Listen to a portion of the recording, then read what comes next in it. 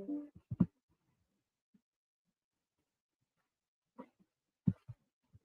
this guy with the dance, with the leather jacket. No be yori, but I dey bust your bracket. What's up, buy the beat? This time when you got the shake.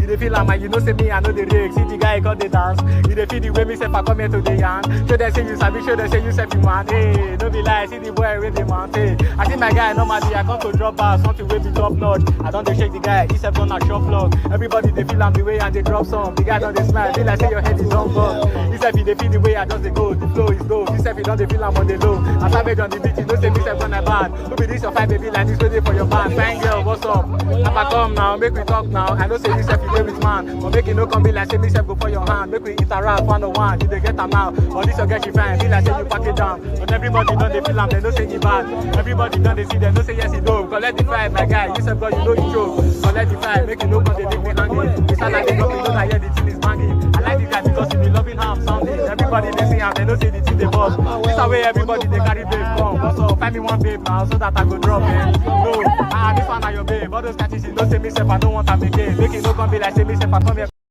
On the toast, when I go come stop me for the road. Cause they ask me, how far, waiting cause they walk me. All those guys are waiting me, self I don't want on the low. But I know say yes, the girl she fine. She get the thing way man, they fine. But they gon' design, God, the day design, I know the lie. She get the thing like this way the man, they fine.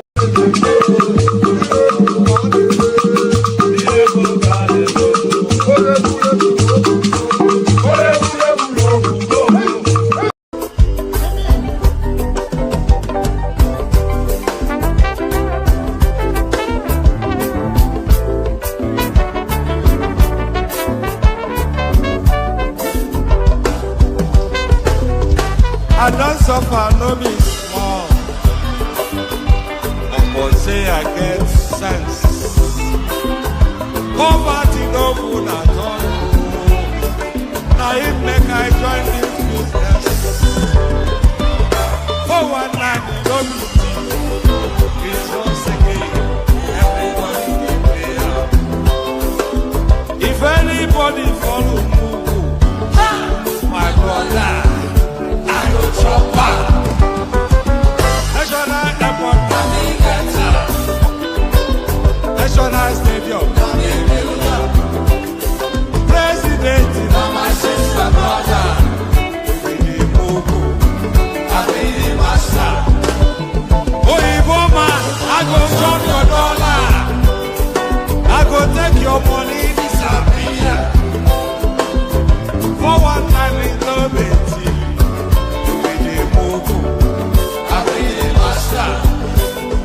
The refinery, the contract, now you white. But you won't pay me some more money, they can't bring up. I pay the master.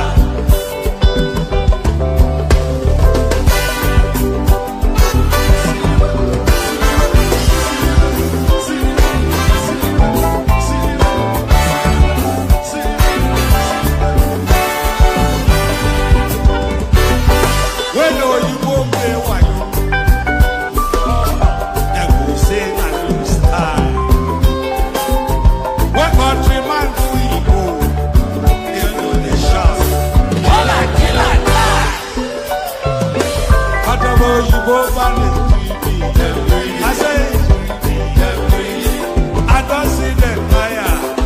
That's why when they run enter my telephone, I go show them fire. National airport, National stadium, President, my sister, brother, I be the master. Refinery, the contract, now you white. But you won't pay me some more money when I bring up. I be the master. Let me be the master.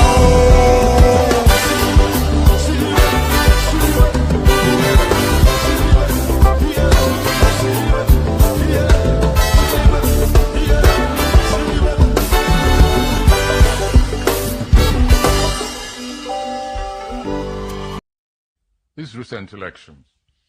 It's unfortunate that because two things happened, first of all. One party took over the labor movement, which is one of my favorite movements also. And then it became a regional party, more than, whereas it was a marvelous breach into the established two camps. Peter Obi achieved something remarkable there, that he broke that mold. Yes, however, he did not win the election. In addition, my own organization has a monitoring unit. You know the one I'm talking about. And so I could say categorically that Peter Obi's party came third, not even second. And that the leadership knew it. But they wanted to do what we call in Yoruba, Bajue. That is, you know, you have force of arms. You also have force of lies. And it was... Tí o bá sí àwa èmi tí ń dúró wájú yìí tí ń lérí ogun tí ní òkè Buhari nìṣó ká máa bá lọ.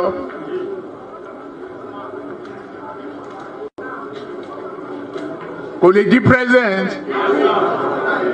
Ó ṣe kìíní olùlẹ̀. Ó ṣe kejì olùlẹ̀. Ó ṣe kẹta olùlẹ̀. Ó tiẹ̀ sọ̀kan lórí tẹlifíṣàn. Pé láyé òun ò tún rán mọ́, mo dẹ̀ lọ bá ń Kaduna wa rán ọ̀rọ̀ ẹ̀kún kọ́ lélẹ̀ àdúró tiẹ̀ wà á dẹ̀ wọlé. Nǹkan kan ní pé o ò ní fọ̀rọ̀ orílẹ̀-èdè Yorùbá ṣeré. Ó dẹ̀ gbà. Àtijọ́ tó yẹ ti débẹ̀, mi ò gba mínísítà, mi ò gba contract. Mi tọrọ ọbẹ̀, mi tọrọ gàrí, mi tọrọ fúra lọ́wọ́ ẹ̀, mi dẹ̀ ìyàwó ń bẹ̀. Mo wá ní lọ́tẹ̀ yìí o, Yorùbá ló kàn.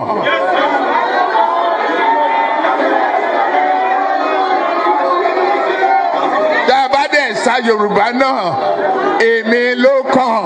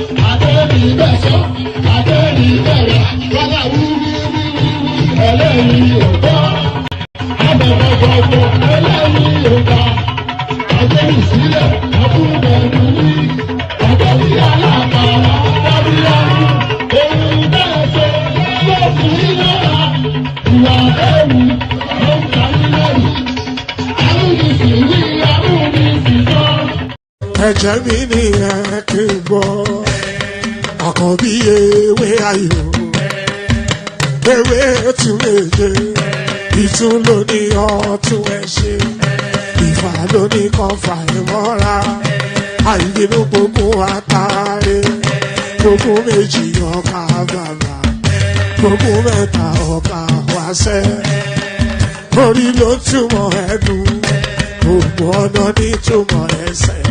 Akọni ìmọ̀ tú ìmọ̀ ọjọ́, ìmọ̀ èmi ni wọn kì í dálẹ̀.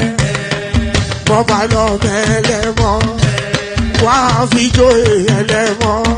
Akọni wọ́n bá lọ gbé fèrè, wá fi jóye ẹlòkó. Bọ́wọ́ wọn bá tẹ̀ mí, wá fi jóye aláre. Àwọn mẹ́tẹ̀ẹ̀ta parapọ̀, wọ́n wá jọ ń pẹ́ mọ́. Ẹ̀ẹ́mọ́ olóko jẹ, wọ́n pa Akíntọ́lá, Akíntọ́lá ọmọ Ògún. Wọ́n pàdé ìyọ̀dà, ọmọ àtàlàbọ̀bà. Àkọ́bí wọ́n pàdé ṣàtàdá dẹ, ọmọ bá Ìjẹ̀bú mèrè.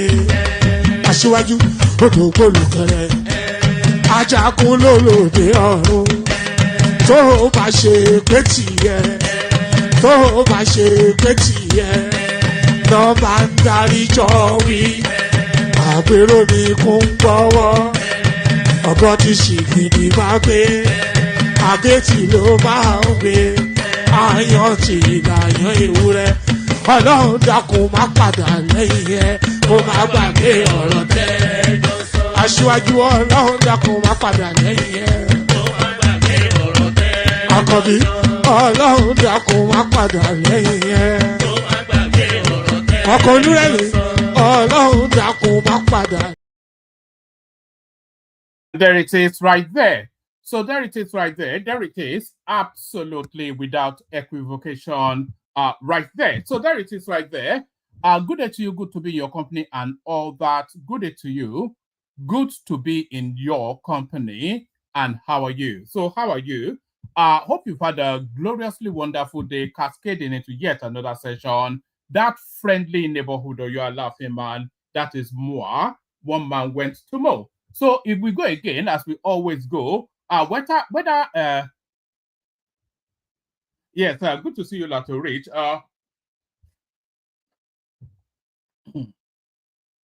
We go again as we always go, whether belatedly or on time, African time often instances, but we go anyway. So we go. The protocol remains the same. Click on the like button just at my invitation to do so. That's just that anyway, let me not say that. You go with that thought, Latorich. So the protocol remains the same.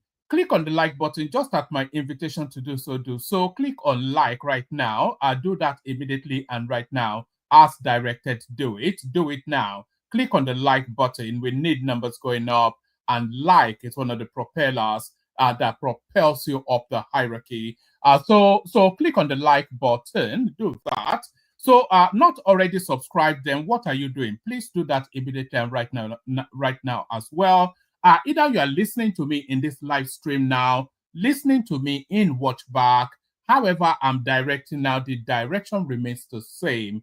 Every invitation, every call to action, as it's been said in the live screen, in the live stream, is applicable in watchbacks and if you're watching it 50 years from now, these calls to action still apply. You know, all these streams that we do, it stays on the internet till eternity. 1,000 years from now, people will still be hearing our voice and wondering what these weird sounding people with peculiar accents are on about. So do that.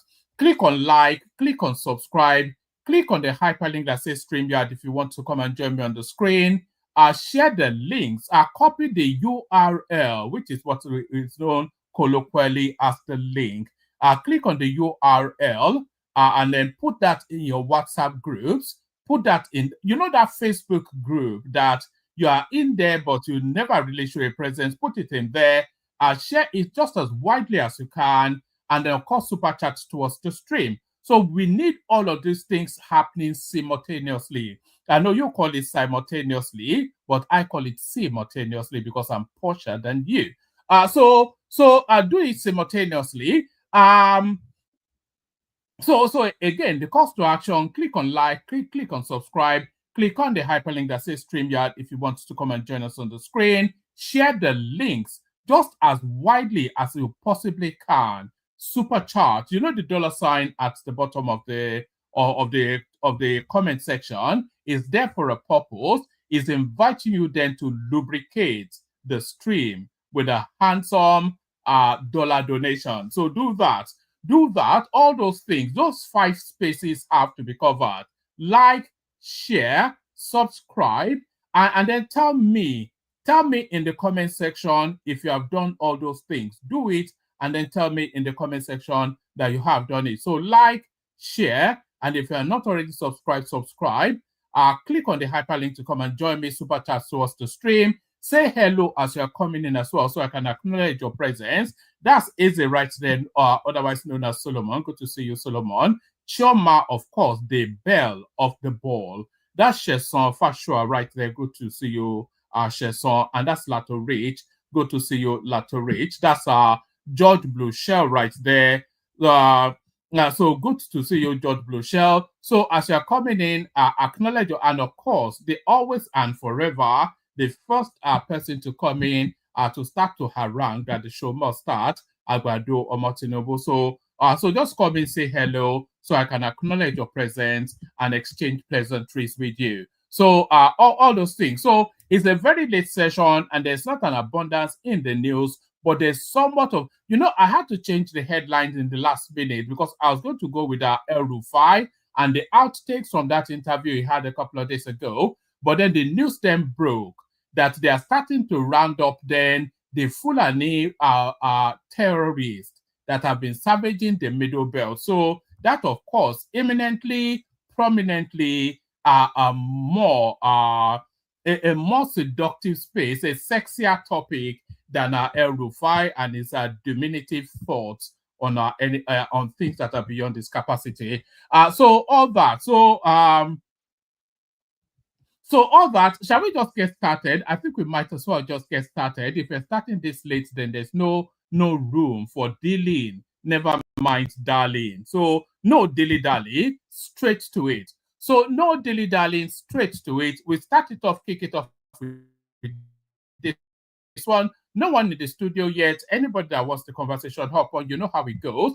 So we kick it off with somewhat of a lighter conversational piece, a lighter article, a lighter news item. Do you remember that girl, Raye, that went around telling us that Lagos is too expensive, that Nigeria is too expensive because she claimed she cannot afford a crate of eggs? If you remember the story rightly, she said she went to the market and a crate of eggs was beyond, and she was wearing, by the way, on her way to the market, she was wearing 450,000 hairpiece, hair, she was wearing that, and she was carrying 1.2 million naira worth of iPhone, but she could not afford 7,000 naira to buy a crate of eggs. And then she came out in the public space to lament then that Tinubu has turned the country to rack and ruins. So it looks as though the punishment comes belatedly, but it comes fairly swift.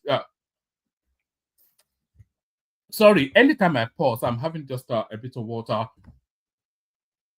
So the punishment comes belatedly, but it comes nevertheless. NYSC extends core member Raye's service year by 2 months over her criticism of President Tinubu. So now that is I've not read it yet, but it's almost a certainty that would be the subjective view of the prejudice that is writing this article, because I cannot imagine then that is the official stance of the NYSC. NYSC extends core member Raye's service year by 2 months over her criticism of President Tinubu. So let's see now what's going on here.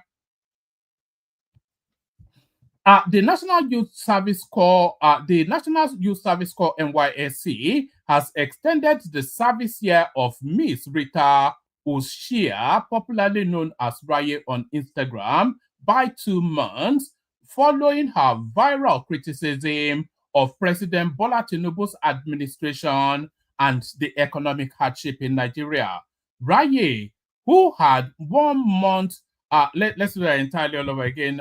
Sorry, I just need to let me adjust my. I thought I was going to do a camera on sort of thing. So let me readjust my posture to a more relaxed. I changed my last in the last minute because I was just looking. I'm not dressed to be on camera. I'm just wearing a vest because it's so warm in the UK now. So let's do that entirely all over again. NYSC extends core member Raye's service year by 2 months over her criticism of President Tinubu. So I'm I'm hopeful that that's not the justification, because that cannot be the justification. The National Youth Service Corps NYSC has extended the service year of Miss Rita Ushia, popularly known as Raye on Instagram, by 2 months, following her viral criticism of President Bola Tinubu's administration and the economic hardship in Nigeria. Raye, who had just 1 month remaining on her mandatory service, drew national attention in March after posting a video in which she tearfully described the rising cost of living and struggles of surviving on the NYSC allowance. So that's that. In the same video, she labeled the Tinubu administration as terrible and questioned what the government was doing to address the worsening economic crisis. Following the video, Raye alleged that she received threatening calls from NYSC officials, warning her to delete the content and stop criticizing the government. The incident sparked widespread outrage from civil rights groups and Nigerians who accused the NYSC of attempting to suppress her freedom of expression. She was initially summoned to the Eti Osa local government office, but when she arrived with human rights activist Omoyele Sowore and legal representatives, the official who issued the summons was reportedly absent. The matter resurfaced on Wednesday, June the 18th, when Raye was summoned again, this time to the NYSC orientation camp in Iyano Ipaja, Lagos, to appear before a disciplinary panel. According to Jonathan Ugbal, a South-South coordinator of the Take It Back movement, the process was riddled with delays and a lack of formal communication. So if she was invited, then how is the invitation not formal? Upon her arrival, pardon me,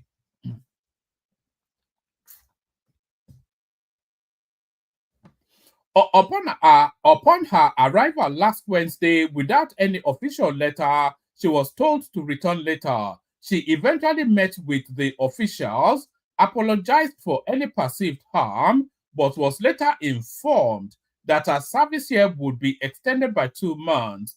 Ugal told correspondents, her mother called me crying, saying Raye was in tears and emotionally distressed. The original, so what was the reason given? That's just the thing, though. So we don't quite know. So what was the reason given for that extension? And I don't think like a 2 month extension is not the most punitive thing that could. But the bigger price she will pay is when she tries to enter the labor market, because she already has a reputation of being somewhat of a difficult sort of a personality. So when she tries to enter the labor market with her reputation, that is when she will really face the difficulties. It's not these 2 months that they have given her to continue to collect free money from government. Upon her arrival last Wednesday, without any official letter, she was told to return later.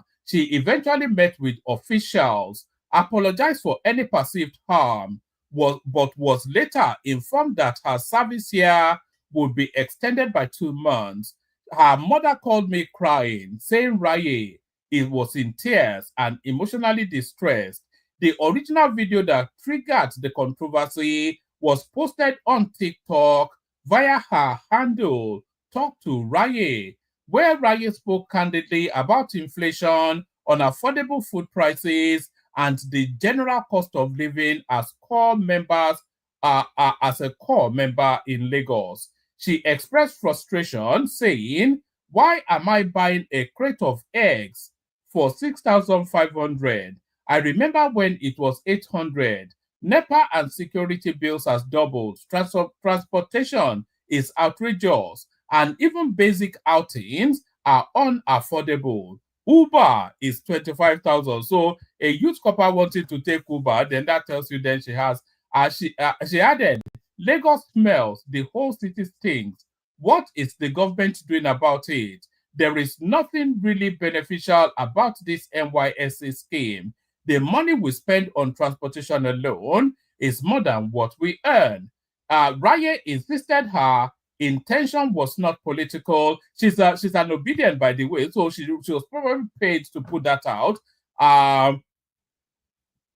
Raya insisted her intention was not political, but a cry for help.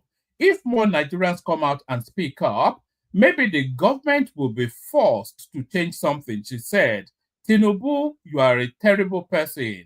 What are you doing to fix this economy? If only Peter Obi was in charge, Abi, the whole place would have turned to Dubai by now. Less than 24 hours after posting the video, Raya shared another clip showing her receiving multiple phone calls from NYSC officials, pressurizing her to take the video down and stop speaking out. The NYSC has not officially commented on the matter, but critics say the punishment is a clear attempt to silence dissent. So we don't quite know.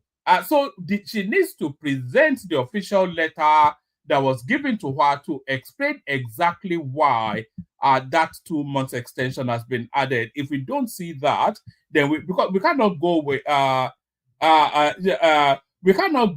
whatever it is that we cannot go with what says good day to you, day 3, good day to you. Who else is new there? So as you're coming in, say hello in the comment section so we can acknowledge your presence. So yeah, so that's that girl then, and I don't think then that an additional 2 months on our NYSC year is exactly punishment. So that doesn't really categorize as punishment. So there's that, and we need to know the official reasons given, not the obedient spin on why she was suspended, but the official reasons given. Adamawa government revokes Atiku's Waziri title. So this one is probably the juiciest. If Tinubu had not arrested the Fulani bandits, I would have probably gone with this headline. Adamawa government revokes Atiku's Waziri title. It's tantamount to actually withdrawing Tinubu's Jagaba. No, it's just unconscionable because that title now has been tied to his name for so long. The Adamawa state government has revoked the traditional title of Waziri Adamawa held by former Vice President Atiku Abubakar, citing a new policy requiring that all title holders and council members within the emirate councils must be indigenes of the respective chiefdoms. The development was disclosed in a circular dated June the 20th, 2025, issued by Mrs. Adama Felicity Maman, Permanent Secretary of the Department of Chieftaincy Affairs. The directive stems from the recent restructuring of traditional institutions. So it's not as though, it doesn't read as though this was deliberately targeted at Atiku. It looks as though it's an administrative readjusting, and he was just caught up in it. That's the reading of it. But of course, the spin will be that they've revoked his title, which is a consequence of. They'll probably find a way to let him hold on to it anyway. The Adamawa state government has revoked the traditional title of Waziri Adamawa held by former Vice President Atiku Abubakar, citing a new policy requiring that all title holders and council members within the emirate councils must be indigenes of the respective chiefdoms. The development was disclosed in a circular dated June the 20th, 2025, issued by Mrs. Adama Felicity Maman, Permanent Secretary of the Department of Chieftaincy Affairs. The directive stems from the recent restructuring of traditional institutions following the creation of a new chiefdom in the state by Governor Adamu Umaru Fintiri. The Waziri Adamawa is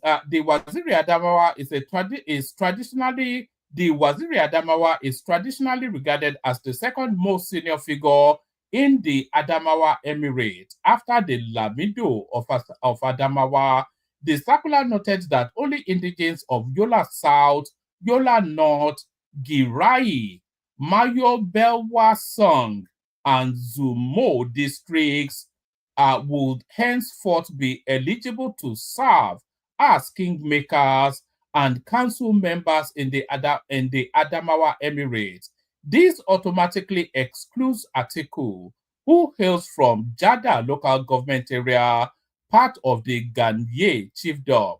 So it may well come under some sort of administrative overarch, but you can be sure that it's targeted at Atiku, and you can be sure that it's politically motivated. But that's the letter right there. Adamawa State Government, Office of the Permanent Secretary, Department of Chieftaincy Affairs, 19th June 2025, to all secretaries, emirates, traditional councils. It says, following the creation of new chiefdoms in the state by the Executive Governor of Adamawa State, Right Honorable Amadu Umar Fintiri, I am directed to inform you that all kingmakers and council members in the state must be indigent of their chiefdom, e.g., all kingmakers and council members from Adamawa Emirate Council must be indigents of Yola South, Yola North, etc., etc., whilst those of Mubi Emirate Council must be indigents of Mubi North and Mubi South.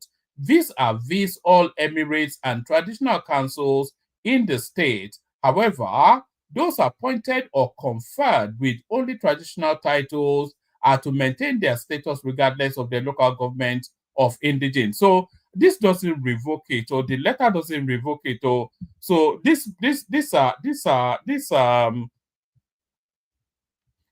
clause right here allows Article to hold on to its title. That's my reading of it. It says, however, those appointed or conferred with only traditional titles are to maintain their status regardless of the local government of indigene.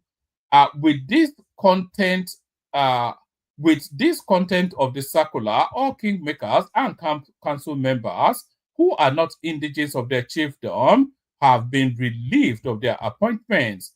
Councils are therefore directed to submit a list of nominated kingmakers and council members to His Excellency through the Office of the Permanent Secretary, Chieftaincy Affairs for approval. This circular takes immediate effect. So that it does read as though article has been stripped, actually, because it's a formal, not a ceremonial title that they gave him. So that's article right there, stripped of the and I want him to hold on to that Waziri title, because it just makes for mirth. You can make fun of like the Waziri of Abu Dhabi. There's so much jokes that you can have off the back of that. So we go on from that to the next one. I have no ambition. I just want to remove this evil I brought upon Nigeria. This is the short little mini Hitler, former Kaduna State Governor El-Rufai. Yes, I think this will not be too dissimilar to what we read out yesterday, actually. A former governor of Kaduna State, Nasir El-Rufai, has said that he has no ambition to join the race for the 2027 presidential election. Even if he has the ambition, there is no permutation that presents him on a ticket. He'll probably end up on a ticket in SDP or not, but he knows he's not going to be president, so it's not really worth the push. to try and push in that direction. His only thing is to try and fuck Tinubu up. That's just all he's interested in. He just wants to F Tinubu up. That's all. A former governor of Kaduna State, Nasir El-Rufai, has said that he has no ambition to join the race for the 2027 presidential election. Speaking in an interview on Arise News, El-Rufai said that all he desires at this point is to see the administration of President Tinubu, which he described as evil and a tragedy, voted out. The former minister of the Federal Capital Territory, FCT, said that he will go with whatever the party collective consensus decides is going to be the vehicle to remove Tinubu. So they're still holding on to all options. They're holding on to all options. Still, they attempt to register a new party with INEC as they continue to explore a platform that will facilitate their ambitions. According to El-Rufai, Nigerians are tired of the ruling All Progressive Congress APC and looking for a credible option. We have polled it. There is 91% disapproval of this administration across the country.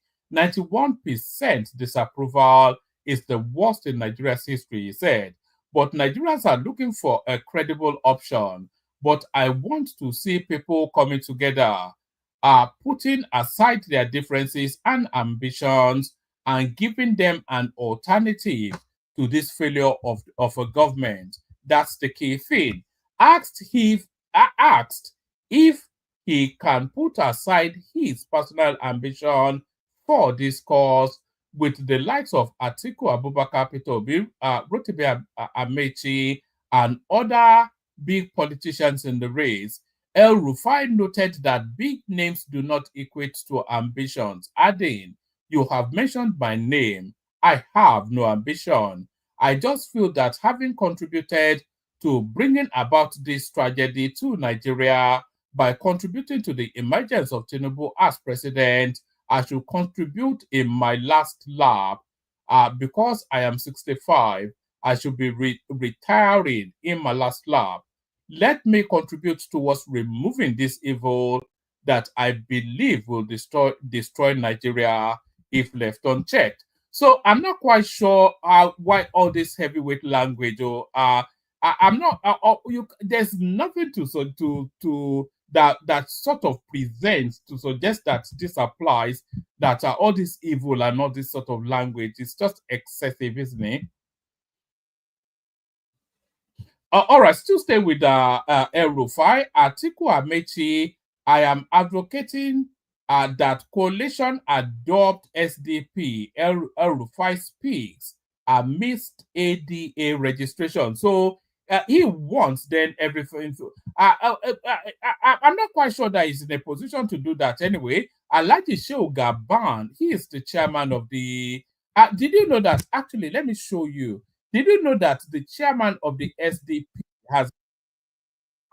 Hold on. Did you know that the chairman of the SDP has actually appeared on this platform? Shehu Gabam.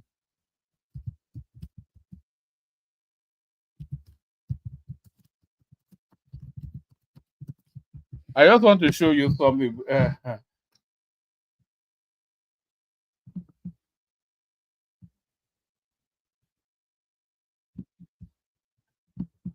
Let me show you this. That's actually the chairman of the SDP right there.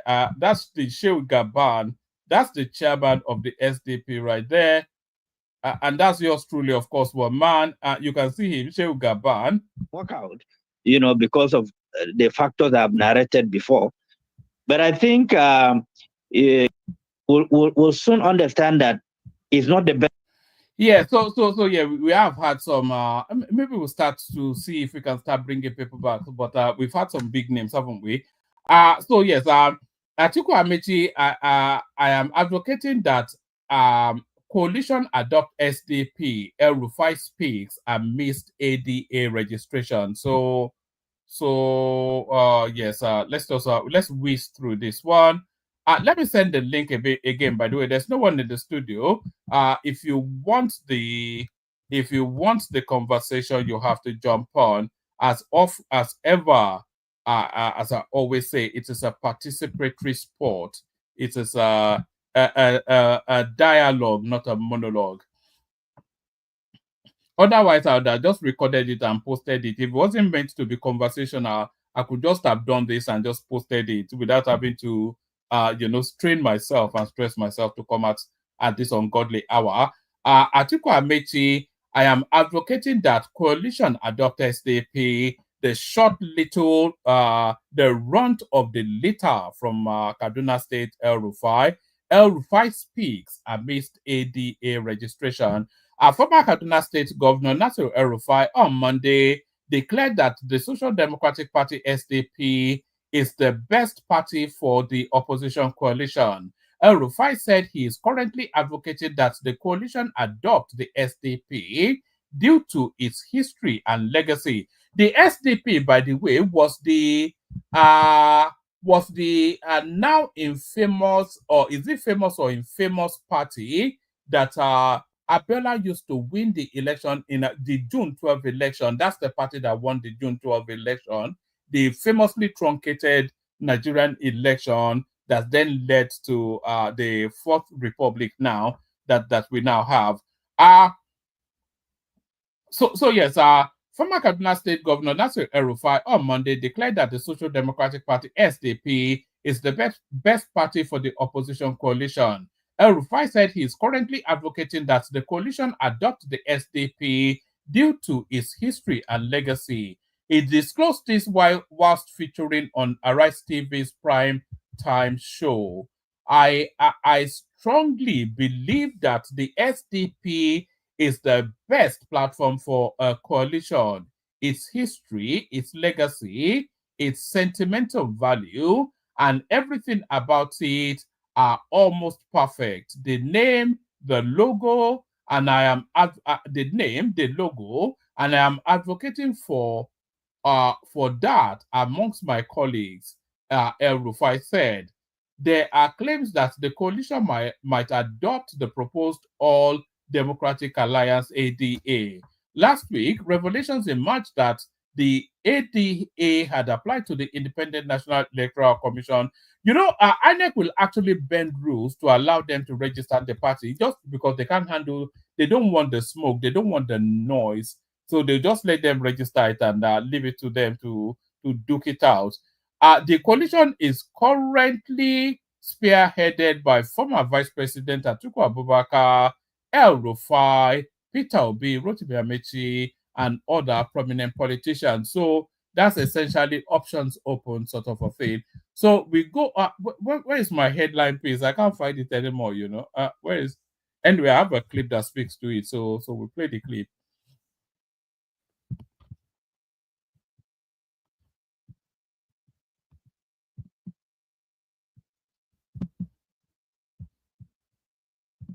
Hold on. Just hold on 1 second.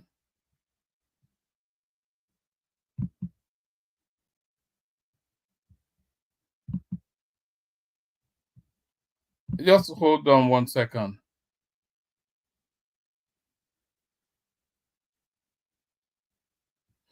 All right. All right. What's the next one? Do I want to give you this piece? This is Kola Abiola coming out with this one. Tinubu sought appointment from Abacha, joined Nadeko after rejection. So this is not the first time that this story had been floated in the news space. I remember it from back in the day that this was somewhat it was kited somewhat in the news cycle quite a few years ago now. It says a fresh controversy has erupted over President Bola Ahmed Tinubu's role in the June 12 struggle following resurfaced claims. But yes, resurfaced claims. So that's to tell you then that he had made it previously. Following resurfaced claims by Kola Abiola, elder son of the late Chief MKO Abiola, the acclaimed winner of the annulled 1990, it's not even acclaimed. The results have been published, so it's not even acclaimed. It's the winner. Kola, in a previously published interview by Saturday Sun and referenced in a June 12, 2019 report by some magazine, alleged that Tinubu initially lobbied the late military dictator General Sani Abacha for a government appointment and only joined the pro-democracy group NADECO after his attempts failed. The resurfacing of this account comes just days after presidential spokesperson Bayo Ononuga branded former Foreign Minister Sule Lamido as a liar for claiming that Tinubu supported the annulment of the 1993 election. However, Kola's 2019 comments now appear to lend weight to Lamido's assertion. I'm not quite sure that it is Kola's comments lending weight to Lamido's assertion, no, because Kola made the comments in 2019. So if anything is lending, then it is the succeeding one that lends, it's the preceding one that it's the succeeding one that lends, not the preceding one. Kola's 2019 comments appear to lend weight to Lamido's assertion, raising fresh questions about the president's democratic credentials. Tinubu wanted appointment under Abacha, Kola Abiola. According to Kola, then Senator Tinubu initially aligned with the Shehu Musa Yar'Adua political movement and had cordial relations with the military authorities. But after the annulment of the election and Abacha's rise to power, Tinubu allegedly sought a role in the junta's administration. When Abacha came, one of the things Tinubu wanted to do was to be appointed the administrator of Lagos State, Kola said in an interview. He was hoping that there would be civilian administrators like we had under IBB, but Abacha said no, that he was going to have military administrators. So Tinubu, said, okay, in that case, can't I be a deputy administrator? But Abacha said there will be no deputies. Then he wanted the post of commissioner. Kola claimed that Tinubu's last attempt was to be appointed commissioner in Lagos, but lost the position to an ally of former Governor Lateef Jakonde. It was a contest between him and somebody very close to Jakonde. That guy was picked as a commissioner, he revealed. Once Tinubu that is, lost out, automatically he became a NADECO member, Kola added, suggesting that Tinubu's latter alignment with the opposition movement may have been motivated more by political survival than principle. June 12 was a collective conspiracy. In the same interview, Kola Abiola expressed frustration at individuals who claim to have fought for his father's mandate, describing them as noisemakers. So that's Kola Abiola then throwing Bola Tinubu under the bus somewhat. So there's that. Let me send the link again. If you want the conversation, you have to come in. Let's see. Let me see. Is there anything else? All right. So let's start playing the clips. Actually, let's start playing the clips from here. So let me play you this one then that speaks to the headline piece, because I cannot find the article for it anymore. But there was hold on.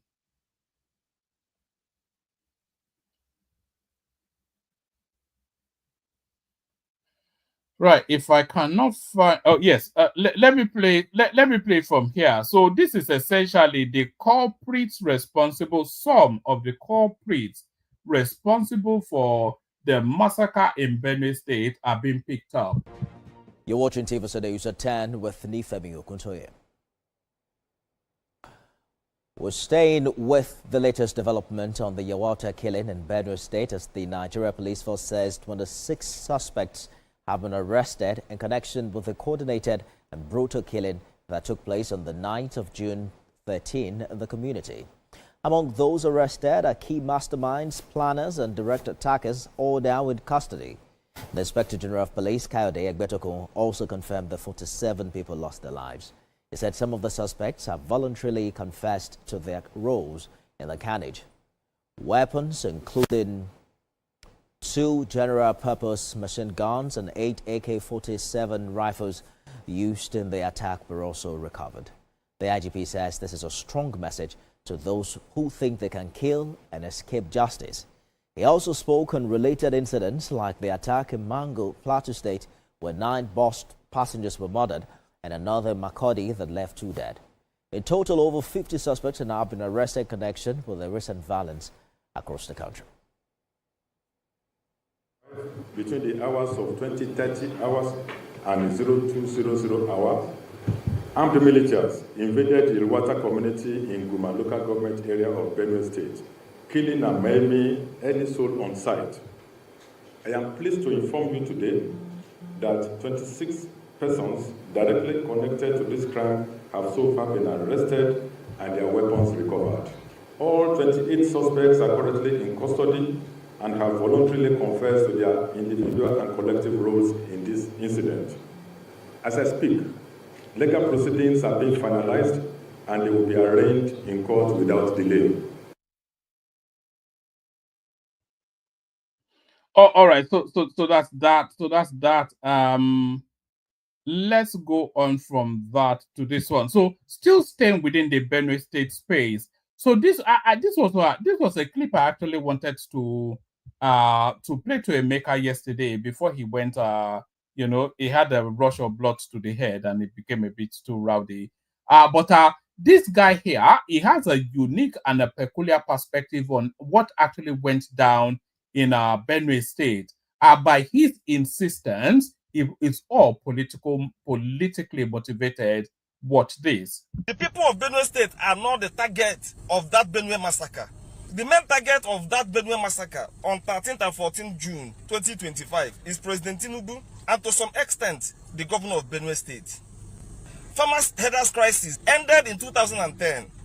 From 2013 Magatu massacre till today, every crisis in Benue State is purely political.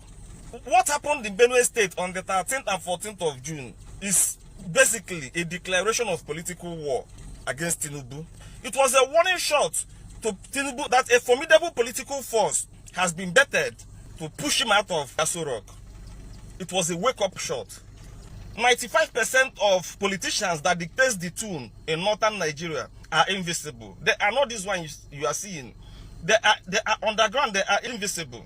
Once they are disenchanted with you, once they feel disgruntled, once they are not happy with your government, they will do everything humanly possible to push you out of office. These guys don't understand democracy. They don't understand rule of law. They don't understand the election. They don't want economic growth. They don't want civilization. They don't want the country to move forward. They just want to stagnate the country, maintain status quo.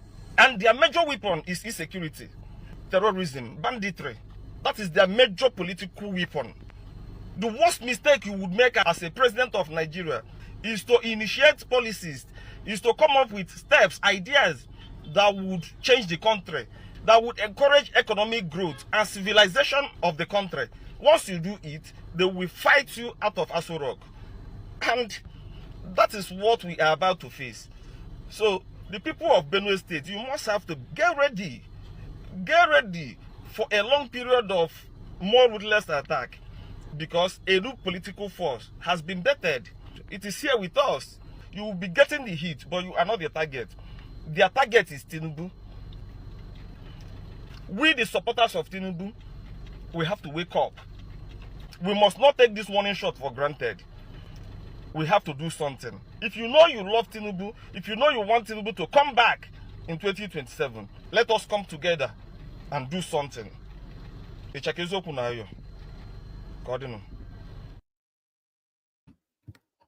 All right. So I'm not too. Sorry, I'm not too far away. For anybody that's been following this platform for any length of time, you would have heard us say endlessly, especially me. I've said endlessly that with about 2 years to the elections, the North will launch a heavy insurgency attack against the country, against the government, really, because that is their stock. They tried it, they used it, and to great effect under Goodluck Jonathan. So it was always the anticipation that with about 2 years to the elections, and by the way, this is just the beginning. We'll be seeing more and more and more and more and more of this sort of thing. So it was always the anticipation, and we've mentioned it endlessly on this platform. Let me play you a clip that speaks to people conspiracy theorizing to that sort of narrative. But what really strikes is the sort of people speaking to the conspiracy theory. But I really want you to see this clip. It's just uploaded now, so I'll play it to you in a moment. But no, this insurgency now that we're seeing, it comes as no surprise to anyone. It was always the case that their bookies were going to launch at Tinubu with insecurity. So I very much, and Emeka also aligns with that thought as well, because he sent me something that was in that direction. So that's why I wanted to play to him yesterday. But then, of course, like I said, he had a rush of blood to the head, and it went a bit wild. So he had to leave us earlier. So let me play you this. I want you to pay keen attention to this clip that I'm about to play you. Nigeria is responsible for 90% of all Christian persecution deaths worldwide in the last 5 years. Yeah, it's just incredible. And no one hears about it. No one's talking about it. You know, that's one of the things that I learned reporting on this, is that on the very day that 9/11, that the attacks happened in the United States, the same people who were on those planes, and I mean in the sense of they were carrying the same flag and they were saying the same slogans and they were standing for the same ideology, walked into a village in northern Nigeria and massacred over 200 Christians. And that village was called Rankum, and it was renamed in the language of the Fulani. They took that village and they renamed it Mahanga because it is essentially the command and control center of this genocide. The interesting part is that the Nigerian government knows it. The U.S. government should know it. And if they're paying attention, I hope they know it now. But this is where the majority of terror attacks are staged and launched from. And like I said, everybody in Nigeria knows where it's coming from. They see the terrorists coming in and out of Mahanga. And they chose Mahanga. I mean, it translated, the word means watchtower. Watchtower. Because it's on high ground. Mm-hmm. And it was perfectly positioned for them for what began as a series that's now more than 20 years of attacks. 20 years of attacks, and tens of thousands, no, I say hundreds of thousands, have now been killed, staged from that ground. And wounded and forced out. Now, let's talk about the people that are still alive. They're now in camps called IDP camps, which stands for internally displaced person. And we estimate that there's between 3 to 5 million IDPs right now. These are Christians without homes, without villages, that are living in camps. These are people who've been robbed of everything they had, who've been forced off their land. The Nigerian government won't even acknowledge their existence. No, they won't acknowledge their existence, and this it's a double-edged sword. When the Nigerian government doesn't recognize an IDP camp within their own country, that means there's no UN, that means there's no Red Cross, that means there's no other NGO, official government organization, USAID, or what used to be USAID, means those people get zero help if the Nigerian government doesn't establish and say, this is an official camp. And we know that Nigeria government only recognizes 40% of the camps that exist. So that means 60% of these millions of IDPs get zero help from the outside world.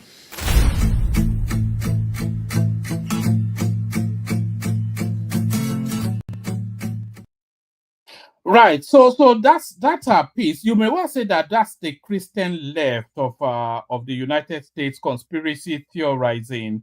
So that's I wasn't even aware of anything called Mahanga, so I'm going to have to go and research that now. But the international space, everybody knows that there's a grand plan which is unfolding before our eyes. But if you need further evidence, hear it from the horse's mouth itself. So here is another Fulani guy speaking to what those Americans were theorizing about just then. Here is Adamawa. The truth of the matter is the world is an interconnected global community. Whatever happens in Iran and Israel have complete effect in wherever it is in the world, especially in Nigeria. Shia have almost 9 million people in Nigeria. And that's a nation on itself, right? So they have massive following. And the fact that they have some reliance on Nigeria's powerhouse, they are Nigerian supporters, I think it should make sense. And again, when you look at what is happening in the Sahel, look at the terror groups in the Sahel. Most of these terror groups are cells orchestrated and planned by international actors. The major player, in the Sahel, we have about 5 major terror groups, all of them under the umbrella of one terror group that is called Janim. Jamaatul Nasr al-Isra al-Muslimin, that's Janim. So all under them, you have IGI, Islamic State in the Greater Sahara. You also have Masina Liberation Front. You have ISWAP. You have Boko Haram. And then you have Katiba Masina.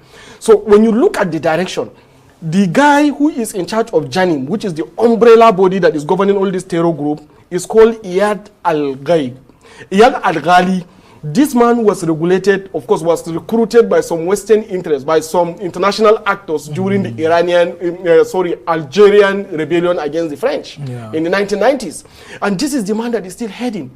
And when you look at their strategic direction, they are actually heading towards the Gulf of Guinea. It's not about some Fulani bandits trying to attack some natives, some farmers trying to fight with some herders. It is a strategic movement. The entire global conflict in the Middle East is around control of 2 things: energy and oil, energy and food. Then one of the most important thing again is the mineral resources, but the major thing is energy security and food security. And any country that have control of the Middle East have complete control of the global power. And that is why if you check historical antecedents, most of the religion that came from the Middle East have global spread. But religions that start from China that come from China or India, they hardly spread globally because of the node of the place. That place connect all the continents of the world, and almost all you can move by land. You can move by land, you can move by water. You have Indian Ocean, you have Arabian Sea, you have Mediterranean Sea, you have Persian Gulf, and at the same time you have the Euphrates and the Tigris River coming together, binding into the Arabian Gulf. So when you look at all those areas, it's a very massive high traffic area. So whoever control that area, control the whole world. And whatever affect that place flows down to this base. And when you look at the strategic direction of these terror groups, they are coming gradually, hitting the forest, pushing in towards the Gulf of Guinea. Some of them are helping, some of the crises that we have in Benue, pushing towards Calabar. You also have another people that are coming from Ambazonia in Cameroon, pushing towards the Gulf from this side. And from this side too, you have another ones pushing towards Ondo, trying to hit. That is exactly the whole target, to control the energy supply of West African belt. And then we are all sitting and waiting. When somebody in Iran, like the Khamenei, mentioned Nigeria, we were thinking that we should just take it and say, no, this guy should not. No, he is giving a signal. That means we need to up our game. We have to find a way to ensure that we have a very good relationship at the border to push these people, these attackers, to stay in those countries where they are attacking, in Mali, Niger, Burkina Faso, and Chad, and Benin Republic, where they are. That is where we need to keep them. And the reason why you see some of these Fulani bandits have massive weapons is because majority of the people leading these terror groups are actually Fulanis. Not that they are supporting the Fulani agenda, but they are supporting the grand agenda that is pushing them, that is paying them. And when you look at what happened in Syria, Shara, the current president of Syria, was an ISIS member. Right? And then he was pushed by the same Israel, and he took over control of Syria, giving them airwaves to get into Iran. Now, the same case may likely happen where we have Amadou Kufa, who is the head of Masina Liberation Front, and then you also have Ilyas Ajibo, who is heading Islamic State in the Greater Sahara. All of them have relationship, tribal, of course, relationship. They could continue to flow weapons.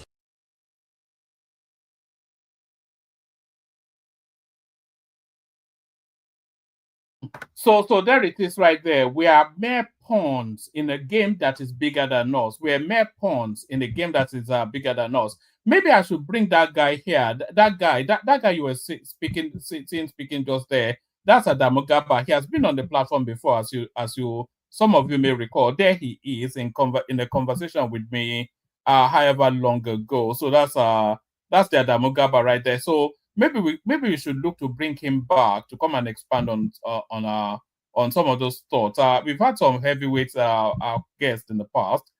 So there's Adamawa right there. So that's Adamawa right there on the one-man platform. So let's go on from there. Let's go to America, see what is going on there. Is Trump about to throw the Israelis under the bus? I think he may well have already done that. Watch this.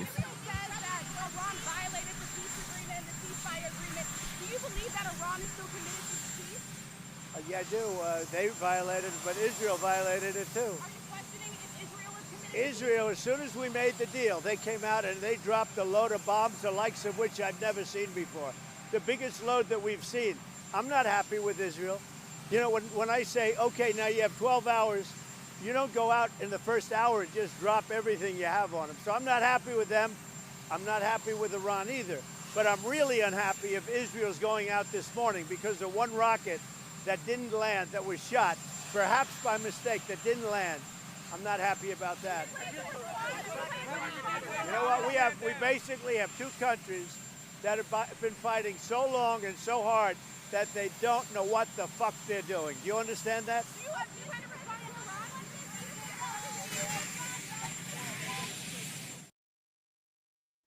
So there it is right there. It'd be interesting to see just how things play out, because I don't see the Israelis adhering to any ceasefire, because they've opened up that window now to have that fight with Iran that they've always lost after. So they're not now going to shut the window, because if they shut it now, it may never come up again. And since they have now made this move, if they don't finish it, Iran will arm itself to the tooth, and they will now go after Israel full time. So there's Trump right there. So we'll see how that plays out. Anyway, we'll see how that plays out. Let me just play you a couple more clips, and then we'll see what happens after that.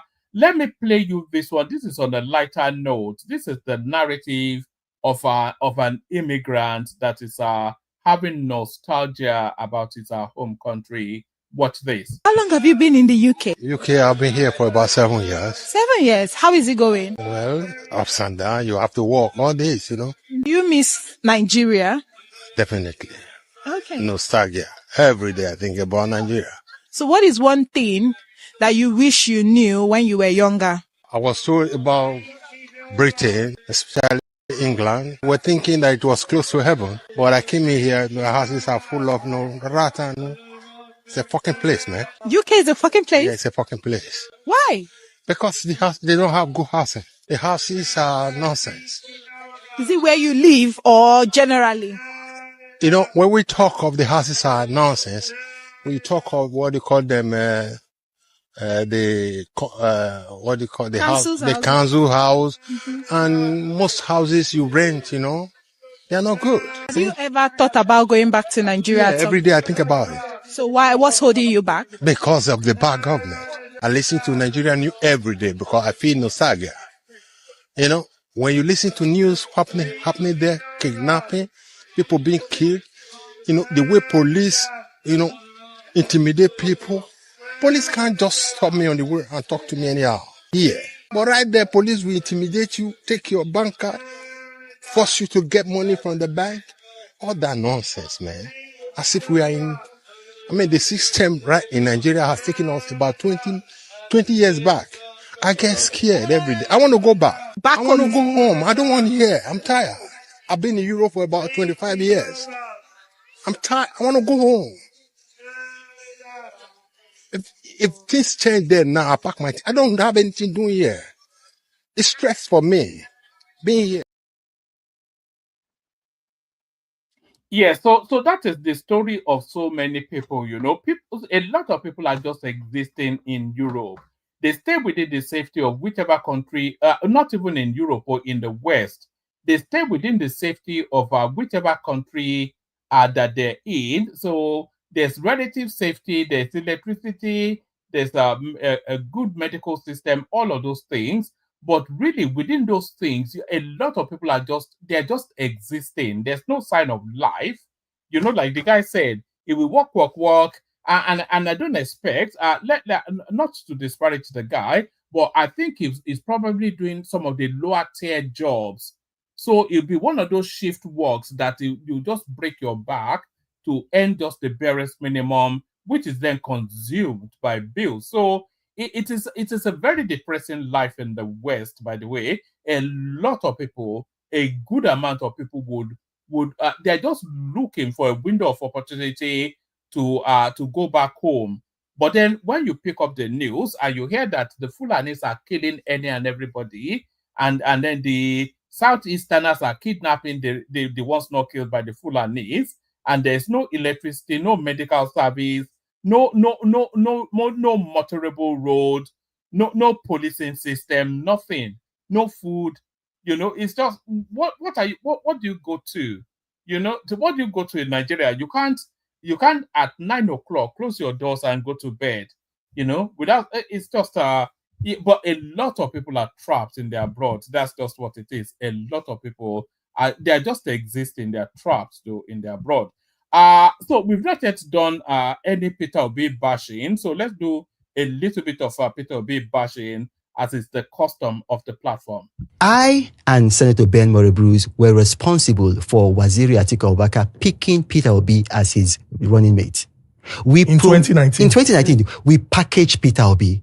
We do. I mean, in this year, I would be with Peter Obi, packaging him, saying he was the next best thing after sliced bread. Why? I don't particularly like Peter Obi. The reason why I was doing that was because I was instructed by former President Jonathan that this is the man he wants. And I'm a loyal person. And because of my loyalty to former President Jonathan, don't forget, this is a man who wrote in his book that I am the most loyal person that was in his government. He came, he spent 10 days with me in California. Sorry, Mr. Reno. Let's take it. Let's take it slow. Step by step. You said that former President Goodluck Ebele Jonathan told you that it is Peter Obi he wants. Waziri Atiku Abubakar called me and said I should headhunt a vice presidential candidate for him. Without telling Waziri Atiku Abubakar, as he dropped the phone, the next person I called was President Jonathan. And President Jonathan told me it is Peter Obi. I said, sir, if I just tell this man Peter Obi, wouldn't it be rude? Because he said headhunt. He says, okay, you know, Reno, you know how to do things. So what I did was I packaged everybody. I don't want to mention the names of some people, but one of the persons that I put is an international civil servant now. The other one is chairman of a bank. So there were 3 of them. All of them, except the international civil servants, were sending me their CV. This Peter Obi that you see was sending, Reno, have you gotten the CV? Check now, refresh. This Peter Obi, he cannot build up to 2019 The elections. emails are there. If he denies it, I will disgrace him. You told him to send you his CV. No, he was sending me, I did not tell him, he was sending me CV unsolicited. But this is somebody who was governor of Anambra State for 8 years.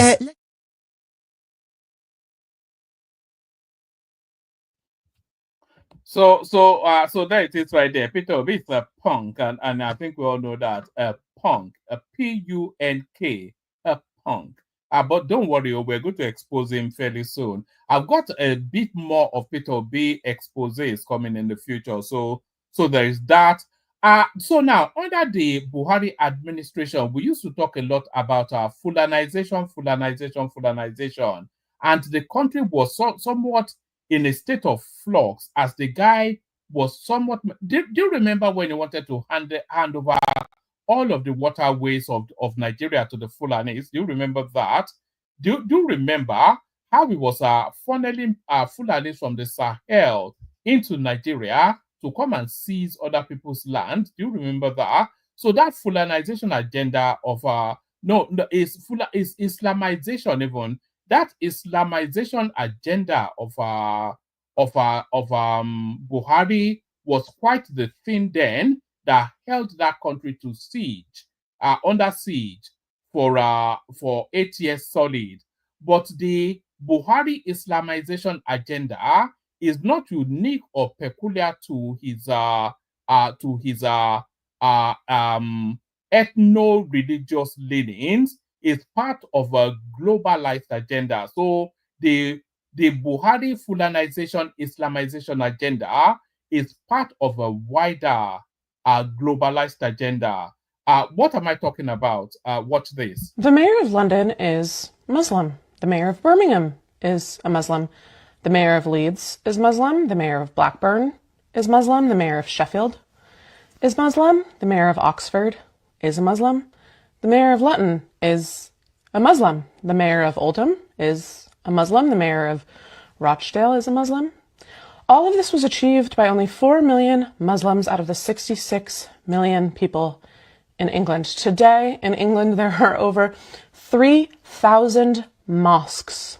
There are over 130 Sharia courts in England, and there are more than 50 Sharia councils. 78% of Muslim women do not work and receive state support and free accommodation.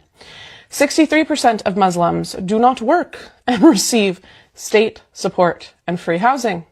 State-supported Muslim families have an average of 6 to 8 children who all receive free accommodation.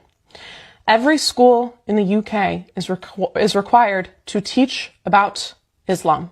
The #1 most common baby name in England is Muhammad. This is not immigration. This is invasion. So there it is right there. The Islamic Republic of Great Britain and Northern Ireland is not even anything that is already here. The mayor of London is a Muslim, as you all know. The mayor of Oxford, oh, you don't get more quintessentially English than Oxford. The mayor of Oxford is a Muslim. There are over 6,000 mosques in the UK. Countless Sharia courts. Yeah, so the one that we're fighting not to have in Oyo State is already all over the UK. Countless Sharia courts in the United Kingdom. So it's a globalized agenda, and they will do it. They'll continue to push at it until they push it through. That's just how these people usually do their things. Maybe if I live long enough, I have to change my name to maybe I'll change my name to Dan Ladi. Yes, so think of the Muslim name that best suits you, because you'll be having an Islamic name soon, whether you like it or not, the way things are going. Let me just play you maybe one or two more, and then we'll see if anybody turns up for the conversation. Let me play you this one. I've not really titled this one, so we're all going into this one blind. People, this is getting weird. Now look at this right here. This is a Nigerian club in downtown LA. It's called Lagos. That's the name of the club, Lagos. Now there's people that went to the nightclub having great. Oh, all right. So that's the ICE, the ICE, waiting outside African nightclubs to kick people out of America. So that's what I wasn't going to let it go any longer, because there's that music there, which I'm sure has a copyright attached to it. So let me play you this one. A lot of people tell you that the obedient movement is nothing but ethnic jingoism, and one of their topper echelons of their society adds credence to that. Watch this.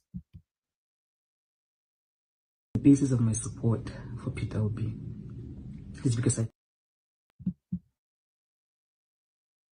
basis of my support for Peter Obi is because I think that he will make a very good president. I'm an Igbo woman, and I am proud of him in the way that one is proud of a person who has achieved something and who also happens to be from one's place. So there it is right there. So that's Chimamanda Udochie telling us then that she's supporting Peter Obi because she is an Igbo woman. So need I say more? Let me play you this one. This one is not titled as well, so we're going into this one blind. Yes, we're great. Joke right there. I'm going to save that for another session. Let me just play you this El-Rufai one, and then I'll play you the Kegite music after that, and then we'll see if anybody turns up. I'll send the link again if you want the conversation. You hop on. Do with North or South. But you supported President Buhari in 2019. Yes. And for many people, he simply didn't deliver. Yes. I mean, you supported Tinubu in 2023, and Yes. now you're saying he's not delivering. Yes. So how can we trust that the person you supported in 2027 can deliver? You don't have to. Don't trust what I say. It looks like I'm not very good at picking successful presidents, so don't trust me if I say vote for Charles Aniogo. So there's El-Rufai right there, continuing with his desperate politics. So that's enough of that. Let me play the Kegite music, and then we'll see what happens after that. Only water, only water, where they see ma. Water,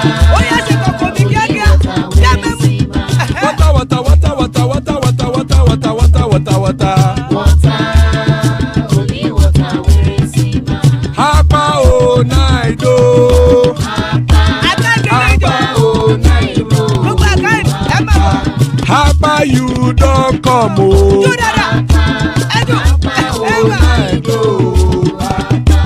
Hapa oh night oh.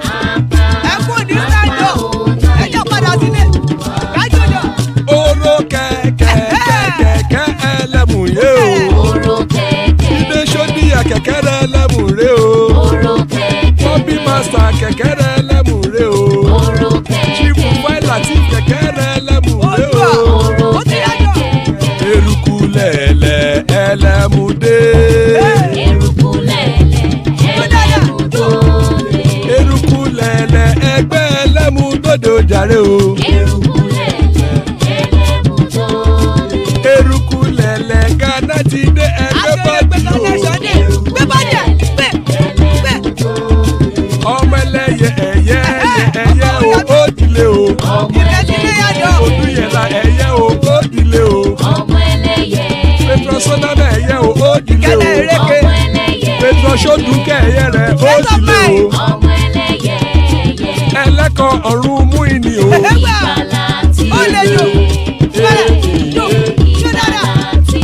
Àkùkọ ọ̀run mẹ́kọ̀.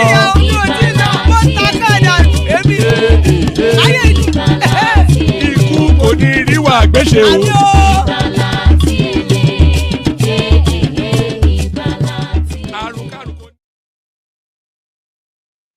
And there it is right there. Ikuko Neriwa Gbeshe, may death have nothing to do with us.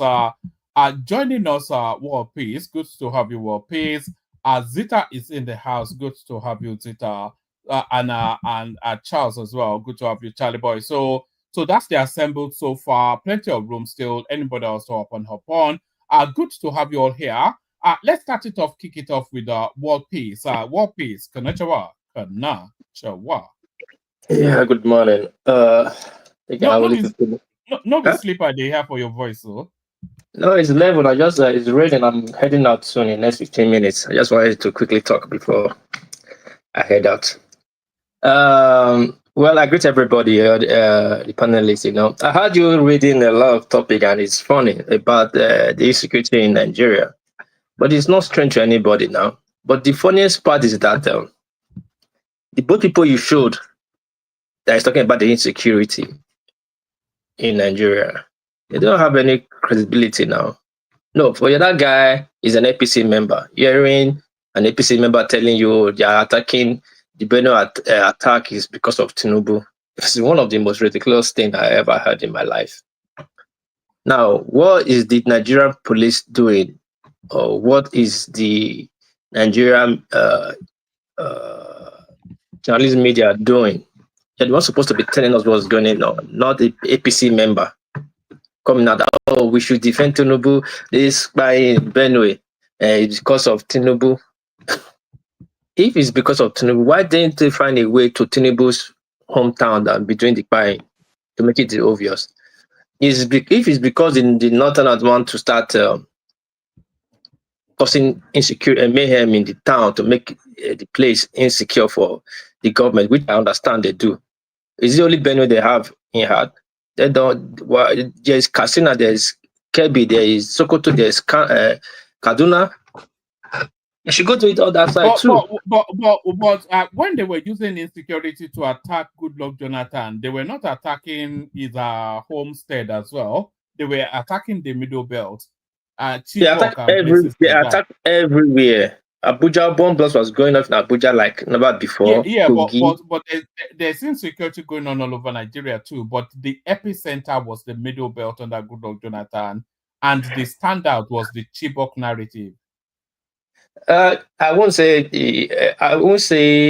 you are far from the truth, but they were carrying attack everywhere, and we know who was doing that. This Tinubu-led government were highly involved in it. Now they are back. The same people that is forming the new party now, that somebody said another demonic association, which is very funny. What do you think they would do? They will do what they do best. But the funniest thing is that they said there's a saying in my town that the stone you see from the distance won't blind you. But unfortunately, in Nigeria, it will blind you. What is Tinubu doing? So the few political actors now are now stronger than country that have contracts with other bigger country.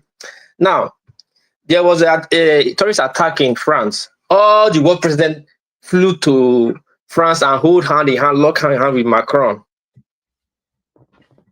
They said Israel is going to build, Iran is going to build a nuclear whatever. They said sending missile. America has to be involved. I can go on and go on. So such terrorist stuff is going on in Nigeria. International body that declared that the law of terror, which Bush created, which allows the world police can go to any country to pick any suspect, tag on terror. So they cannot come to Nigeria now to arrest the terrorists they say they are chasing in the Sahel as are running to Nigeria.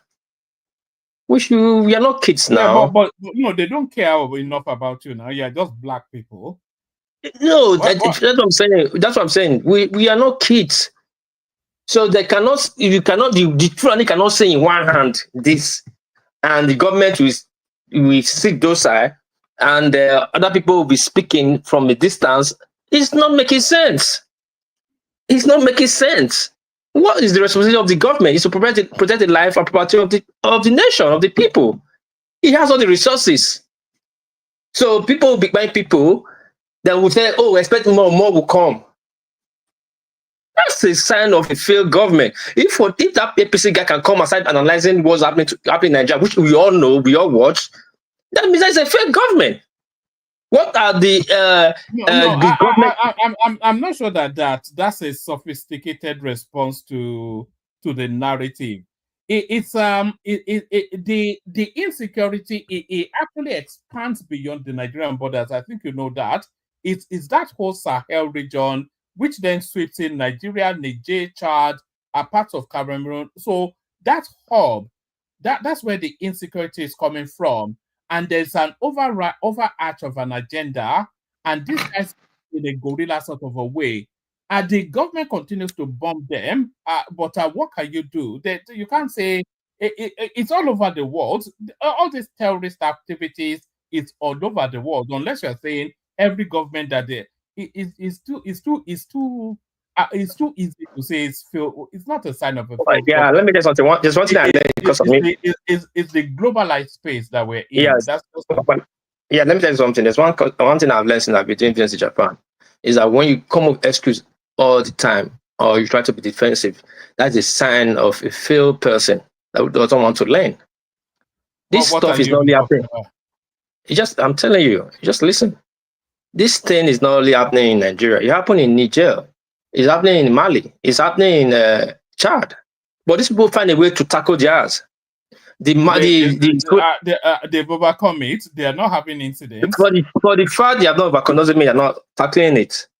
Now, most of the people are in Chad. Hold on. Now, No, you have to be there has to be a logical consistency to. Yeah, that's let me land. I know you guys say Tinubu and all that, but it's not. I know you guys say Tinubu. No, there has to be one a man. logical consistency. No, if you point a finger at one person, you first point at you. I'm just speaking to the subject on ground and be objective about it. I don't pick side. Now, the state Fulani we see things are invisible. We're chasers in Mali. They all packed to Nigeria. We are talking about we really showed about Rakum. We all know about that. There's a community in Benue has they have totally changed the community to a different. Even they are being protected by the military, so the government cannot see those people to go there and get their job done. I think it's Katsina. They are saying Katsina. I think about 45 communities. I don't know the state, so I don't get about. You don't have to come at one time. About 45 communities be controlled by the bandits. They're collecting tax. Look at taxes. We'll just come out and say, "Oh no, we are against the government." That means we don't want to get our problem solved. We should have to continue to agree there's a problem so that we'll find a way to solve this problem. Either locally, internationally. Nobody is saying there's not a problem, but you are saying that it's symptomatic of a failed government that they've not been able to tackle the. Yes, one man. And what I'm saying to you is that no country yet has been able to tackle this sort of because it's a new globalized phenomenon that we're seeing, and there's look, that piece that I played you, it speaks to it. And if you go online, a lot of people are speaking to that narrative now. There's an Islamization push globally, and Nigeria is part of that. Is part of that mix. You know, so it's a lot more nuanced. One man, I don't really get what you are saying. Like, hold on. This terrorist thing only just suddenly having power. They only have power in the African region, Sahel. You don't see them having power too much. When they were trying to come up in Asia, they were dealt with and they disappear. And those ones was mostly like the Rohingya Muslims have disappeared. What's the last time you heard about them? What was the last time you heard about them? All the time. And by the way, you know this. I was just playing that clip about what's going on in the UK. So they are not throwing bombs. They are taking over local governments. They are taking over cities. They are taking over London. We should not do what about is to justify our failure in our states. Forget all these peppy little. I'm talking no. You're trying to bust people to the position that whatever is happening in Nigeria is normal, is okay, and we are doing our best, and our best is not good enough. And what I'm saying to you is that what is happening in Nigeria is part of a globalized phenomenon. No, we should not be counted in failures. We should be counted in people doing things to get out of failure. We should be showing results. We are not part of the world. Are we not part of the world? Or no, we are not part of the world, like you said. Like you said, if they don't care about us, we are not part of the world. Now, let me tell you something, one man. Whatever is going on, even though it's political, you said it before. We all know this. You don't expect these people to come and serve your own interest. They are serving their own interest. It's left for us to serve our own interest. We have all the tools to fight insecurity. Well, we all know this insecurity is being funded by the We have all the tools. We have less than 500,000 security personnel throughout all. What tools do we have? Yeah, one man. Hold on, let me land. We have all the tools to fight this insecurity. These people are just. Let me land now. No, you can't just make that as a glib statement. Okay, let me tell you. We have a hold on. We have a country. We have a government which can actually go to any international market, go to any international country to sign a diplomatic tie to solve anything he wants to solve. People can fly to France without the approval of the state and sell our resources, our minerals away. No. That's a different topic. Now you said we had the tools to. I'm giving you an example. Hold on. I'm giving you an example now. Right. I'm just giving you an example. If the insecurity is now our problem, and Tinubu feel he has to deal with it, he knows the right channel to go and make just a single deal. Hold on, please. Hold on.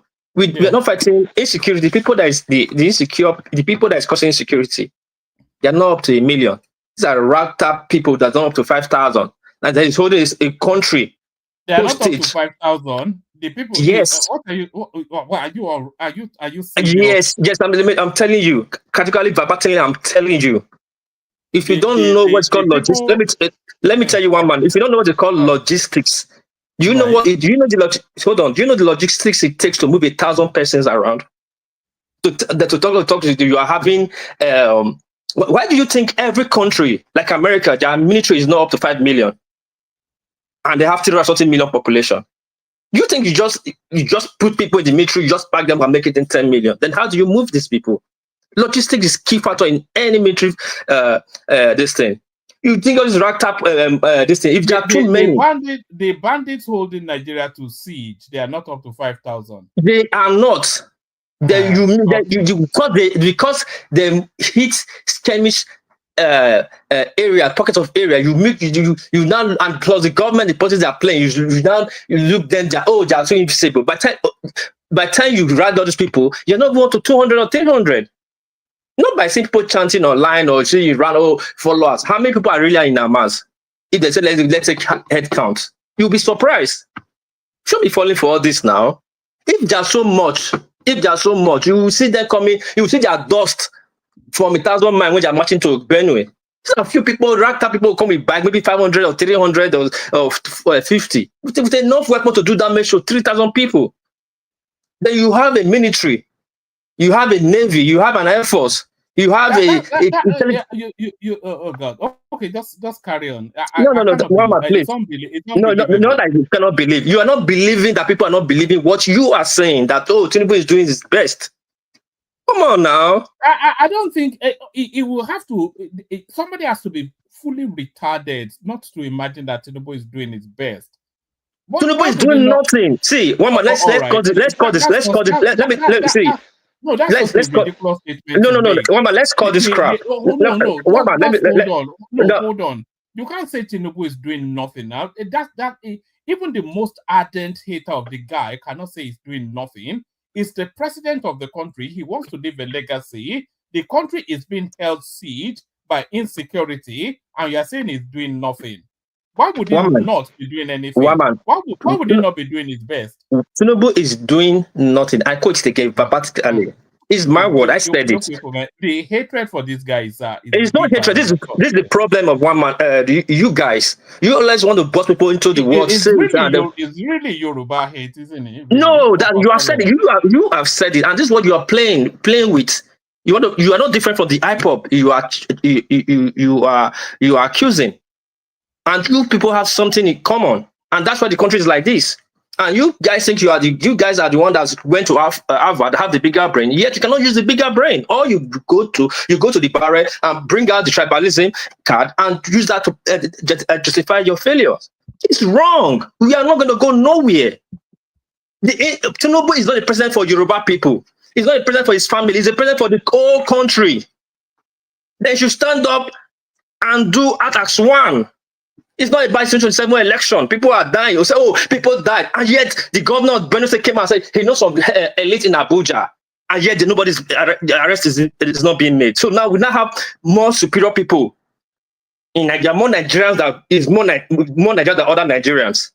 So you're not telling me now that some people now, the others we accuse, which I don't know if they are the one, so they are more superior than us now. Because the government cannot touch them. And yes, I can give you facts. Malami is working with so much money. Why would you call mayhem? It cannot be taught. Tell me how many Northerners has been taught in past Buhari government have been arrested. But if the South will be running to defranchise ourselves, we can remove Fubara, fine, it's okay. How many governors have not removed in the North? These things have side effects. It ricochets back. We always want to bully the one you can bully, and it has no signal effect for the one you fear. Why can't you go head with the one you fear and make a statement? This country is not about election. For once and for all, put the boot on the ground. He went to Benue that day, be thanking the chief of minister. I know you are doing your job. Thank you. When 200 people just died, that was a show of shame, though.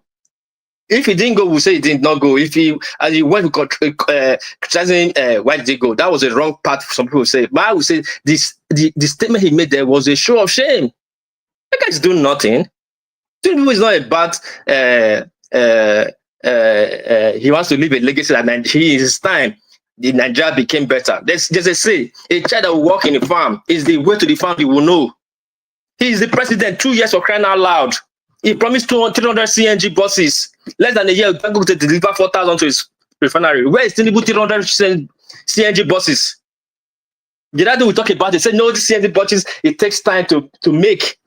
We always want to give him an excuse to cut corners for him. He's the president for crying out loud. What he's not doing right, we should call him out. We want the best for the country. People still have hope that this country will be better. Everything, everybody, and that is not about politics. Insecurity in the north. Let's pick 1 or 2 people that's actually championing this thing. Sit down with the West that you think that is sponsoring this thing and negotiate with them. This is our country for crying out loud. We want to have a stable country. That's why I said we have all the tools, but we're not making use of it. He's the president. He can pick a phone and call Macron. He can pick up a phone and call White House. Can the ragtag militia that is inside the bush pick up a phone and call the local government chairman? It's not happening like that now. He has the tools to sort these things out, but he's busy facing re-election. At least this is enough. This show of shame is enough. If it's in some countries, since this thing happened, they'll put campaign aside and face the issue of the country.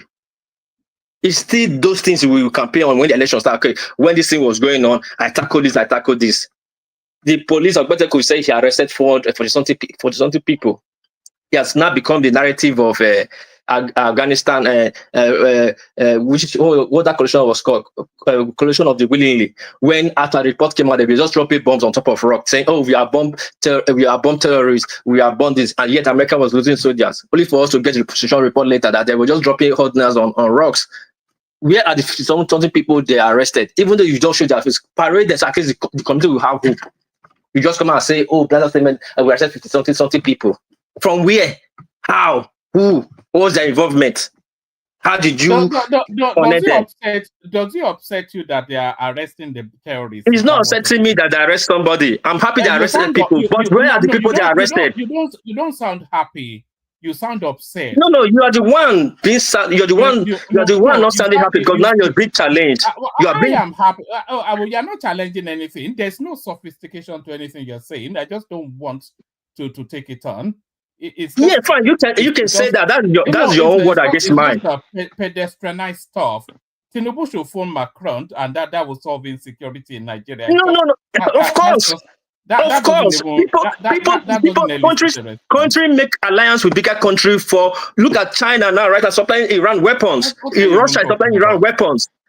We don't have alliance with any country that can give. But if we want to sell our minerals, we have an alliance. If we want to buy weapons, train our soldiers to tackle security, we don't have an alliance. There's a reason for all these things. It's not by default, it's by design. If you have a weak military, you always be on the knees to sell your stuff for a penny for $1. Now, the problem of this country, we don't challenge what we have. Mokri that is talking bullshit with his luck. When he went to go and say they committed 30 kilometers, just a little small boy went and carry camera. Did he come back again now to show the remaining places? Then no, with Nigeria, we don't verify. We don't verify things. We can only say things on paper. This education government, the Western gave us service education, not practical. We are not always practical in what we do. And when somebody tries to be practical, it becomes a villain. It's against the narrative already implanted in your brain. It's wrong now. You can't be more Nigerian than me now. So I cannot have my say again because it's Tinubu is sitting there. Now the Belarus cadre is there. He came out and said, I'm not bothered if the guy said weapon. It's not my business. But look at the age. The guy claims 66. And look at when Tinubu got out of school, 79. And the guy will be 13 years. Even though it's true or not, why must we always be on the news for the wrong thing?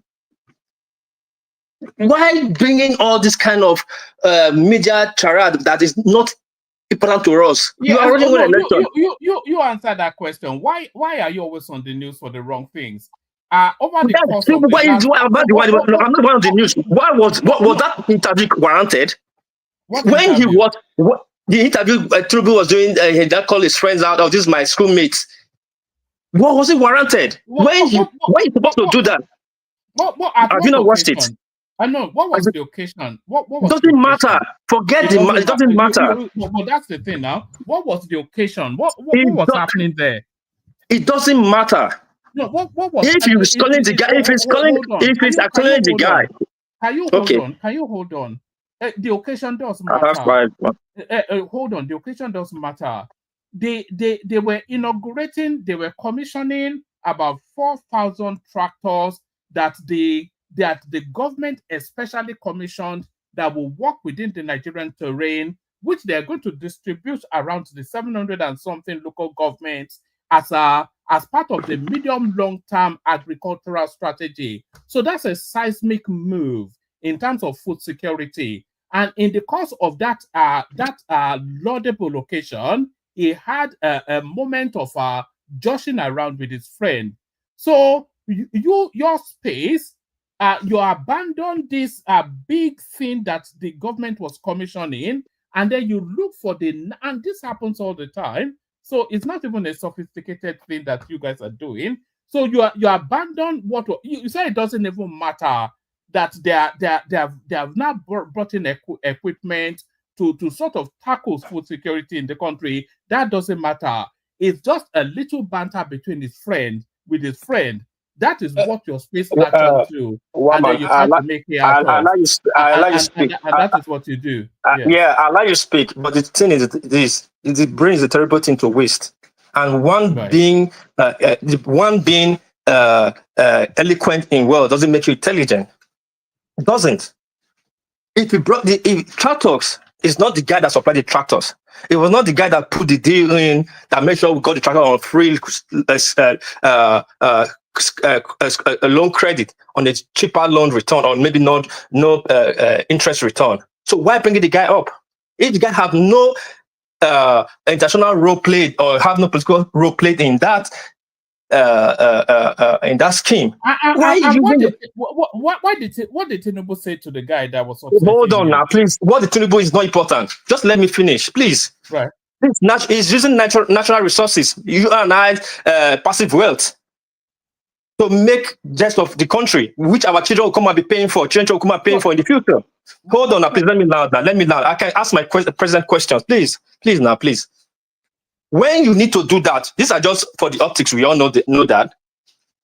When you need to do what he's doing right now, what he did that day, it was for the optics. When you need to do that, it was before your election, when everybody was on your neck. Where is your schoolmate? You can't do that. They say fine. Let me land now. Let me land, please. Please now, hold on. It was not his birthday. It was not on a holiday. Was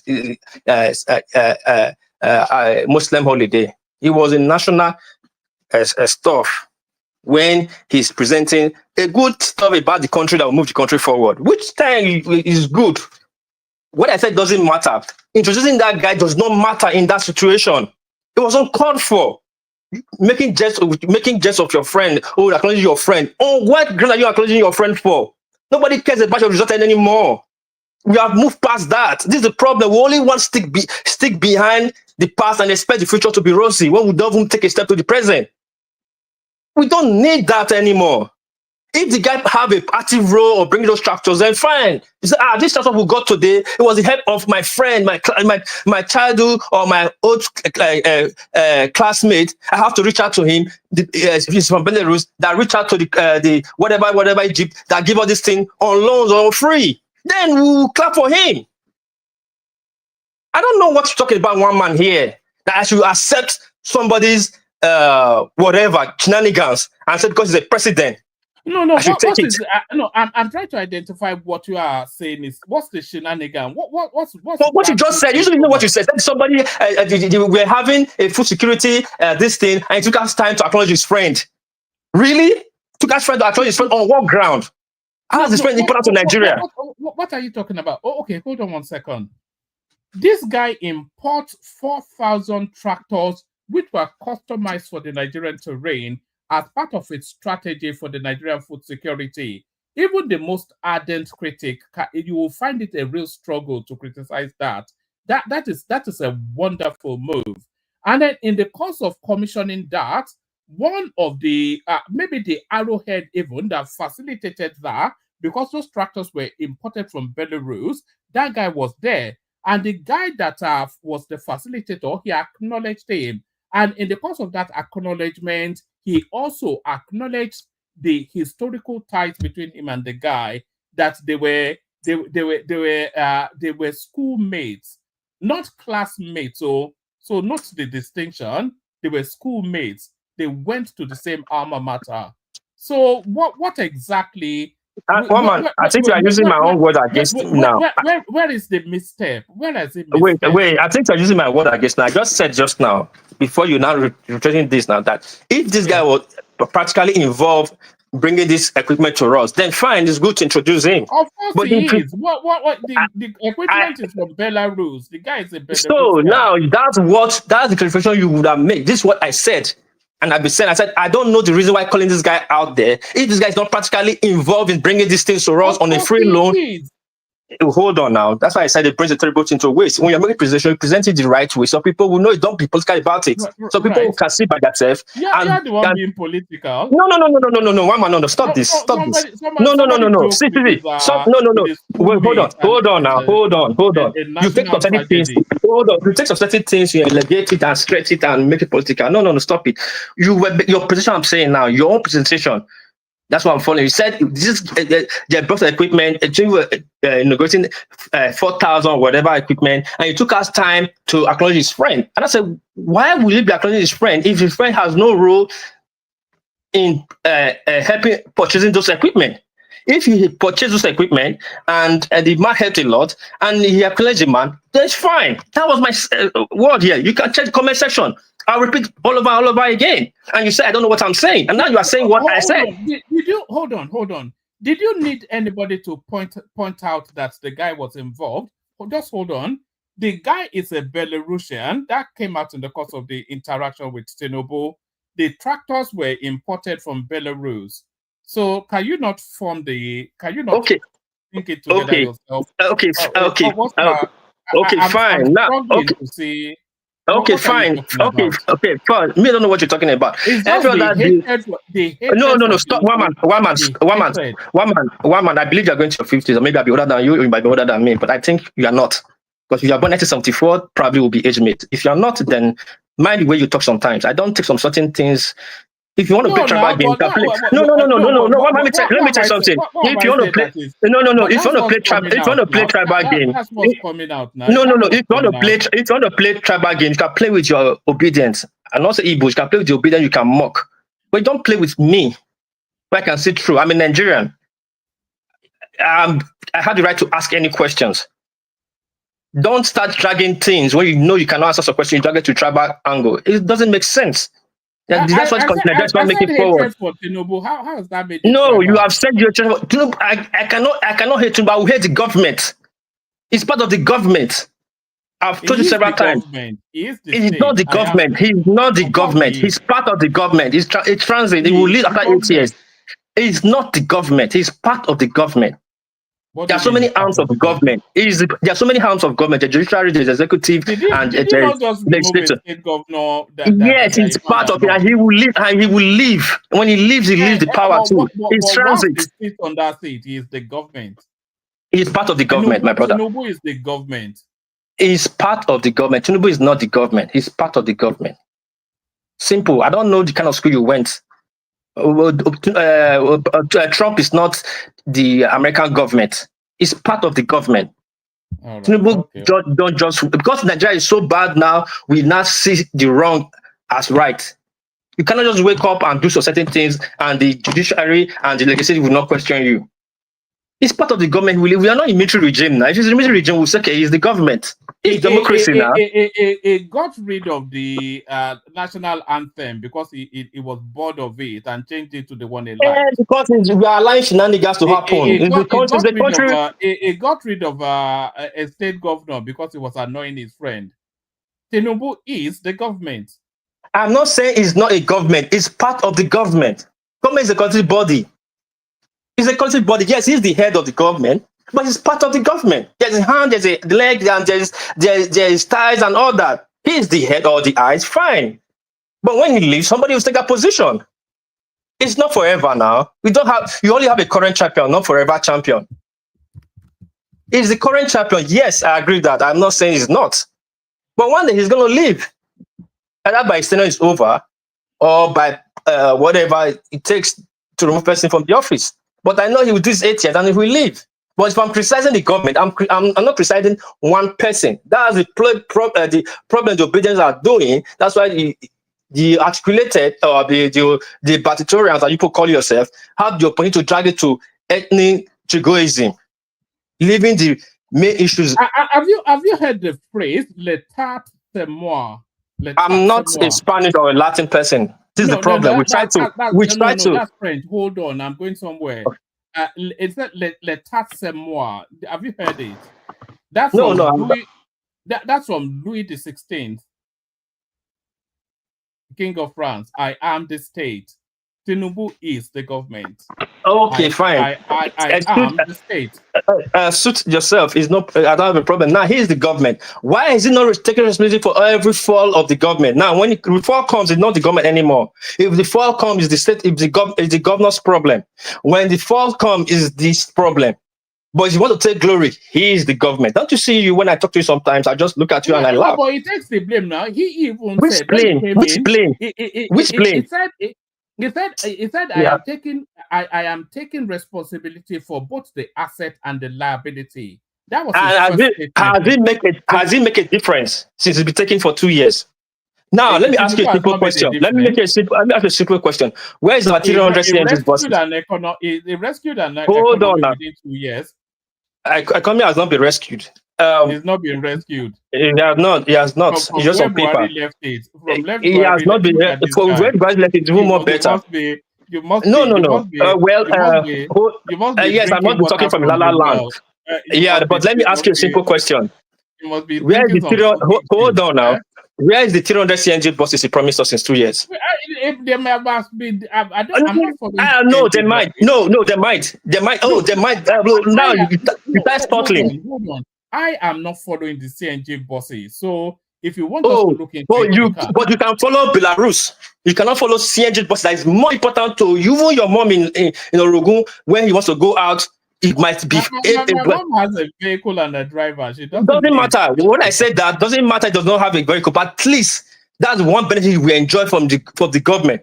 And we don't have it yet since 2 years. 300, but Dangote just delivered 4,000 within a year. Look at this guy. Look at you now. Look at you now. No, look at you. No, look at you now. No, hold on now. Let me just give you an example of what you did. You guys do that you guys in your space, you do that a lot. You scramble around, just searching desperately for any and everything, just this merest little opportunity. The guy brings in 4,000 tractors to tackle the food security situation, and that is a real big impact thing for that particular ecosystem. A real brilliant thing, but all you guys can do is that he was joking around with his friend from Belarus at a joyous occasion, and then he has said it's 300 CNG buses, something or the other. I don't even know. Okay, yes, it's not. Wait, one man. Thank you so much. And it's you here. I can bring it. Do you remember when you used to come here and tell us that the Lagos Calabar coastal road is AI generated images? It's not me. It's not me. You always want to put true words out there. No, one man. Let me tell you something. Sometimes you're being clever by how. You told us that not me. Hold on, one man. Hold on. Don't this genetical trait of yours that we all know for. If you say you remember, no, don't play that game with me. You know I don't do that. Now let me tell you this clearly. I can bring your videos when you were hammering on this 300 CNG buses when you removed the subsidy, and they said yes, and I can quote you verbatim what Baba said, that the bus will take time, they are building it. That now 300 buses is taking 2 years, and 1,000 trucks has come in, and nobody's condemning the tractor. That's what you guys do. You only want to say, oh, Tinubu opened the portal for mockery. If he has not gone to start making gestures with his friend, nobody cares. And people will celebrate the truck, the tractors they bring. Nobody is saying the tractors it brought is wrong. It's only you. It's like America. You create a problem, you want to bring attitude. Nobody's mocking the tractor. Till today, nobody's mocking the tractor. What we are saying are, why you go this length? It's not important. Why introducing this Belarus guy? It does not make sense. It's not dragging on to the more. Now people are not going to start searching the guy background, which is bringing on that international scandal to us again. It's not international scandal. That's standard package. That's standard play for the obedience space. As soon as no. It's not a standard. Very soon they will tell us it's a drug dealer and all of that. They have said it's the armed dealer. Can you read what is on the screen? I cannot say it. My phone. I'm using my phone. Actually, it's fine. Go ahead. Let me start going out of the house. I'm running up 15 minutes. Federal government hands over 64 CNG buses to labor unions NANS. News agency, or I don't know what NANS is. Is that the student something? So the CNG buses are coming in and they're handing them over to be used. You know what we do always? We only do things on paper. And by the way, this is from News Agency of Nigeria. You're fine. It's wait, fine. If we let's question this guy now. We say, why are we questioning this guy? He handed over 65 CNG buses. That is very important. We cannot see on media, but we can see trucks. We can see the tractor is bringing, which is a very good thing. We've not seen it on media. Where are we seeing it? Which streets are they running? Which state are they working? Are they working in different states? Can you? Oh God! Forget can you read? When I say it's Tinubu hate, you say no. Stop this one, man. Stop this nonsense. Stop this nonsense. We have people working parastatals. Hold on now. Listen to the headline again. Federal government hands over 64 CNG buses to labor unions and NANS. Now, I ask you a question. Where? Yeah. Now I'm asking the question. Where are the CNG buses they hand over to the union? We can hear all these things on papers, but physically we will not see them. We have people going to work. Which state? Go and ask. All you can say, go and ask. Now, Ajero is responsible for the. No. Have they come out to deny it? Who has come out to deny what? The National Association of Students, the CNG buses will be running on campuses, and the labor union will be running, but not yet running. Have they come out to say that they didn't receive the buses? Won't be running, but not yet running in the campuses, because we can call schools now. It's not difficult. We can call schools that are asked. Call schools and ask them now. It's not running. There's no CNG bus running in any school. How do you know that? There's no CNG buses running in any school. No. You said that already. I asked how you know. Because if CNG bus is running in school, students will not be protesting for hike of prices of fuel and transportation in school. There's no CNG. Yes, there's no CNG buses running. They're just promised. They have not delivered. If they're delivered, we will have seen it. They said they've been handed over to the labor union and the students. So hold on. Government never pays school fees for children. Let me just kick this guy out. If you do any more nonsense, Patrick Kucha, I'll just kick you. I'm leaving 1 minute to take. You can bring somebody else. No, it's just unbelievable. Some of these conversations. Will the labor union and the students association let their name be used and they won't come out to say they didn't receive it? This is from the News Agency of Nigeria. What's I mean? If we start making calls now tomorrow, and we find out there's no CNG buses in school run yet, what would you not say? What do you mean? I thought they never paid them 7,000. There's no bus. I said there's no buses running in school yet. Who's talking there now? No, it's just one idiot guy that comes here all the time. But sorry. There's not CNG buses running in school yet. That's my word. No one running in school yet. That's what I said. Yeah, but I'm asking you how you know, because you didn't even know they've been handed over. You were arguing that they've not even been delivered. I said what I've said. I said you said what they said on paper. Then what they said on paper, but there's no proof to it. What do you mean there's no proof? I'm back. Oh, what are you even talking about? What are you people discussing? Can you hear me? Can you hear me? It's the obedient space. They are at it again. Can you hear me? We can hear you. Please, one more time. Don't add me to obedient stuff. You have to say I was mad with Madam Zita. Just what I don't take for granted. I can criticize Nigeria as a Nigerian. Don't ever you drag me to a space because I'm criticizing my government. You one day try to talk to America because even America was going all off on Tinubu as obedient. Please don't do that to me. I don't like it. It's the logical, there's a logical inconsistency always to an obedient sort of argument, and there's a logical inconsistency in what you are saying as well. So that's where they are lying. No, Mama, let me tell you, if Nigeria is operating well, all these things will not be coming up. The problem of obedience, they just be too frontal and they use propaganda a lot. They are not better than the government. They are there. What's going on in Nigeria? We all see it. Nigeria is not a beautiful bride to marry right now. We all know that. Don't make it look like one. What you just did there was a classic obedient move, though. It's not a classic. Don't see everything. Everything I said. I'm starting to say everything I said. I still stand by it. No. Mama, stop this. Wait, let me see. Hold on. Let me justify that statement. What you just did there is a classic obedient move. Somebody commissions 4,000 heavy-duty agricultural equipment in order to start tackling the food insecurity in the country, and all of that was disregarded. And what seems to outrage you was that he joked with his friend. I don't understand. That's what the obedience do. Madam Zita, listen. You understand? Just listen. I stepped out of my phone. Can somebody clarify me? Just hold on. We hold on, please. Now, one man, you're the one making that point. Nobody has criticized the equipment he submitted. What people are saying, there's no point going far, introducing your friend, which is not on the social media. Everybody is now poking, coming out with different rumor. Is it arm dealer or is this and all that? We don't need all this for the optics. This time of this, we have moved past that time.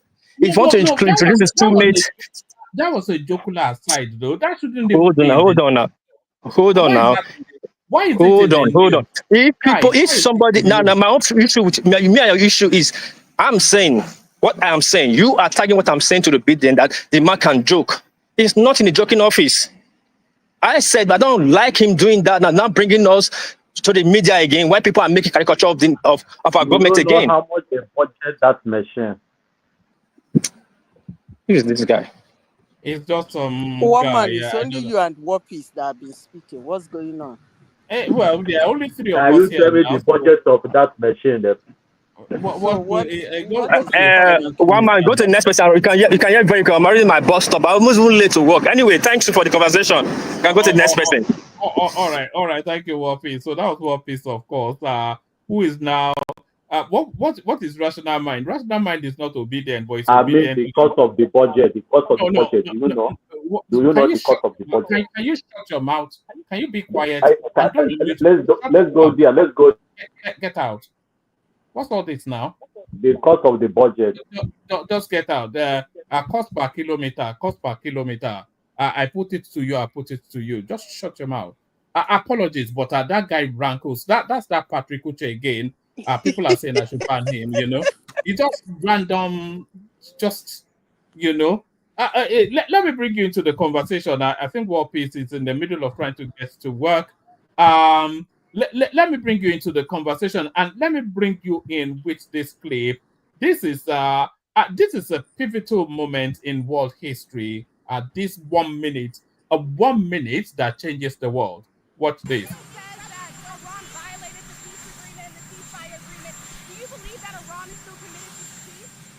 Yeah, I do. They violated it, but Israel violated it too. Israel, as soon as we made the deal, they came out and they dropped a load of bombs, the likes of which I've never seen before. The biggest load that we've seen. I'm not happy with Israel. When I say, okay, now you have 12 hours, you don't go out in the first hour and just drop everything you have on them. So I'm not happy with them. I'm not happy with Iran either. But I'm really unhappy if Israel's going out this morning because of one rocket that didn't land, that was shot, perhaps by mistake, that didn't land. I'm not happy about that. You know what? We basically have two countries that have been fighting so long and so hard that they don't know what the fuck they're doing. Do you understand that?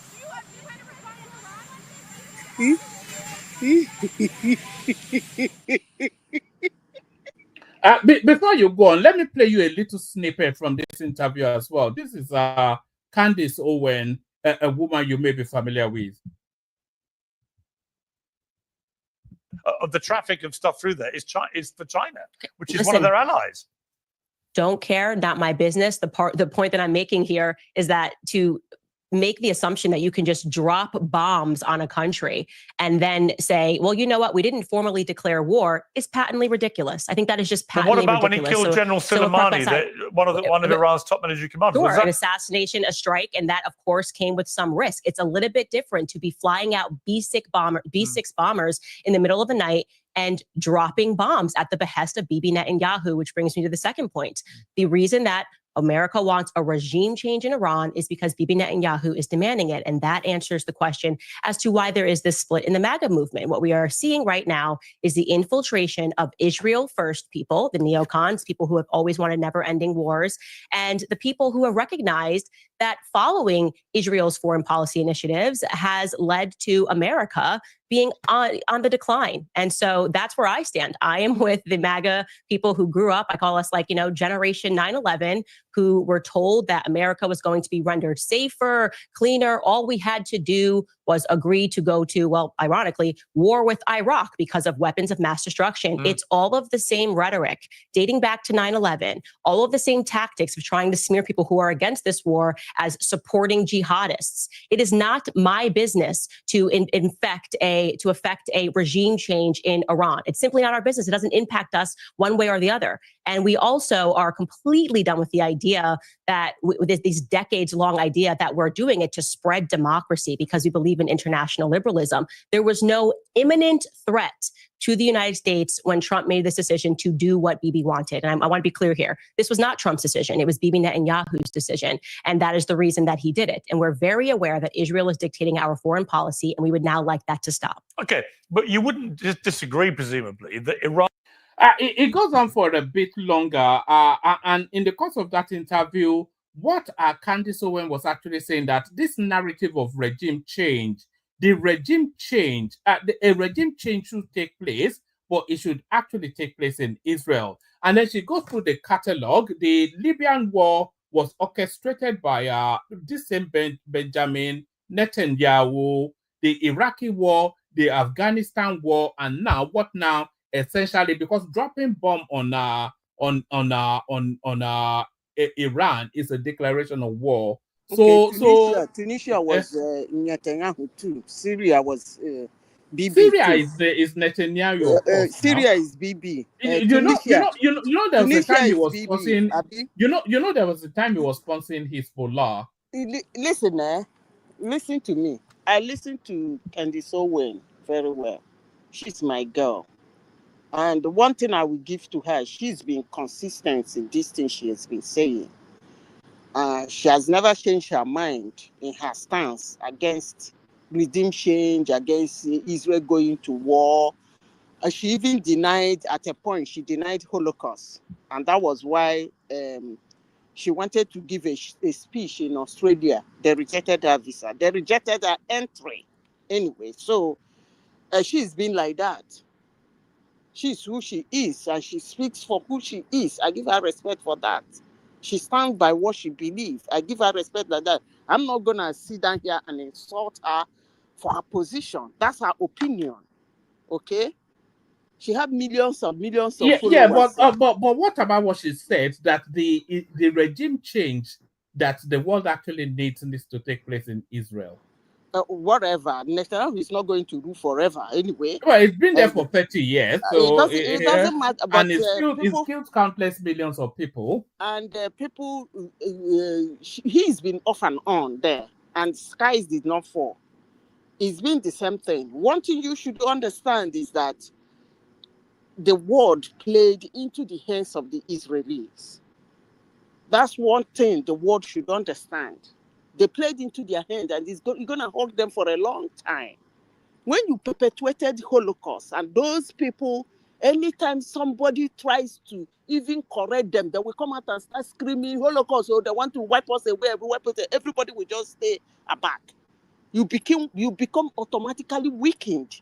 You wouldn't know whether to start investigating them, trying to find the truth. Germany cannot say anything. Britain cannot say anything, because these are the shit they did years back. And if they open their mouth to say anything, it will seem as if they want to do it again. So the world played into the hands of Israel, and they're going to pay for it for a long time. Check it now. That's just the truth. You don't put some group of people into one place and wipe them away. You don't put some people into one place and gas them. It's a horrendous and horrible thing to do to your fellow human. That's man's greatest inhumanity to his fellow man. So since the world has done that to those group of people, they're going to hold them in their brokers for a long time. Anytime anybody say, more especially that BB, he will come out and start screaming of how you're going to want to wipe them away. And everybody will become weak. You can go out in the street and pay children who doesn't know the history to run around the whole country screaming, free Palestine, screaming, kill Israel, death to Israel. It's not going to work. Because the people who are going to take those actions against Israel can't.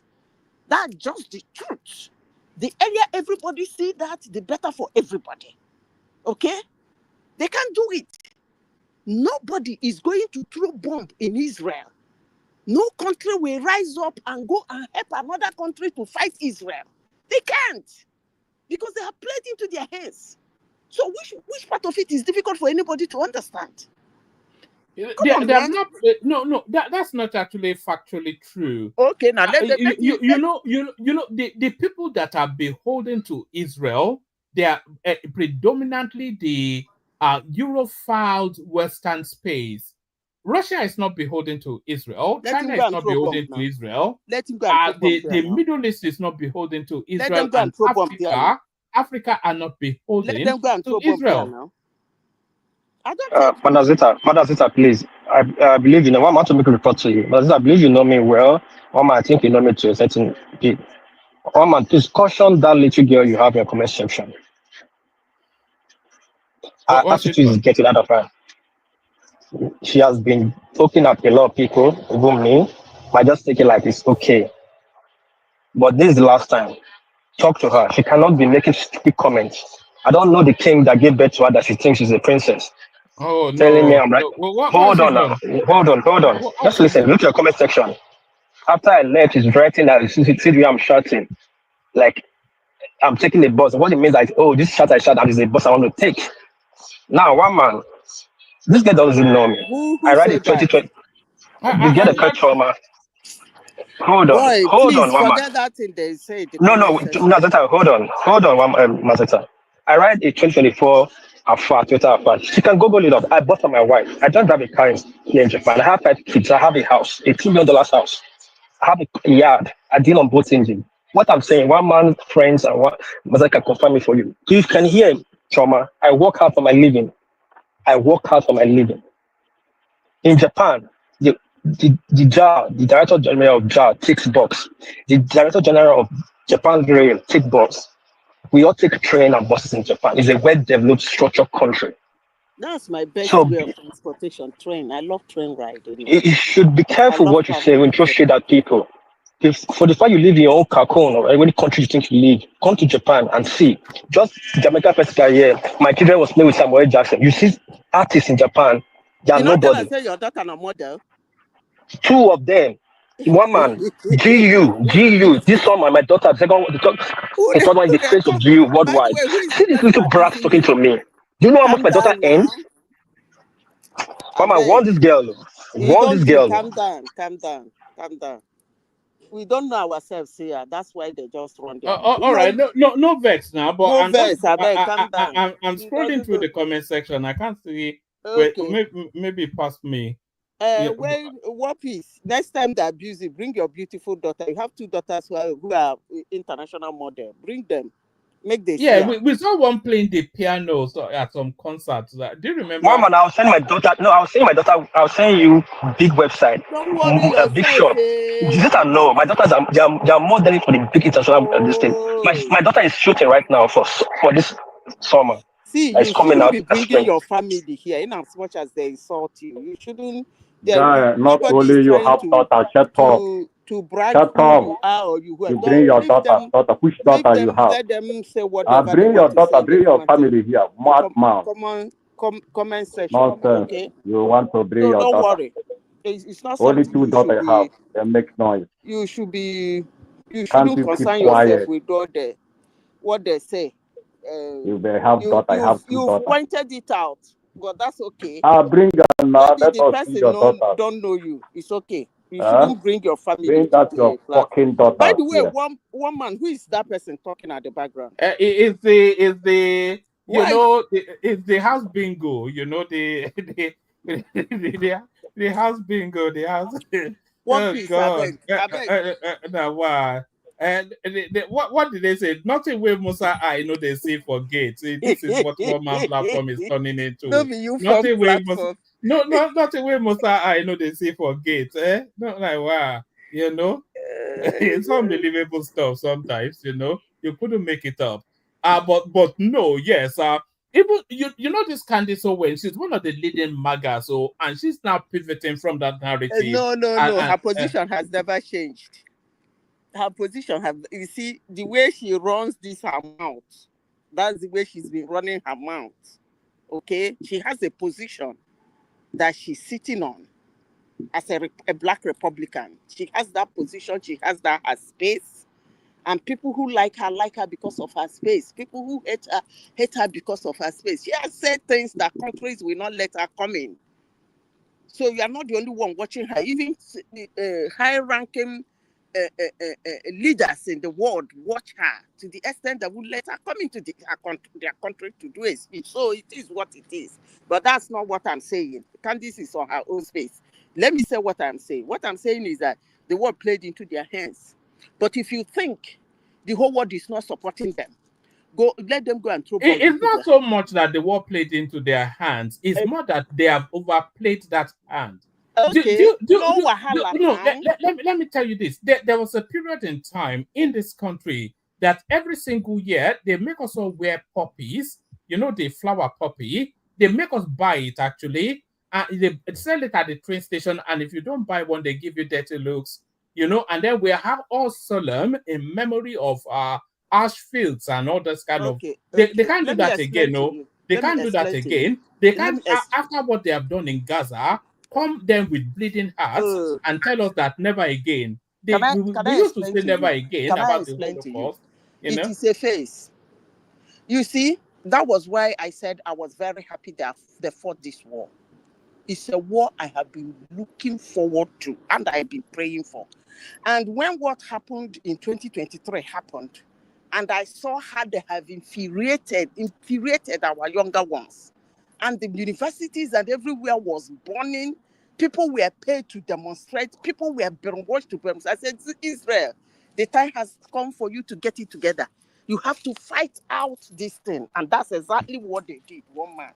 So if you think they're faded away, go and bomb them. That's all I. Well, at least am I still here? I can't hear Zita anymore. Have I dropped? Hello, You are here. You are here. You are here. We can hear you. I think he's receiving call. So, all right. Are we still talking? No, we lost you for a moment. I thought maybe my system dropped. Maybe I went off this thing. So that is what it is, one man. But actually, this war. And the world has turned against Israel, by the way. They don't enjoy the sympathy of the world anymore. Especially after those images we saw out of Gaza. Listen, let me tell you, one man. When this war started, do you know that one man here, in a news channel here, I couldn't believe my ears. Do you know what a news anchor said? that Iran went and bombed Israel. I don't know where the heck that person got that one. That Iran, here in Norway, that Iran bombed Israel. Anyway, what I'm saying is Did that... Iran not bomb Israel? We also the images. You don't understand what I'm saying. Started with one man. Right. No, that's how they are going to spin it now. that's how they are going to spin it. In the next 2-3 months, Iran will be the aggressor who started it all. That's how it usually goes, isn't it? Let me see this, one man, before I leave that area. You see, as I said before, the world played into their hands. I know what I'm talking about. This is a situation I have been following. A lot of documentaries has been done on those people. And who saved them? It was America. And since then, it has been the situation. This one, when it started, everybody thought Russia and China will come to the help of Iran. I said it in this your platform. No, nobody thought that. Oh, nobody thought that. No. It's not in their interest. I mean, Russia is busy anyway, and China doesn't really like to get involved. They're only really after economic dominance. In this your platform. So nobody this your platform. They would never get but they will condemn it, of course, which they have done. But they would never get physically involved. That was the deal. One man, listen to me. In this your platform, I made a comment, and I said, these people signed security treaty, and in that treaty, there is nothing like defense. I was attacked in this your platform for saying that. And I asked a simple question. If you are signing a security treaty with somebody, don't you think defense should be one of the most important things? And somebody in your platform told me, it's not there, it's not there. It's not that they said the will or the wound. I said, what do you mean by it's not that they said the will or the wound? They signed a treaty. This one signed, this one signed. And in that treaty, between Iran and China, between Iran and Russia, they signed a security between Iran and North Korea. But in those three security, there is no one that signed, if you get into trouble, I go come help you. And which is the most important part. Did you hear what the ex-president of, former president of Russia said? He said that Russia was making moves to find a way and send nuke to Iran. What happened to him? Didn't he backtrack? That was the deal. Now, the moment he said it, their foreign minister jumped into the plane and went to see them in Russia. And when he got there, he got the shock of his life. As I said before, the world played into their hands, and they will suffer for it in a long time. Not anytime soon. But if anybody think I'm doubting it, when Israel start their madness, go and throw bomb in Israel in support of those people. Let's see how it will fare. I end my case. I bet one man bring the topic for today. We were talking about Tinubu arresting some of the people responsible for the Benue incident. So they know them? Well, the investigations have unveiled somewhat, and there's been confessions as well. So that was quite swift, actually. Well, I already changed our topic. Can you go back to Nigeria politics, please? Patrick, you need to stop doing that. You know, you really do. You know, I want you to settle into the platform, but you can't be doing this all the time. Yeah, you go back to Nigeria politics. Leave America and Iran, please. Don't worry. It's too sophisticated for you. I know, but we're going back to Nigeria now. So yes, Zita, back to you. So what did they say that were their reasons for going to Wapapa? Well, the arrest has just been effected, so it's a live and fluid situation. But I think that's yet one of the I'm not sure if this is the first time that these sort of people have actually been arrested. So we'll see how that space evolves. One man, don't you think that such people are supposed to be paraded? Well, at some point, I'm sure they will. I'm sure they will now. Which one be at one point? We need to see their faces. It's not at one point. Money at some point. The arrest should be.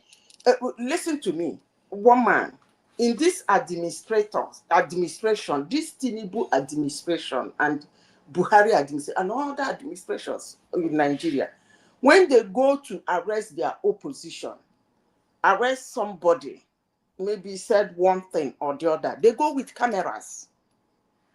They go there. To effect an arrest. Let me finish. That's why. I've never seen that before. Listen, that's why people don't like me.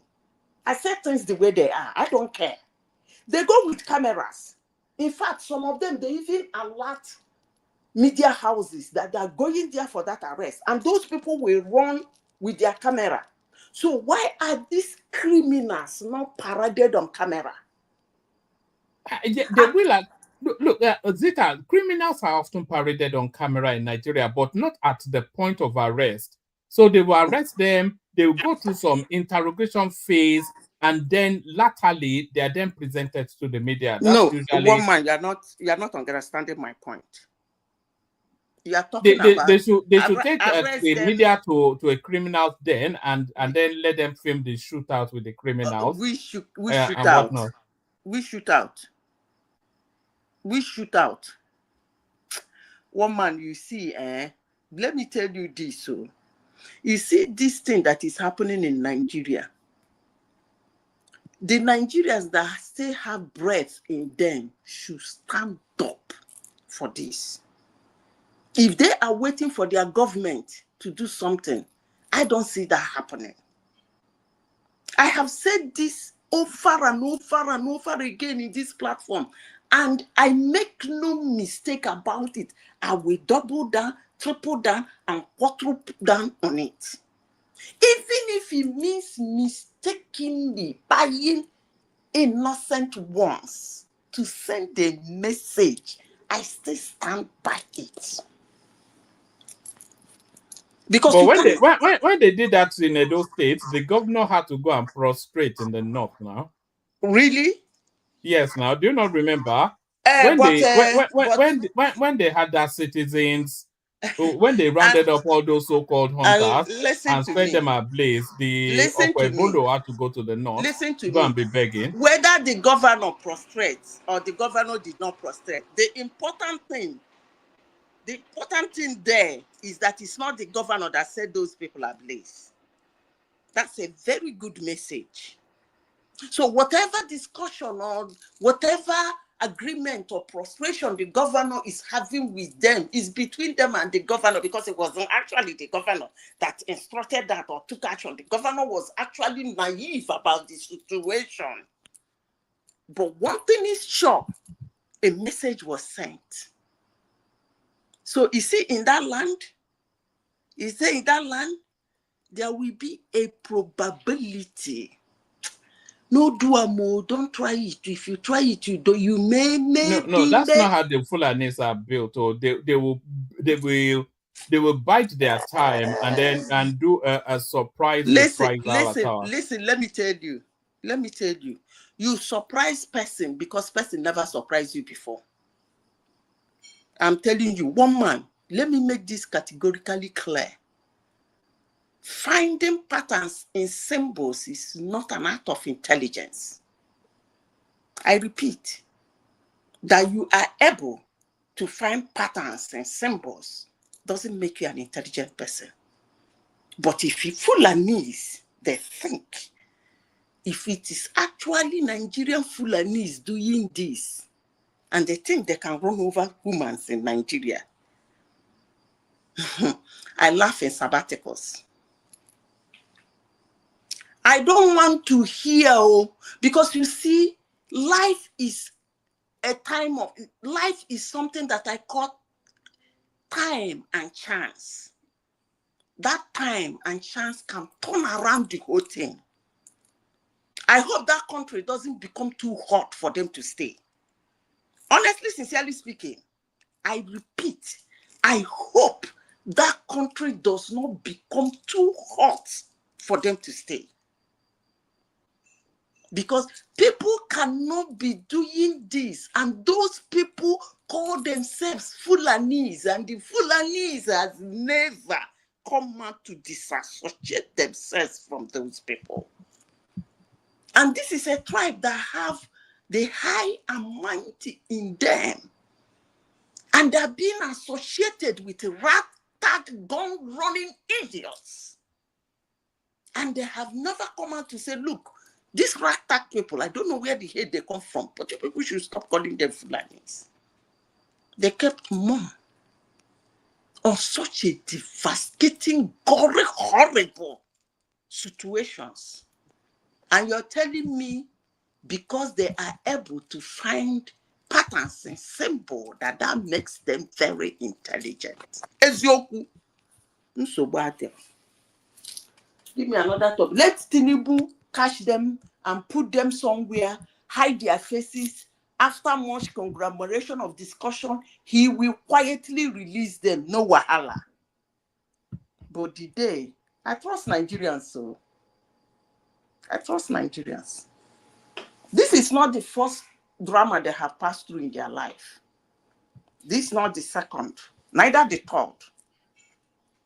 But they get through.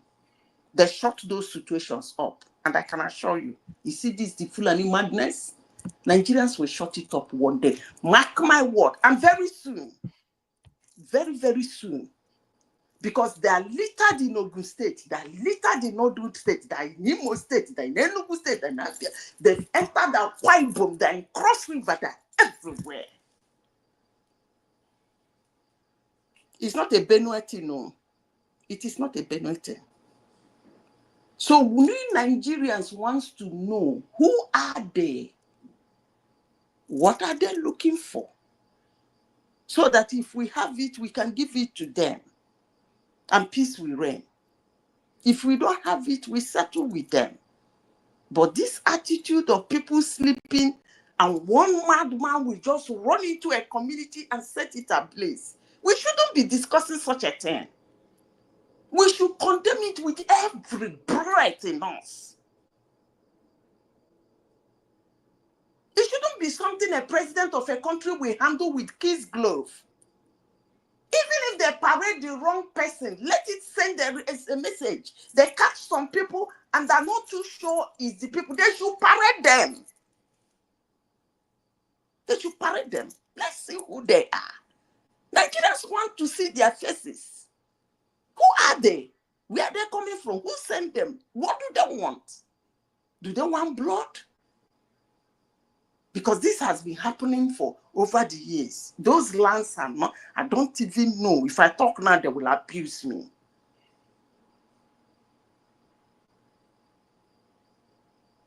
Benue State is not the heat. When it comes to mineral resources, it's not the heat in Nigeria. Claim go left, claim go right, it's not the heat. That's not where the heat is. The anger no sapphire. That's not where the heat is. All those precious stones that catch you quick money, they ain't got it. So what is that madness in Benue State? That is spreading in Ondo, that is spreading in Ogun, in Imo State, in Anambra, in Enugu, in Ebonyi, Delta State, Edo, Calabar, Cross River. What are they looking for? Woman, can somebody help us out? What are they looking for? Yeah, they're looking for your land now. There's no, they want to dominate you. They want to take you over like they took Ilori as a... woman. Those suspects they arrested, have they confirmed their identity? How do you mean? You mean in terms of ethnicity? Ethnicity, job, trade, whatever they do for a living, and where other tribes, where they come from, yeah. No, I think it's just the opening salvo yet about the arrest. I'm not sure that they've expanded on. I think let me play you a clip.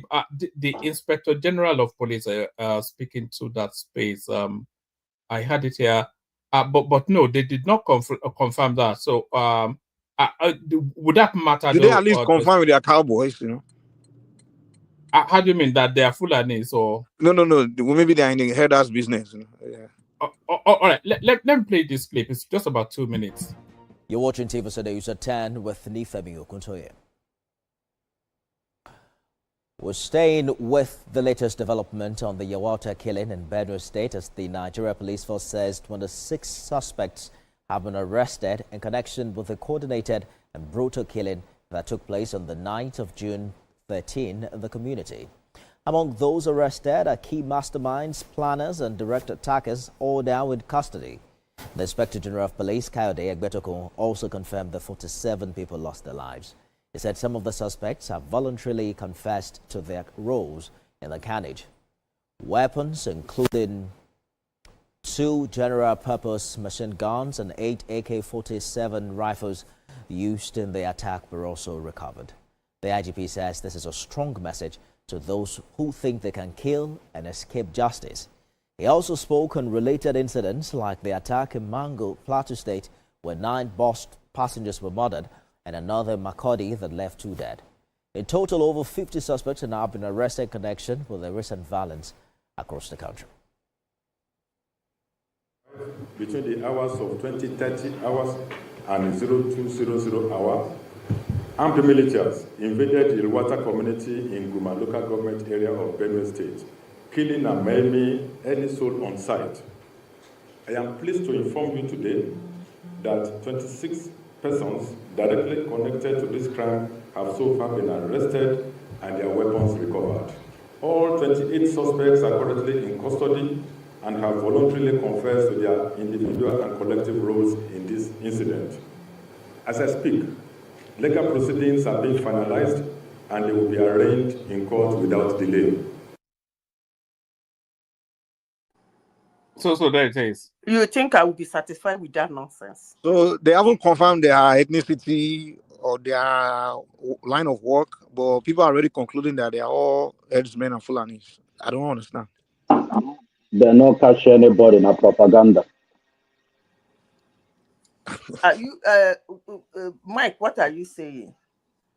No, I'm just saying some people have concluded that what ethnic group they come from when these investigators haven't told us where the ethnic group they come from. Listen to me. That's why I said I don't like hearsay. We are in the digital world, the global world. We shouldn't be sitting down one corner and be assuming. That's why I said parade them. Ask them the questions on camera so that they will answer on camera. And the whole Nigeria will see them on camera and hear their answers. So we won't be sitting down one corner saying, are you sure they're Fulanis? Did anybody tell you they're Fulanis? How come you are saying they're Fulanis? Did they say their ethnicity? It's supposed to be a public show. So when people start making it something that is going to be in-house, I become very skeptical. That's not the world we are now. Anything you have, you think something is so passionate to you, you want to prove a point, prove it on camera.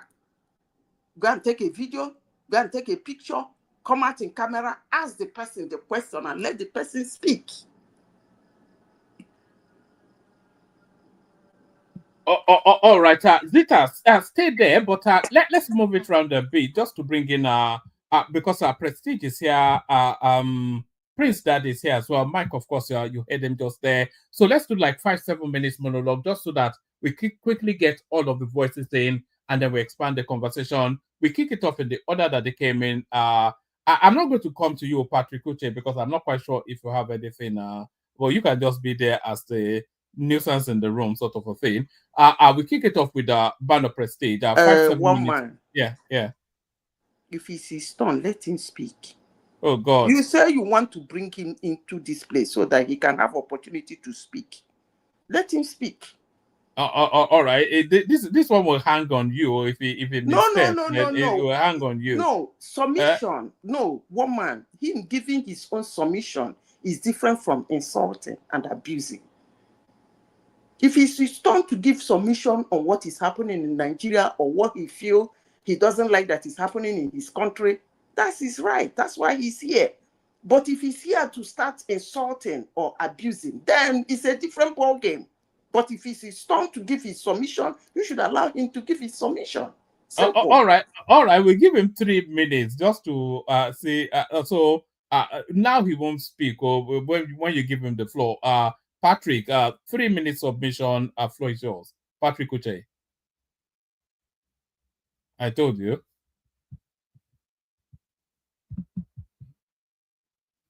You see, it's just here as a subversive. I think we all know that. It's just here to try and rankle people. It's like yes.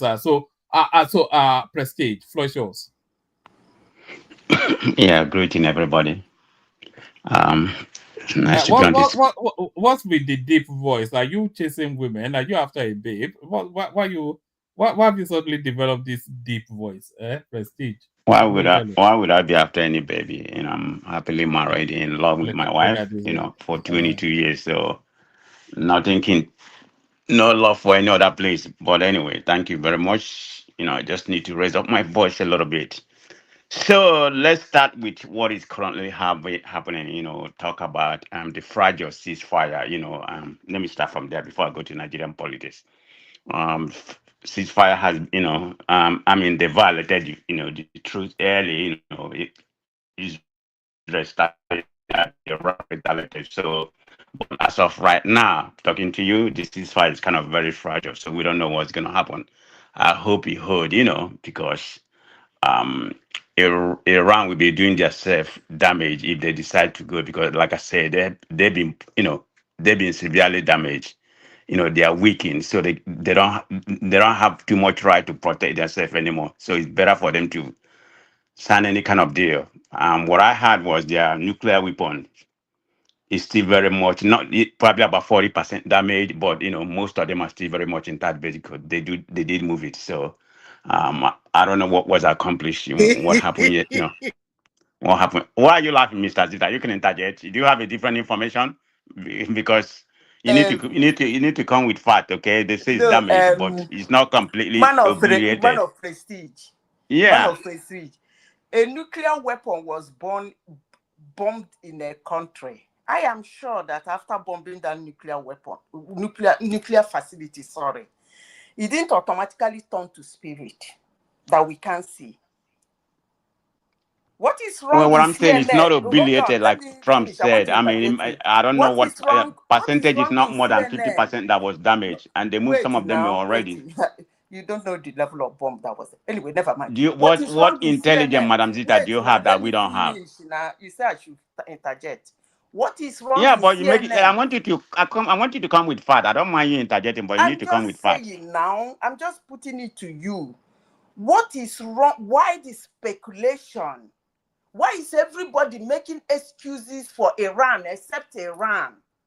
They should go and video the place and come and show the world what happened.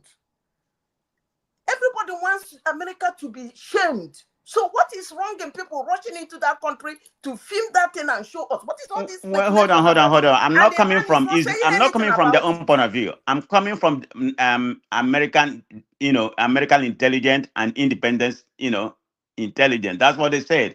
How factual are they? We don't know. So my opinion, what I'm saying is what I have from the expert in independence and even American intelligence. Forget about what Trump said, But that's what we have. Well, that's what we have right now. They can't come and tell you.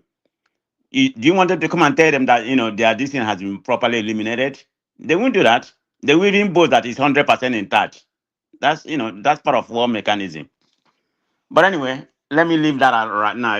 Hopefully that the peace will hold. So let me come to Nigerian space about our so-called presidents. And you talking about I think you and the World Peace was saying something earlier. I didn't quite get it up. I think I was just joining at that particular time. And he was arguing with you that none of those bosses, is that the boss for the school or whatever, right? It has not been disseminated to be used. Maybe they say they're going to use it. But the point I'm trying to make is just the point I'm trying to make. I don't really believe anything come out of this government. Why am I saying that? Hello, Because one more, I'm back. I have a network problem. Please don't be annoyed. Wait, you have to wait until I finish speaking, please. Wait, I have network problem. Nigeria, I have network. I want to speak. No, please. Okay, go ahead. There's no insult like one man said. Just make your own point, please. I'll give you the time. Huh? What do you say? It was saying say what you said again, but remove network from what you said. Say what you said again, but remove network. I say I'm back. I have network problem.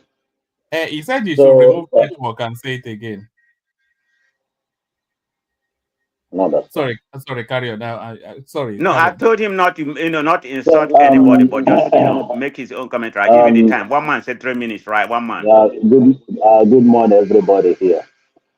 So my problem in this platform is when I see most of you guys as elder. We can't hear you clearly. We can't hear you clearly. Can you make some? Can you hear me? Vaguely, but carry on. So I say my problem is Nigeria is where you see elder talking like lying all the time. The team are not happy. Most of elder in this platform cannot say the truth. Where they see the truth, they want to turn it upside down. So let me go back to Nigeria. In Nigeria, I wonder somebody will wake up in the morning, carry bulldozer, go and demolish somebody property. You don't know how long and many years you wasted that person to build that company. You wake up in the morning, carry your bulldozer because of your in government. Are you talking about the Obi property that was demolished in Ikeja? Yes. It's not Obi property. It's his brother or younger brother property. His younger brother is not Obi. It's not Obi property. It's his brother. His younger brother is not Obi. Obi is Obi. His brother is the brother now. He's not Obi property, but he's the brother property now. So somebody wake up in the morning. I never see this kind of thing before. Yeah? God, no court order, nothing. Just carry your bulldozer. God demolish somebody property because of you don't want to hear the person, you don't want to see the person. Yeah? You don't like the person because he has power. How long all those things will stop in this country? How long?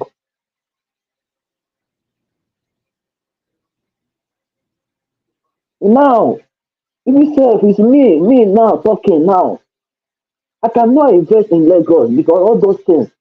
I have property there, but I have to sell it. I don't know how long all those people, all those things, lawlessness in Nigeria will stop. If Nigeria have law, can you come and wake up in the morning, carry bulldozer, come and destroy somebody's property, and you're looking for investors? But your brother, you go and demolish it, carry the land, give another person. It's one Nigeria. Okay, it's good though. So secondly, asked you question before about the budget. The budget of that Tinubu commission day before yesterday. Do you know the budget that's in 2004, 2004? Do you know? Do you know the cost of the budget? One man. I couldn't tell you off the top of my head. Do you know the cost of it? What's the cost? The budget that thing, the first one, the budget that the 2004. The second one, the budget is maybe November. I think 2025. I want to ask you, do you know the cost of budget? How much is it? You tell me. Do you know? You can tell me because you are leader here. Supporting Tinubu. When you see corruption killing Nigeria. No. How much? You've not said how much the budget is, and you're already going to corruption. How much is the budget? I ask you a question now. You can tell me. because he says it's a good I thing. don't know how much the budget is. Buhari budgeted in his tenure with a wheelbarrow and shovel. Where the wheelbarrow today? Where the food? So how much is the budget for the tractors? You can check now. You can check your tablet. So no, what so if you don't know the budget, then why are you criticizing? I know the budget. I asked you. Maybe you can tell me. Maybe you can correct me. You can correct me. No, I don't know. So you give us a figure. I can't give you a figure because if I give you a figure, now you say I'm lying. You know. So I can't say you're no lying now. problem. The figure will be out there now. At least you can't just make it up. You know. So how much is the budget? Okay, one thing I want to tell you, I'm here in Nigeria. I'm waiting for you guys, to come back and invest in Nigeria. Nigeria is working. Tinubu is working. Very soon you guys will come back home, come and invest, So and secondly, Nigeria have mineral resources supposed to, any citizen of this country is supposed to pay every month. But our politicians use our mineral resources. They do big man and billionaire. They use that money. They share the money. House of Assembly, Senate. They share it. Both our governors, our mineral resources. If you sell this oil, you people share the money now. It's a little thing. When you go to Benue State, they have a mineral resources where they call mineral resources where they call what is the term? The mineral resources where they say 1 kilo, 1 kilo of that, one ton of that mineral resources, $27,000 million. Do you know? $27,000 million. Yes, go and verify. Go and verify what? The Chicago, I think the mineral resources. The name is the Chicago something, Chicago something, $25 million. No, I mean, just check it. You see it. What can I check? There's no. I don't understand what you're saying. Let me show you something else. This country will never go forward because of all those corrupt politicians. Heading to Tinubu. So when you go to Benue State, you will see what I'm telling you there. That's what will I see though? You're saying what you're telling me. You've not told me anything. So if I go to Borno State, what will I see? Have mineral resources in Borno State. You see what which minerals? Which minerals is in Borno State? I have this one phone. I use to make this call now. So better, I'm supposed to show, but I cannot show you. I cannot see it. So when I tell you guys, Tinubu is a failure. Well, you've not said anything now. You said about the budget of the CNG buses, the tractors rather, but you've not given us a figure. You are saying some phantom. I'll give you an example. You can check. You can go and check the budget of that. Well, you're the one criticizing the budget now. So what's the figure you are criticizing? I can show the figure, but I don't have another phone now. So I can show you, but I cannot show you here because if I call this phone now. Yeah, but you can just say it now. Can you not just say it? I can show you better. I have it in my phone now. I saw it here better. Yeah, but I think you can check. What's the if figure? you have laptop, you can check. Check what? What am I checking? The budget of that carton. And how much is it? Check it, tell me now. Yes. I don't have another phone. Second phone. All right.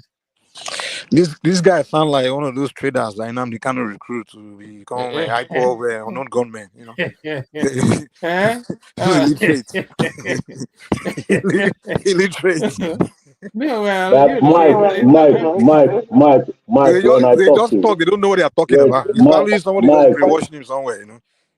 And they'll be the one Mike, on the when I internet and talking. Do you read books at all? Did you even go to school? Mike, when I talk, you shut up your mouth there.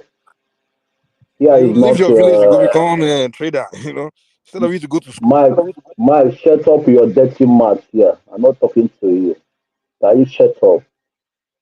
Are you one of those Samuel Ekpa snipers in the southeast? The one that will tell you to go and enforce it at home. You'll be shooting your own people for coming out. Are you one of those people? Mike, I'm not talking to you. Okay. Now answer the question now. That allow me to insult you this morning. Okay. Are you Samuel Ekpa's foot soldier? Have you been shooting people that come out on Mondays? I don't know Simon Epa. Okay, yeah, you know the kind of faction. I don't know them. Do you know me? Yeah, IPOB Huh? now. Do you know me? I don't know IPOB. Do you know me? Yeah, IPOB. We all know IPOB the way they talk now. So my one man, go and check what I tell you about the Benue State. How many mineral resources Benue State have? They will see what I'm telling you there. One ton of 1 kilo, you know, the 1 kilo of that thing is almost $7 million. You know, check it. You know, if Nigeria government is serious, they use that thing. You know, you they will use that mineral resources. It's better than oil.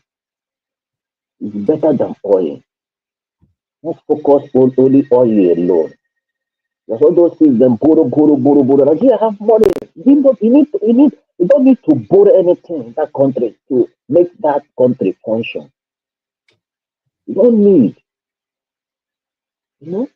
So when somebody here, somebody got up here and say, intervention hyper. I'm not hyper people, please. I don't know them. I don't know them. And that's why I'm not from Igbo people. I'm not Igbo. Okay? Yeah, not what? I'm not Igbo. You are not Igbo. Yeah, not Igbo. Your name is Patrick Uche. Yes, I'm not Igbo. I'm from Delta State. Delta State. Is it Delta State in Okitipupa or which I'm from Asaba. I'm Asaba. I'm not Igbo. All right. Shout that. So can you check that in for me? I want to tell you something. You have told me what I'm checking. Go to Benue State, type mineral resources in Benue State. I have this thing in my phone here, but I don't want to cut this phone now. You know, I don't want to cut this phone. You see what I'm telling you there? Maybe something.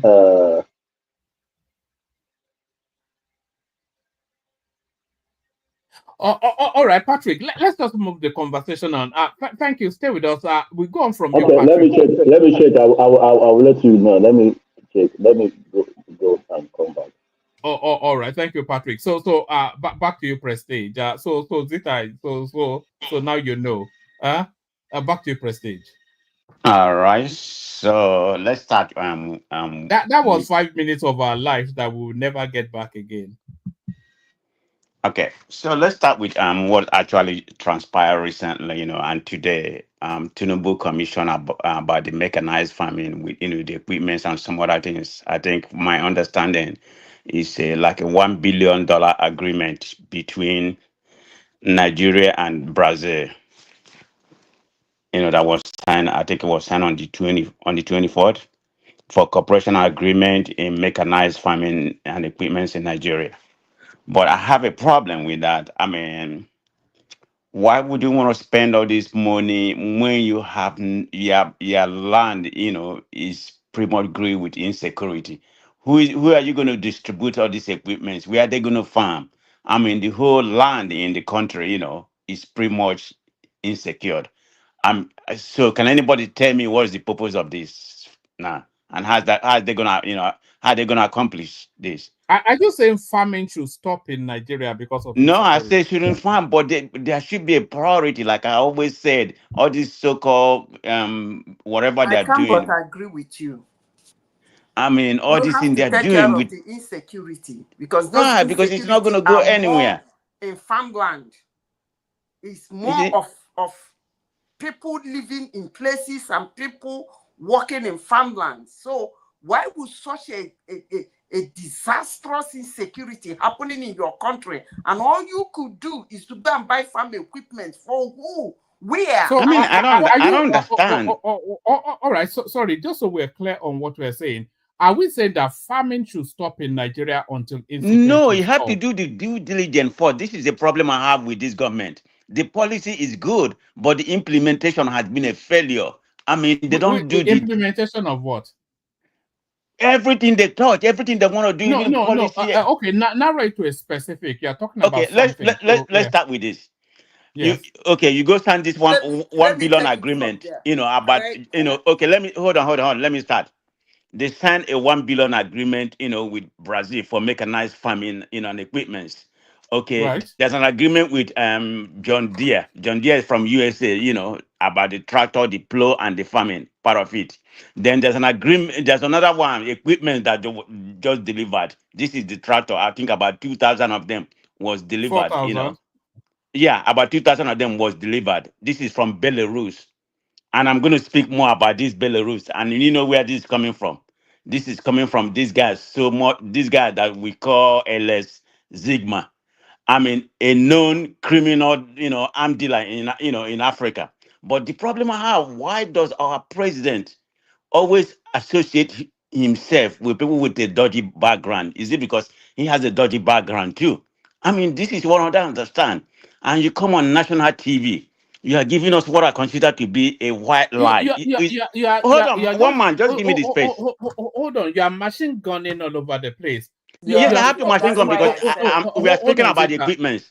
We are talking about the one from Belarus. So let me finish the one from Belarus. No, be consistent in what you're saying. You are saying that the priority is misplaced, that they're investing in agriculture whilst there's insecurity. So you're saying that, and then you've left to the Belarusian Okay. Let me guy, stick with that because and then you are the going reason to why, arms hold on. dealing, The reason why I pivot to, hold on, talking one like man, give me the personal space. mind. Yeah. The reason why I pivot to that area is because I mentioned Belarus, but let me leave it because I'm going to speak about the mockery. If you talk about somebody demarketing us, Tinubu is the number one. So I'm going to speak about that. But I only mentioned that because I spoke something about Belarus. I said Belarus supply us about 2,000 tractors. This was on the 24th. That's when this was supplied. And the guy that was there, who was the architect of the whole thing, Zigma. But let me concentrate on what we are talking about. What is the purpose of doing this right now when you have not really do the needful, clean the house, insecurity ravaging the country? And then I asked you a question. Are you saying that they should suspend the agricultural policy? Hold on, that they should suspend the agricultural policy until insecurity has been solved? The insecurity has to be tackled first. They have to use that money, all this money they are signing with all this agreement. They have to tackle insecurity before they go there. No, hold on. Before you go to the sanctimony, don't just leave the sanctimonious whatever to one side. You are saying then that they should not invest in agriculture until insecurity has been solved. Can I answer? Well, the question is to me, but if you want to go ahead and answer, but I will still make my statement. Go ahead, Madam Zit. Okay, let me interject you today. The policy is a fantastic policy. Mechanized farming, very good. I think what he's trying to put to you is that it is a fantastic policy, but the implementation is wrong. How is the implementation wrong? You cannot be buying tractors for mechanized farming that the so-called Fulani herdsmen will set ablaze. So that's exactly what he's saying. Because you take those things to the farm, they come like swine, as they usually do, They burn houses. So what is Stratos? I don't get it. But there is no food shortage in Nigeria though. There's a affordability problem, but no food shortage. So where are all the yams? There was a lot of tomatoes in the market a few months ago where the prices were crashing. Onions, yam, potatoes, everything. So where are they coming from? All those agricultural products. Okay, one man, let me say this. If you've been following the trend of this insecurity, both of us will be honest with ourselves. It is not today that economics, world leaders has warned Nigeria that insecurity will impact their farming. It's not today. Now, talking about tomato, onions, everywhere in the market, what is the price? How much is it? Even when it is the season for tomato in Nigeria, it's very expensive. And some people will come here and tell you it's because of dollar. Actually, it has nothing to do with dollar. It's because of insecurity. The little you get out, you can say it as much as you can to get by. So that is the truth. You cannot, as a Nigerian, ignore the insecurity. We can tolerate the corruption in Nigeria, but the insecurity, that is intolerable. Yeah, it is intolerable, but what you are inviting then, and correct me if I'm misinterpreting, what you are inviting, by you, I mean the counter argument presented by yourself on Prestige, is that all other matters should be held in abeyance until insecurity has been solved. Man, if it is that the way you want to interpret it, so be it. But that money that is so nothing else will happen in the country until insecurity has been every solved. other thing is happening. Mechanized farming can wait. Every other thing is happening in Nigeria. This mechanized farming that they're ordering equipment. One man, why waste billions of dollars on the equipment that Fulani herdsmen will set ablaze? Why don't you use that? But there's already mechanized farming. Hold on. We already know where you're going now. There's already mechanized farming. You don't know where I'm going. No, you are saying that they're going to the Fulani herdsmen will burn down all these tractors. You don't know where I'm going. I'm very sure you don't know where I'm going. All right. Because the money used in ordering these equipments could have been used to invest in our military, our police, even create other forces, well equipped, armed to the teeth. Make sure you sanitize the military, because I can see that our military has been infiltrated. Our police. Do something in our communities. Ginger the youths to stand up. Not going to buy actually, that is a misplaced priority. Honestly, sincerely speaking, that's a misplaced. But by the way, where are they going to keep it? Is it in Benue State? They have a lot of different catch crops that they produce in Benue State. Are they going to give it to Benue people? Or is it in Zamfara? Is it in Kebbi? Where are they going to give it to? I'm talking about places that they are spreading it. How many spaces do we actually have in security? They're spreading it. They are spreading it around all the local governments in the country. Let me regain my space. So I will give. Madam President, do you guys realize that there are millions of farmers in Nigeria? In fact, the number one. But where's the food basket of Nigeria? Now, is it not where we have the insecurity middle belt? Is it not the food basket of Nigeria? Okay, so that place. So that's what where about percentage 80% of hold on. That's where about 80% of this mechanized is going to be concentrated. This is my problem. They never said that. No, so where you getting Forget that from? about. We know what's going to happen. No. Please don't. Just give me my space to talk. No. But you can't spread misinformation now. You can't say that. I said that's where No. I didn't say I get the information. I'm just telling my opinion. They haven't said that now. And what they have said is that they're going to distribute it nationwide. So how are you going to distribute it nationwide to place that is not going to be useful? it's going to be more in the middle belt.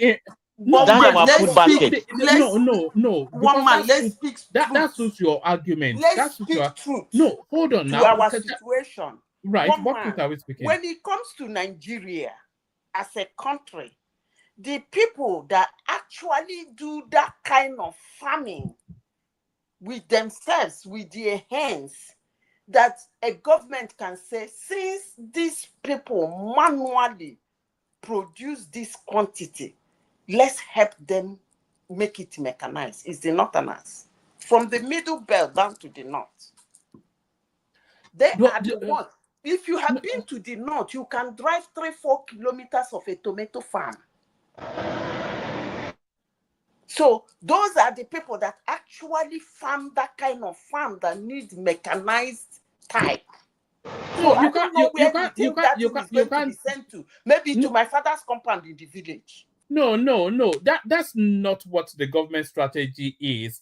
What they have said is that they're going to distribute it right down the 6 geopolitical zones and down to the local governments. And the system, I think they are actually going to be handing it over to, because they've asked the farms to form associations, and then within those associations, they'll hand it so that it can be used within that sort of like organized system. And that's the thing. And when we're saying the food basket, there are certain cash crops, there are certain crops that are specific to certain areas. There are certain type of yams that only ever come out of the southeast, which has a huge yam tuber farming culture as well in the southeast.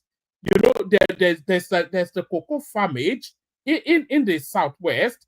So there are all, so it's distributed nationwide now. And they keep saying that the middle belt, it's essentially tuber food that comes out of that plateau space, yam and things like that. Every rural part of Nigeria, what they do for a living is agriculture. Every village in Nigeria, what they do is farming. So this idea that it's only middle belt people that farm, or it's only north where they farm, I don't know where you guys get. Kind of farming, Mike. So you are saying people that live in villages kind of in farming the southwest, southwest, they are all traders. They are not farming. Some of the farmlands, that tractor will not even fit in the first place. It will not fit in. Yes. Have you seen them? Yes, of course, I have seen them. Yes, they are nimble. Listen, you cannot be mechanizing people who farm in a plot of land.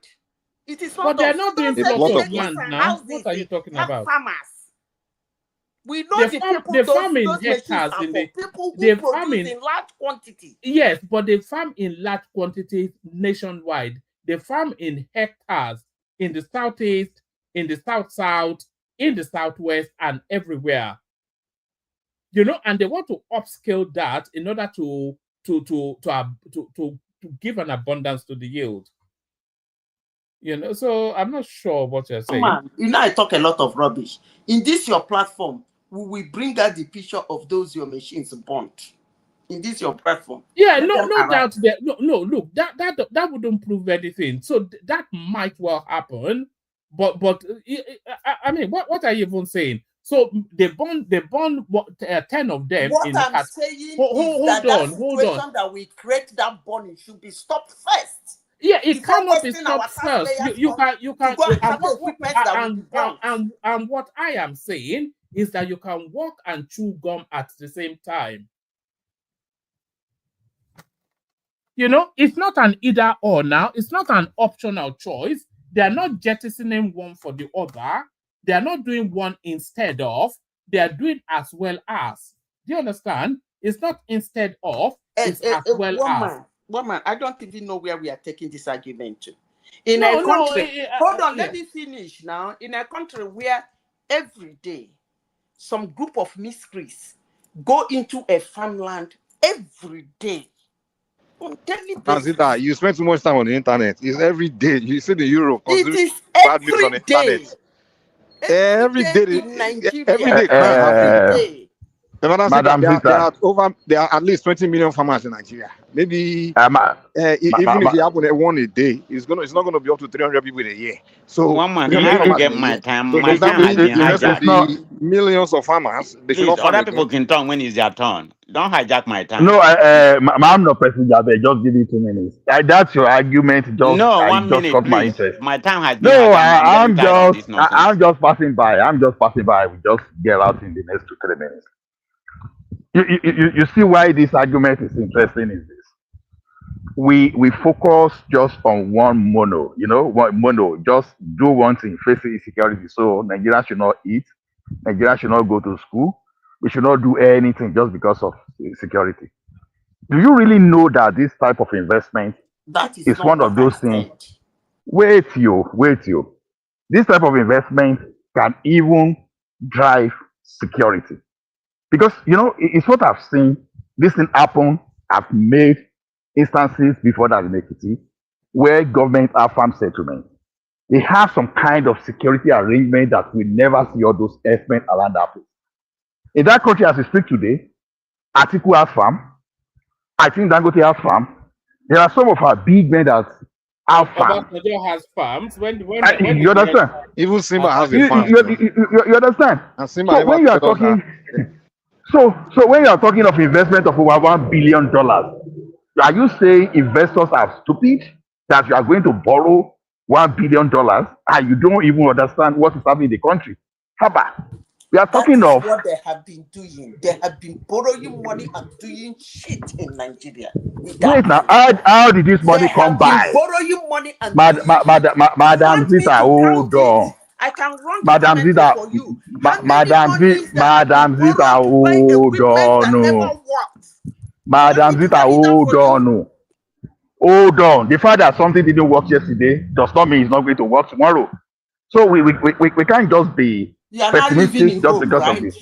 You are living in hope. No. The question is this. The question is this. How did we source this money? Is it PPP or government borrowed us indirectly? If it is PPP, are we saying the investors that are participating with the public What are I'm they stupid? saying, in that area they are investing. The hazardous things in that area should be taken care of first. Madam Zita, Are you what you saying? need to understand is this. Let me say this real quick. Whatever government is How going can to you go to hold on now. build a house in a land that has erosion? You will not take care of That's the erosion? that's Can not I the say something real quick? point. Hold on, Madam Zita, you need to understand something. When these elders go and attack, all those attacking farmers in Nigeria, they are attacking just isolated individual poor farmers. If government is going to do a large mechanized farming area, right? Of course, that kind of area they will put security there. It's government owned, so if something is more organized, where it's going to be planned and structured, and they're going to have security there. So it's got anything got the government. They're not. I mean, they're not just going to leave it open like that. They have investment there. They have expensive equipment there, so it's going to be more secure. Where all these attacking farmers, it's just individual that's going to farm doing his own little thing that people are attacking. So don't say, oh, we should Let me narrate what you I've just never heard of the herdsmen going to Let attack me- a big Mike, industrialized mechanized farm. Exactly, they won't go there now. Mike, let me just narrate It's some what you old just man said. that is trying to make Let me just narrate what you just said. You said that when you want to build a house that has in a land that has erosion, you should just put the house without taking care of the erosion and then try to put pillars here and there to hold it. That's just what you just said. No, that's not what I said. Explain how that relates to what I said. You said the government should go into the mechanized farming. When it is a large farming that the government is operating, it's going to put security. So the pillars are the security. No, what I'm saying is if it's a government investment. Ask me how Okay, it go ahead, relates. finish. Yeah. Can I explain it to you how it relates? The security is the pillars. The house is the farming and the mechanized.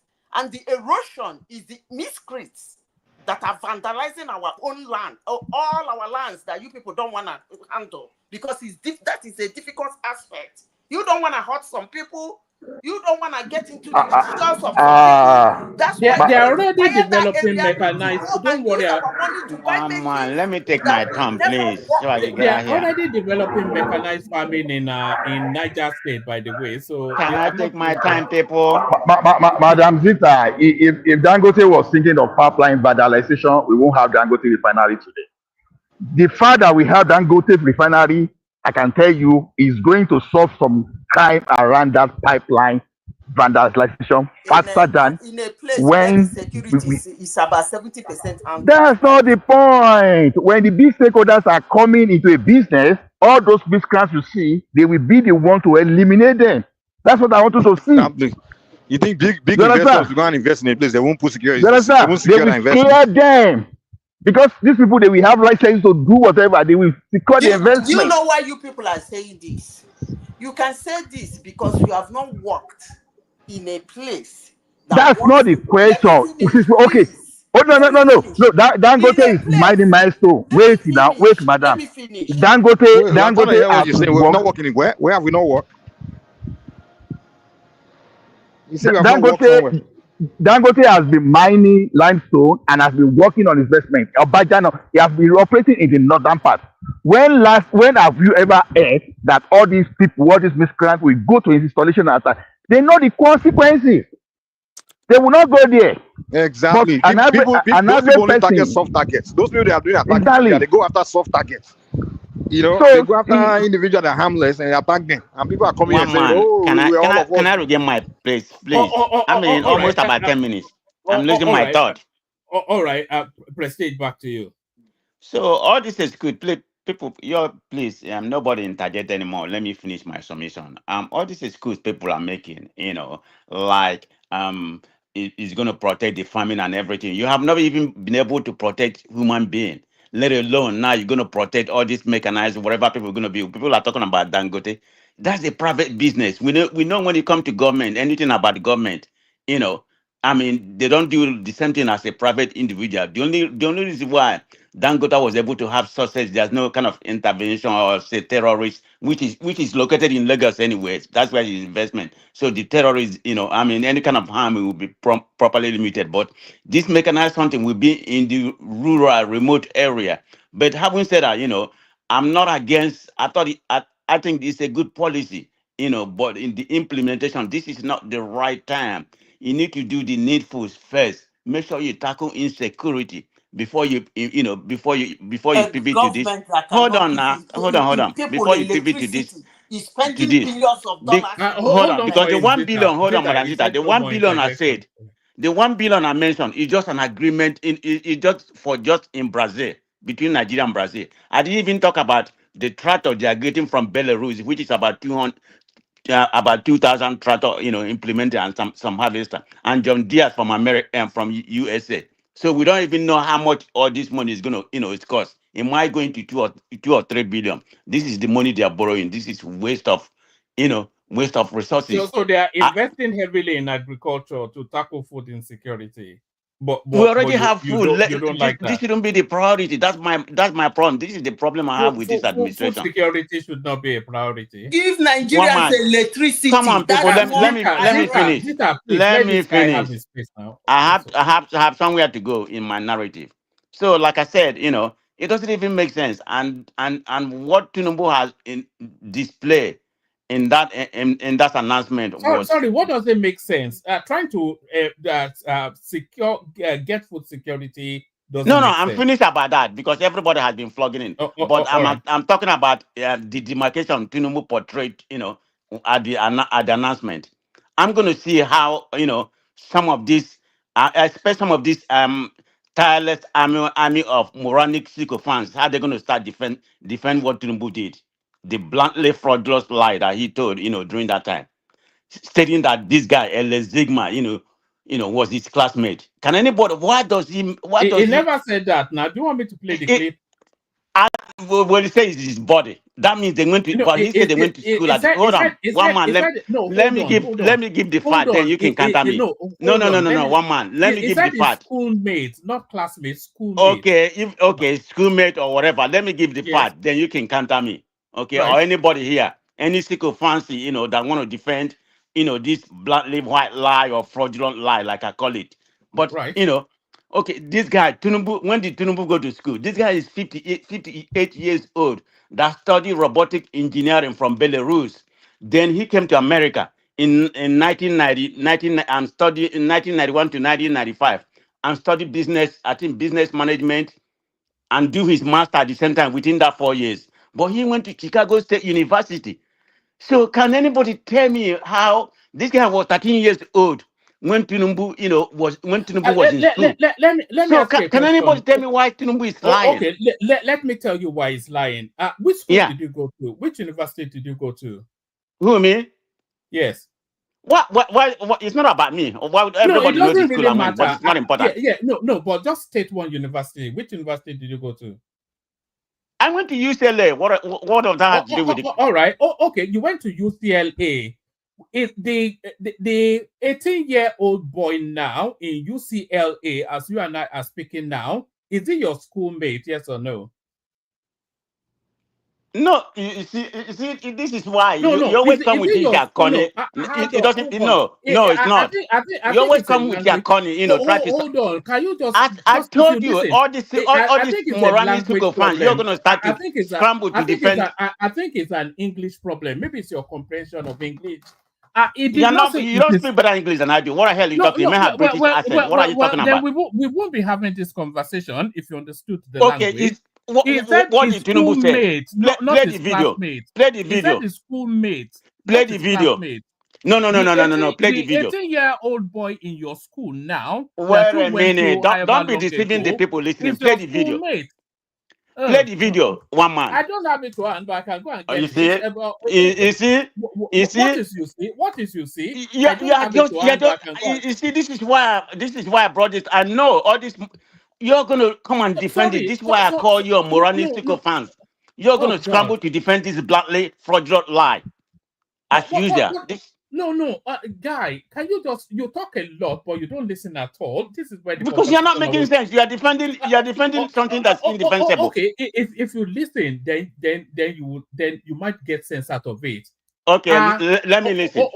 Okay, so I go to Down the Road University 10 years ago, and I graduated from Down the Road University. An 18-year-old boy, a 23-year-old boy, let's even say, he graduates from Down the Road University this year.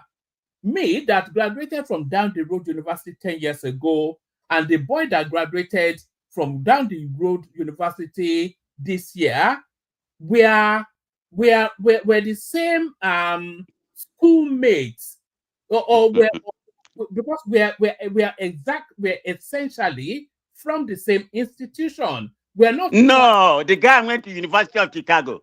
The guy went to University of Illinois. You see, you're making yourself look like I don't want to insult you. You're making yourself look like somebody who doesn't even know what you're talking about. You're talking about English. You're not even making sense. He went to University of Illinois. Why are we even majoring the minor? Why are we even majoring the minor? Let's get this straight. This guy is 58 years old. Tinubu is 73 years old. He went to University of Illinois in 1991 to 1995 and studied business marketing with his master at the same time. But he originally studied engineering from Belarus, robotic engineering from Belarus University. He served in the Russian army. It just talks. No, because you are here making unnecessary excuses. Why don't you just, we're trying to unravel just to get let's unravel this. Don't make a fool of yourself, please. Yeah, I can make a fool. I do that every day. So why should today be any different? Are you saying the Belarusian guy did not go to Chicago State University at all? No, he did not. He went to Illinois, University of Illinois. Forget me. Let's say he went to the University of Illinois. You see, he went to University of Illinois from 1991 to 1995. Anybody has a different fact? Man of prestige. Sorry to but please, I beg you. You can go and watch the video again. The president did not say it's his classmate. He said schoolmate. What did he say?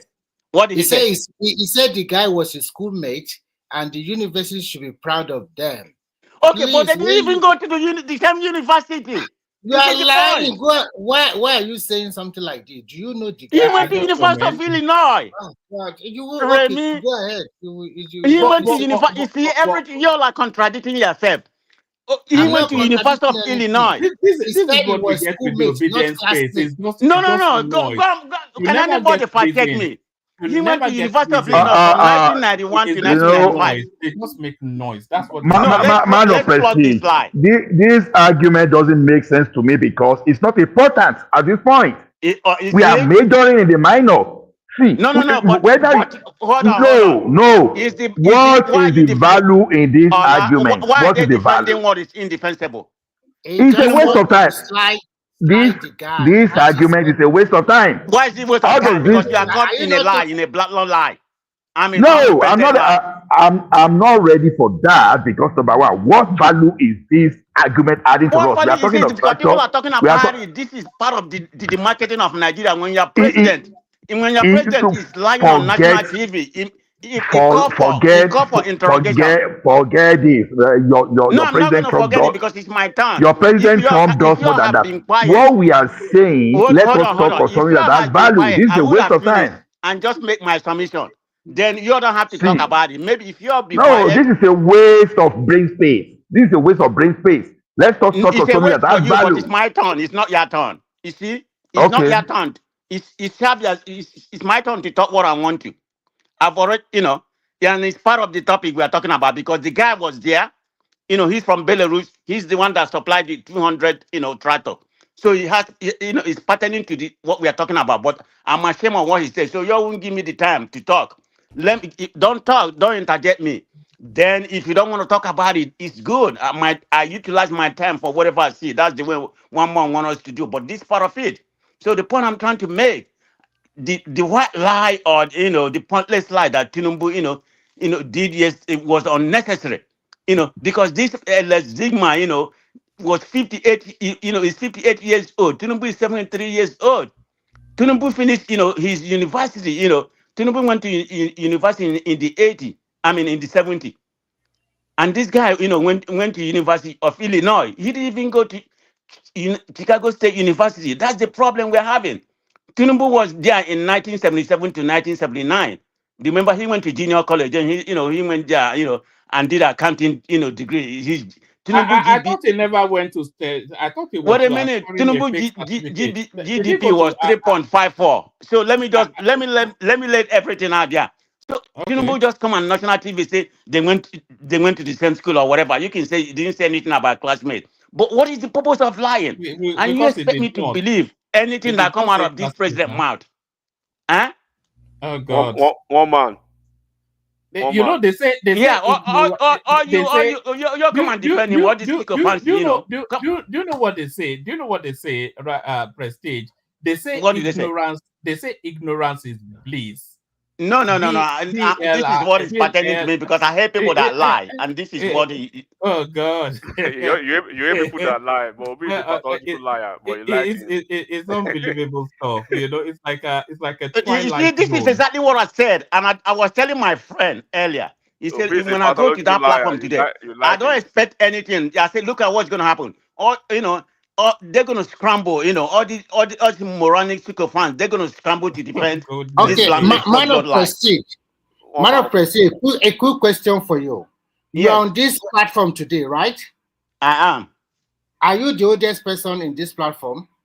I don't know how old anybody is. Moreover, hold on. Before you make any statement, I don't even know if they're a human being. The only person I know that's a human being here is Mike. I've seen Mike's face. I've seen one man's face. Every other person, even you, Remy, speaking, I don't even know who you are, and I don't care to know who you are because you have never shown your face. I can show my face right now. So before you can ask me that nonsense question, show your face. What I'm trying to say is that don't ask me that stupid question. Okay, fine. We all come to this. Yeah, but show your face. Let's show your face. I don't even know who I'm talking with. And the other guy that talk, whenever he talk, all he knows is about old. You don't even know how old you are. You always talk about old people. Like old is a disease. You don't know how old are you. The other guy, I don't want to mention his name. Nobody has ever seen his face. And he come here, Can you calm down first? Let me tell you what I'm trying to say. Everybody come to this platform with different age. Some people are old, some are young. We can call ourselves platform mate. So if we are talking in the next 10 years, I can say, oh, there is one guy I know that calls himself man of prestige. I've never met him. I've not seen his face, but he was my No, you see platform my mate. face. What are you talking about? No, I've not seen your face now. I don't know your Oh, face. okay. So I always have my face in any platform that I use. I can show my face right now. And you what show I'm your just face. trying, Yes, what I'm that just trying to that bring out, explains that what I'm explains trying to a bring lot of out, what I'm nightmares trying that to people bring are out having. is this: if somebody said you are my schoolmate, it does not necessarily mean that we went to the school same. We are the You same see? set. He said Really? he was his You see, schoolmate. I Go and know. check the I video. knew you was going to do this. It's That's why I not. brought this topic. Oh But that God, was what he said now. He didn't say classmate, that's he what said he said, and schoolmate. you're completely You know, lying. And if so they But take they the didn't even podcast went to the video same from you, school. That's the point. The man went to well, University of Illinois. that's you One saying man, that. one Though. man. Yeah. Why? Okay, let's even narrow it down a little bit. Why don't you ask him directly? What is the to define schoolmate and classmate? If he understands the differences between those. I don't think he understands the distinction. That's the thing. Give me a second. School. Let me They define didn't for him. even go to the same school. How is that going to be a schoolmate? They Okay. didn't even go to the same school. Man of prestige. Man of prestige. Hold on. Don't come here with all this mago. This guy is 58 years old. This guy was 13 years old when Tinubu was in school. Oh my Can God. anybody? Let there Oh be my God. decorum, please. Let there be decorum. So it's not No, possible I'm then decorum for because you all are so annoying with your all right. nonsense. Hold on. If he was 13 years old when Tinubu was in school, does that Yes. then make it impossible for them to have gone to the same school? They didn't go to the same school. That's what I'm saying. He went to University of Illinois. Okay. So what's the 13-year-old? What's the 13-year-old space? What's that got to do with anything? Why are you saying because Tinubu lie? Okay, and he's a liar. No, hold on. Don't run into that space. You said it was 13 years old when Tinubu was in university. So what is the relevance of that? What do you mean? What the relevance of that is that Tinubu said they went to the same school. That's the relevance of that. Yeah, okay. But what? So yes, it was 13 years old when Tinubu was in university. So what is the relevance of that? The relevance of that is that the man didn't go to Chicago State University. That's the relevance of that. Tinubu lie. No, that's a different space. You are saying it was. It's not a different space. I don't know why you're making fool of yourself. You are wasting your time. Let's narrow it down a little bit before just a second. Because why I try to do this for the purpose of people who are listening back home, right? We understand that some people want to always hold on to some certain things, which is normal. It's politics and opposition will cry as normal. But let's stick to the topic and stop beating around the bush. Can you be decorous a little bit? No, it's my turn, and if I don't want you to interject, I won't let you interject. So I'm giving you the space to interject. Please respect. I took respect. Why are you working yourself for? What's the problem? I've given you the time to interject, but respect. I'm asking you, what is the problem? What do you mean? What is the problem? Problem of what? All right. Okay. If you've given him the time to interject, let him put it to you. And then but he asked me what's the problem. So I'm asking him what's the problem of what? I don't want us to go in that direction because it could turn into a bit of a fight. I will even leave for him so he can continue his ranting. So let me just. I thought you asked me what's the problem. Let me hold on. The thing is, when with schoolmates versus classmates, for people who are listening back home, schoolmates, right, and classmates, of course, they are similar, but they are not exactly the same. Schoolmate is someone who is in the same. Classmate is someone who is in the same class as you. You know what a classmate is? The same class with you. And schoolmate is somebody who went to the same school with you. I understand, but hold on. I'm talking to people at home so that they will know that this is a matured platform. People are listening. Okay. Then, which it actually means you share the same course, the same subject, at the same grade level, at the same time with that individual. That is your classmate. For instance, one man, right? You are students in the same school. You are taking the same year one course, like the year one mathematics course, the same class, the same semester. You guys are in the same class. For instance, maybe you are in SS1 or SS2. But schoolmate, right, is someone you attend or attended the same school as you. Someone who attended the same school as you. UCLA, you said you're an alumni of UCLA.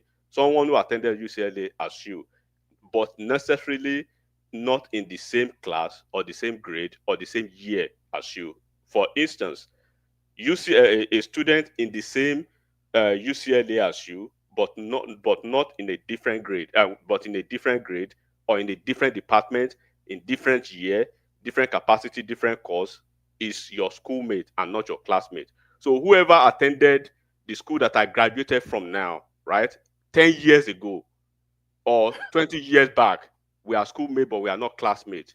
So people who are listening at home, the clear definition of okay. You are educating people who don't know what is the difference between a classmate and schoolmate. It's well defined. You explain it the same. Hold on. That's the understanding of people who are enlightened, who went to school. There's difference between schoolmate and classmate. You went to the same school. But let me finish. Let me land. Let me finish. But the problem. So we can go to Prince. The problem, you all are defeating the argument because Tinubu said my schoolmate. But the problem I'm trying to tell you, the man did not go to the same school that Tinubu went. Oh, we heard that. What is it that you can't comprehend? It's not Tinubu is not even your president. Why are you worried? It's not even your president. You see these people. This is why it's very difficult to have conversation with people who are unrepented liars. Don't you defend your Obi? You defend your Obi. It's very difficult to have a conversation with you. And you just define it between classmate and schoolmate. And everybody agree with you. Don't you defend your own Obi? You defend your own Obi. Then I can tell you that the man went to University of Illinois. But you don't even understand. You don't even understand the basic. You don't even understand the foundation. So how could you understand the high level of it when you do not even understand the basis or the least of the explanation? You don't understand. And this conversation is not between you and I because you are misguided, okay? No, because I just told you that your explanation is right on the money. Everybody knows what you said, different between schoolmate and classmate. You are correct. I'm giving you credit for that. That you are correct about that. Let him finish his submission, please. Yeah. Give him time. Let him continue. Please. Let him finish. This is just noisy. The difference between schoolmate and classmate.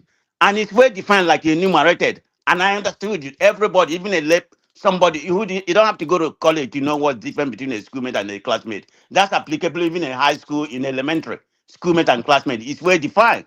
But the problem we're having in this conversation, which you are all discrediting the same narrative you all are arguing, supporting for, is that the man did not go to University of Chicago. Chicago State University. He didn't go there. He went to University of Illinois. This is the problem we are having. And this man was 13 years old, when Tinubu went to school in 1977 to 1979. The man is 58 years old today. Tinubu went to school? That's a new development, isn't it? I thought his certificate was from Oluwole. I'm not surprised. I told somebody that I'm going to bring this, and I said, and I told the person specifically. You know what? I told them to listen to me that I have some moronic sycophants that's going to scramble to defend this black fraudulent lie. We have some dogmatic buffoons. We have some dogmatic serfs. We have some dogmatic kulak from a certain faction who do not understand the basis of certain argument, but they want to gesticulate and they always I let the people listen to know who is right. But one man, I let people listen to know who is right, to see how you have deceived yourself. I found out something 2 days ago. Making unnecessary excuse for what is a lie. Instead of even making excuse, say maybe it's a banter. I was thinking maybe some of you gonna pivot to area of say maybe he's bantering. We know he wasn't bantering. But you all are here making. Were you not here defending Pandora thing about Peter Obi? Were you not here? We are not talking about Obi right now. This is where you go when you've been caught in a lie. But anyway, I have a lot to say. I would have wanted to say about what Reno said, but I don't have that much time because I've taken too much time. Okay, so for the respect of the platform, let me start from here. I think the audience understand. The audience, the people listening, they understand who is lying and who is not lying. Because nobody here Nobody here has able to defend me or to call me a liar that the man You did are not the go one to lying. that You the are the man one did that not go is to the lying. University of Illinois. Nobody has defended that. Nobody has come here and said that a Zigman went to Chicago State University. Nobody has been able to prove that here. Use that to push If- your Igbo president to hype up president. All right. Look, you know what? This is why I don't like to have conversation with some Ronu like you. Okay, thank you. Of course, I'm Ronu and I'm proud of it. If you don't understand, go and find out. All right. All right. Thank you. So thank you. So that was that. I'm not Come on, sure. let me just go. But let me say something before I go. There's something I found out maybe 2 days ago. I found out Tinubu even has a mother as well. That eventually they found his mother, that Elijah Abibat Mogaji. Are you sure? I thought it was hatched from an egg. Are you sure he was born by a human being? So I thought it was hatched from an egg. within a week, miraculously, Tinubu finally went to school, and finally he has a mother. Finally, so Prestige was even telling us his grade point average from the school, from the Chicago University that he never went to. It's unbelievable stuff. It's just 2027, they will cry to 2031 Look again at when we hand over to Shetima. They never start. All right, brilliant. So that was Prestige, who came to learn the difference between a schoolmate and a classmate. So somebody that needs no learning, he's here to educate us. Prince Daddy. Sorry, Prince, for the long wait. Yeah, hello, Wama. Can you hear me? We can. Good to have you here. So sorry you had to wait so long. Oh, no worries. Yeah, thanks. Hello, everyone. Like, share, and subscribe. Prestige is barely right in most of the submissions, but this time around, instead of he gets to address his concern very quickly, he gets going around the bush, going back and forth. Warma, if you went to Oxford and Prestige went to Cambridge, are you classmate or schoolmate? Yeah.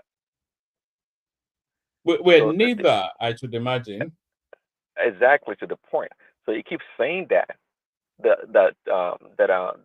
person, I don't know that person that you're talking about, went to a different school other than Chicago State University. So we could have just done a simple Google search with the AI helping us to determine what school that guy went to, and if that been the case, then it will be vindicated. But we keep going around the circle, I think nothing is addressed. I think he shifted the goalpost halfway through, because it was it was laboring that the guy was 13 years old when Tinubu was at uni, which is to make the point then that they couldn't have been classmates. So when the distinction was highlighted to him between a classmate and a schoolmate, he then pivoted that the guy went to Illinois, which Tinubu said the guy was his schoolmate. So he can't say it's his schoolmate if the guy went to a different school. So that wouldn't make sense. So that's probably just being made up, but it wasn't worth the effort. It was more the fun of just poking at Prestige, Well, yeah, that's interesting. On the issue regarding insecurity and agricultural farming in Nigeria, I never bought into the notion. I think we've heard this argument before on the show that every nook and cranny of that country, Nigeria. Sorry, carry on. Every nook and cranny of that country, it's insecure.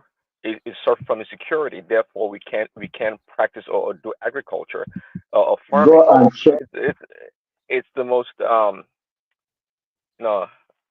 kind of a backward way of thinking. I don't believe that. Assuming that Benue, I think Patty put a list of states that are top agriculture states in the country. I think Benue is not even way at the top right now. Maybe at one point in time it was, but not right now.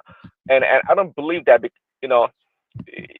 I don't believe that because we've not resolved insecurity in that country 100%. Therefore, we shouldn't engage in farming or agriculture. It doesn't make any sense at all.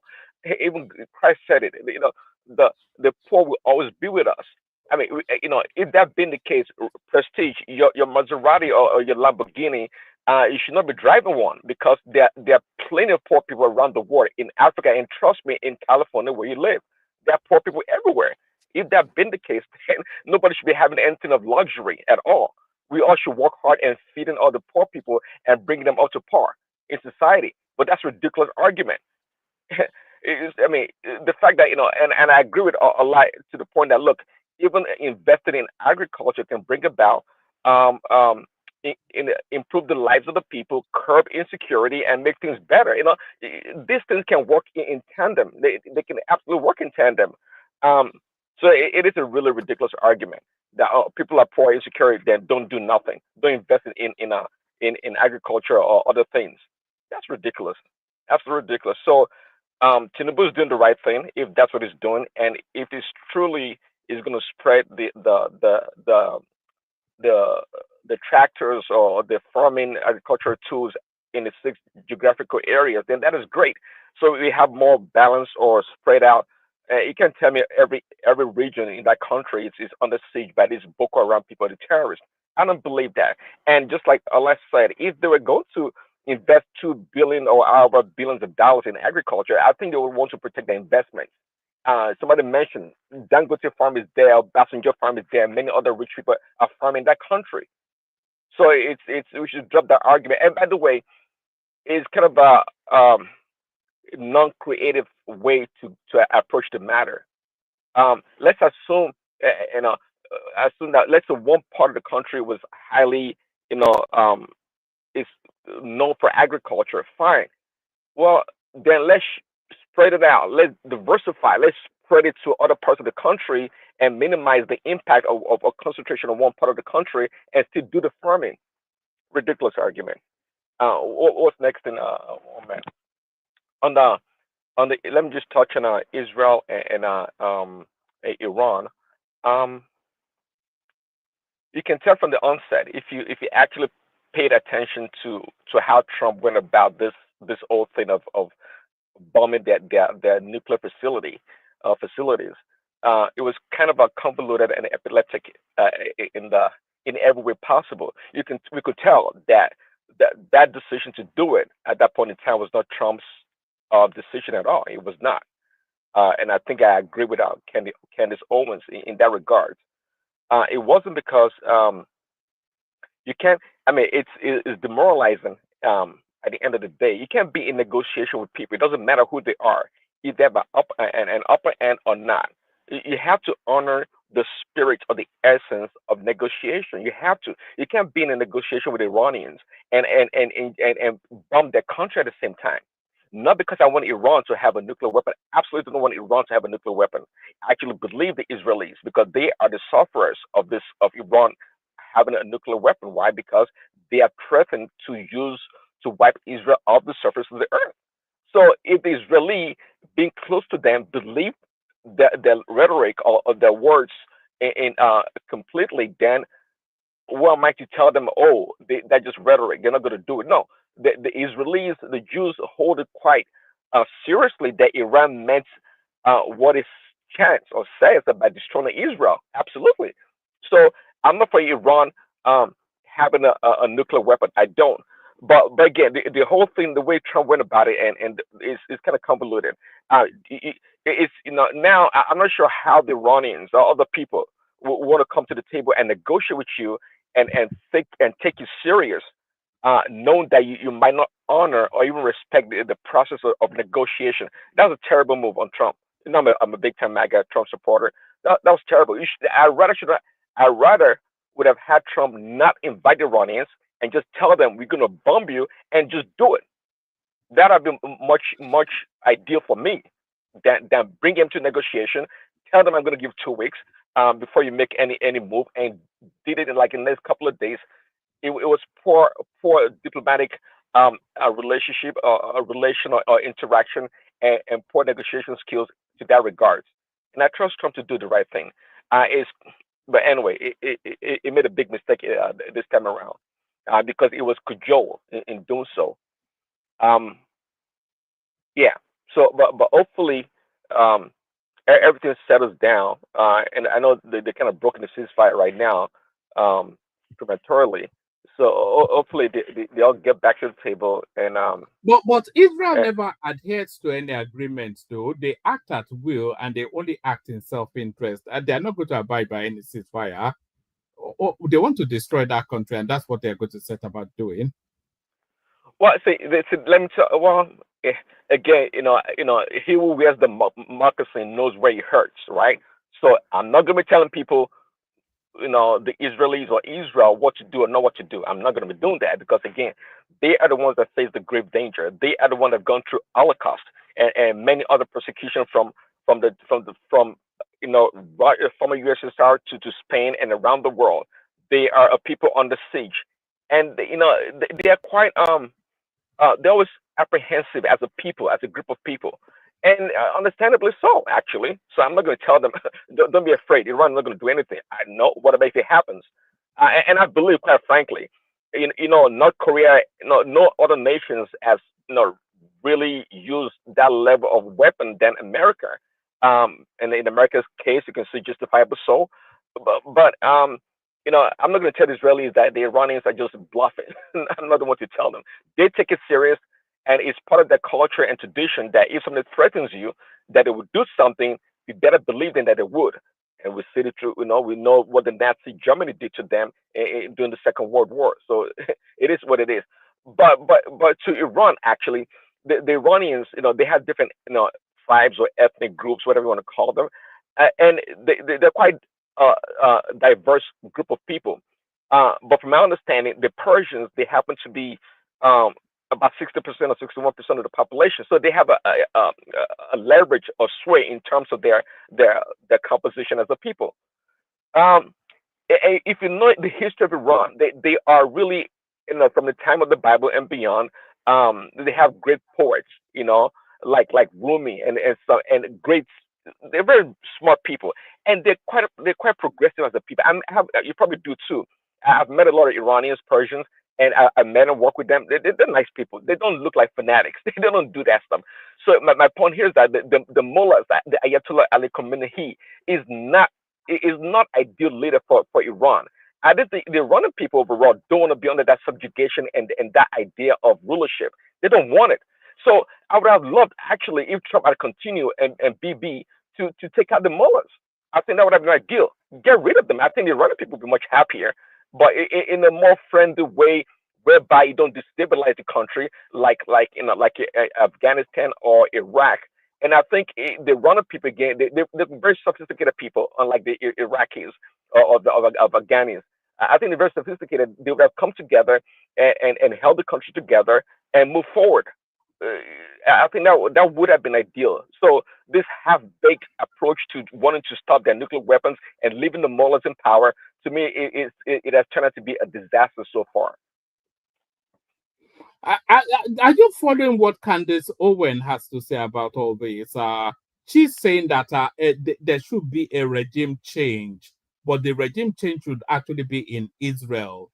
And there is because that Netanyahu has been there for 35 years, and all he's been doing is worrying one person or the other. Iraq, Libya, Afghanistan, everywhere. He's always the propeller, the instigator. Well, yeah.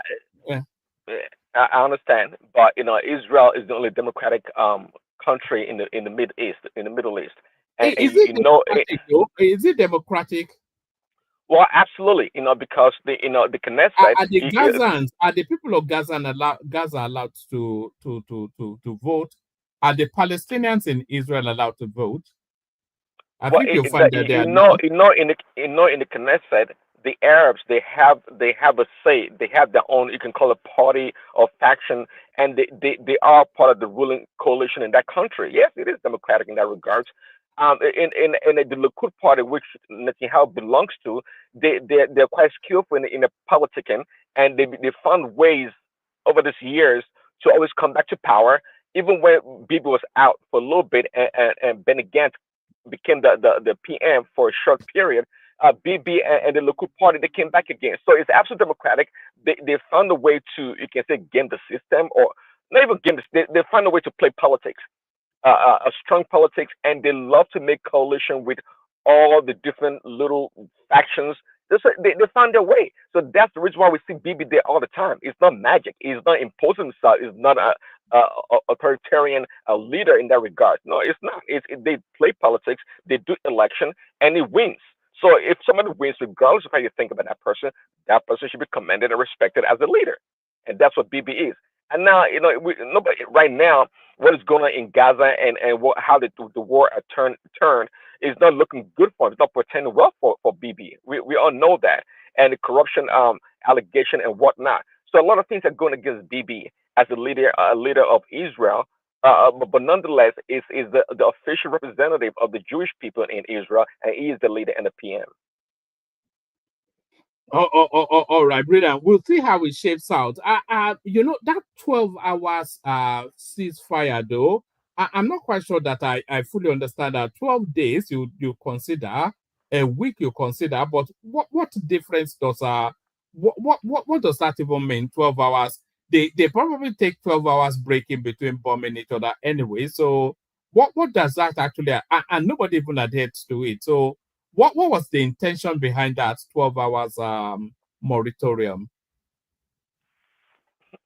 Well, again, if you listen to what I said, woman, the whole thing has been kind of about convoluted and epileptic in Trump's approach to this matter.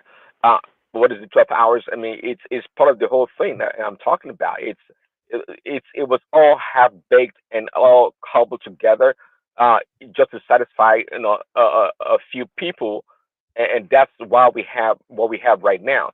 I wasn't sure about the 12-hour break. I mean, I wasn't sure, but that's what they probably talked about, and that's what Trump went with. By the end of the day, I mean, I didn't really think they were going to seize. They still have some work to do. Absolutely, Israel has some work to do in Iran, and from a strategic point of view, in terms of the intelligence and the military powers, I think they've done a good job in Iran. They were able to infiltrate Iran and set up shops in Iran and did all kind of stuff, killed the nuclear scientists and some other leaders in that country. You got to give it to the Mossad. You got to give it to the Israelis. They're quite brilliant and wonderful when it comes to intelligence. Even with the little amounts they have to spend on the military and intelligence, they far outstrip Americans, CIA, and really in terms of their budget. They operate on a thin budget, so to speak, with great efficiency and collaboration with other intelligence around the world. All right, but I don't actually see what the end game is for all this. And if Netanyahu hadn't gone into Iran, do you think that Donald Trump would have dropped those bombs on the so-called nuclear facilities? Would that have happened had Netanyahu not gone into Iran? Well, in hindsight, I would say it would not have happened because American leaders from the time of George Bush and even I would say Bill Clinton, they've held back in trying to do anything of military kinetic action in Iran, and they've somehow, some way, they've kept Israel at bay. So yeah, to your point, I think Trump would not have ventured to bomb the nuclear facilities, but at the same time, do you not see that this is what seems to rankle? Sorry, Prince. Do you not see that this is what seems to rankle some sort of American instinct that essentially the foreign policy of the United States is actually being run from Tel Aviv? Because everything that happened, and I think one of those bombs was the first time it's ever been dropped. All of those things would never, because Trump was more interested in trying to bully China and squeeze money out of them. He was saying, in part of his campaign was that he was not a warmonger, and that was it. It was more a business and profit sort of a person.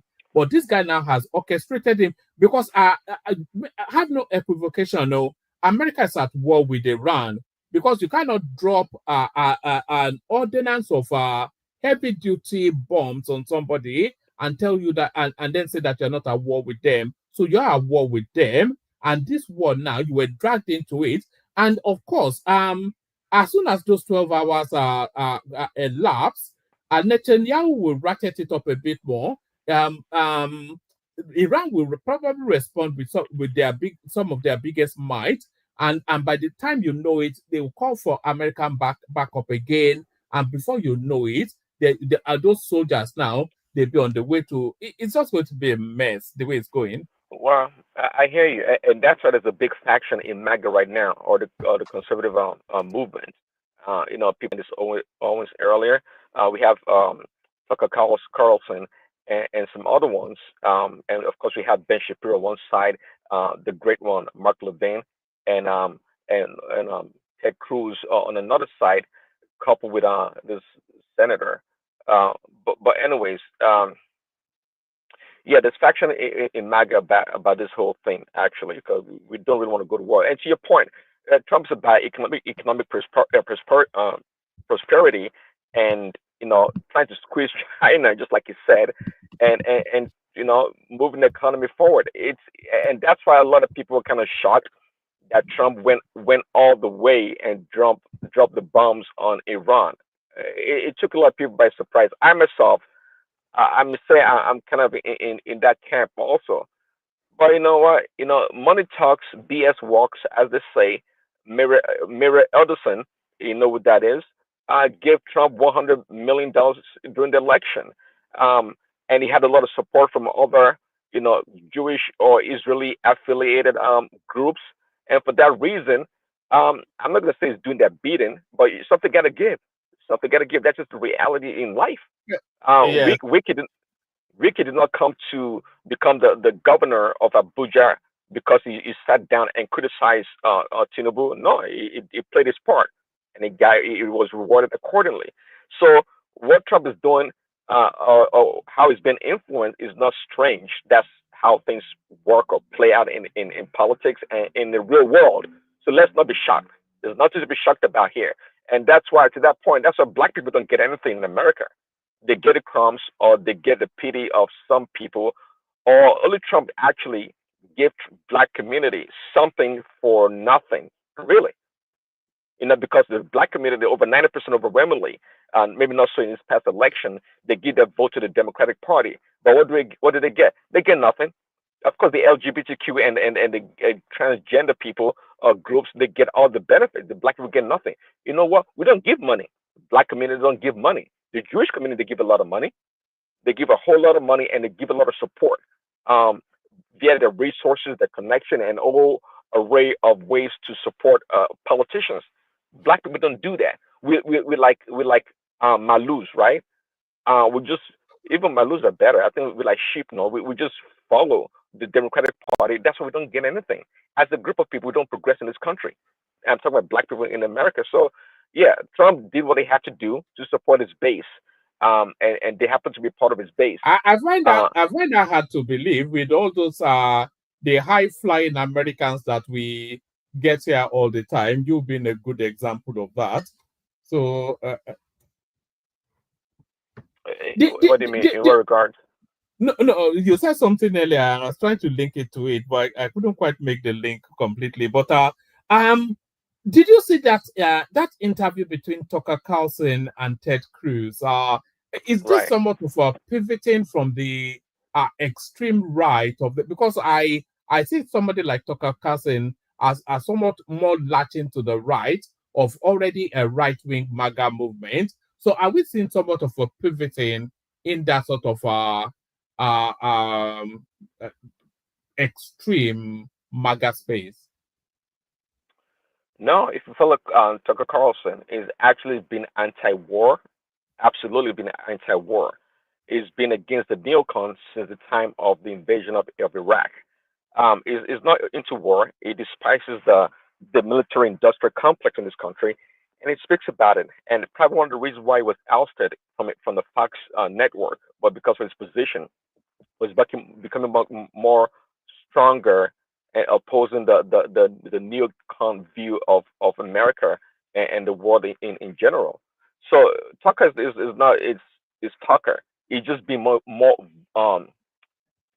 forceful in its approach right now. Of course, when he was working for Fox News, it was no matter how much you were paying him, it was, even though it was the highest, it was having the highest rating out of the network shows.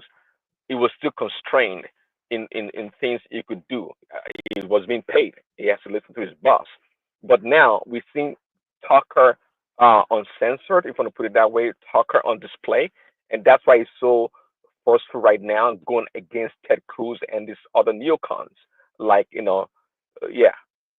Lindsey Graham. That's another one right there. Those want to fight war and bomb people and do all those crazy stuff. Even Trump himself said it.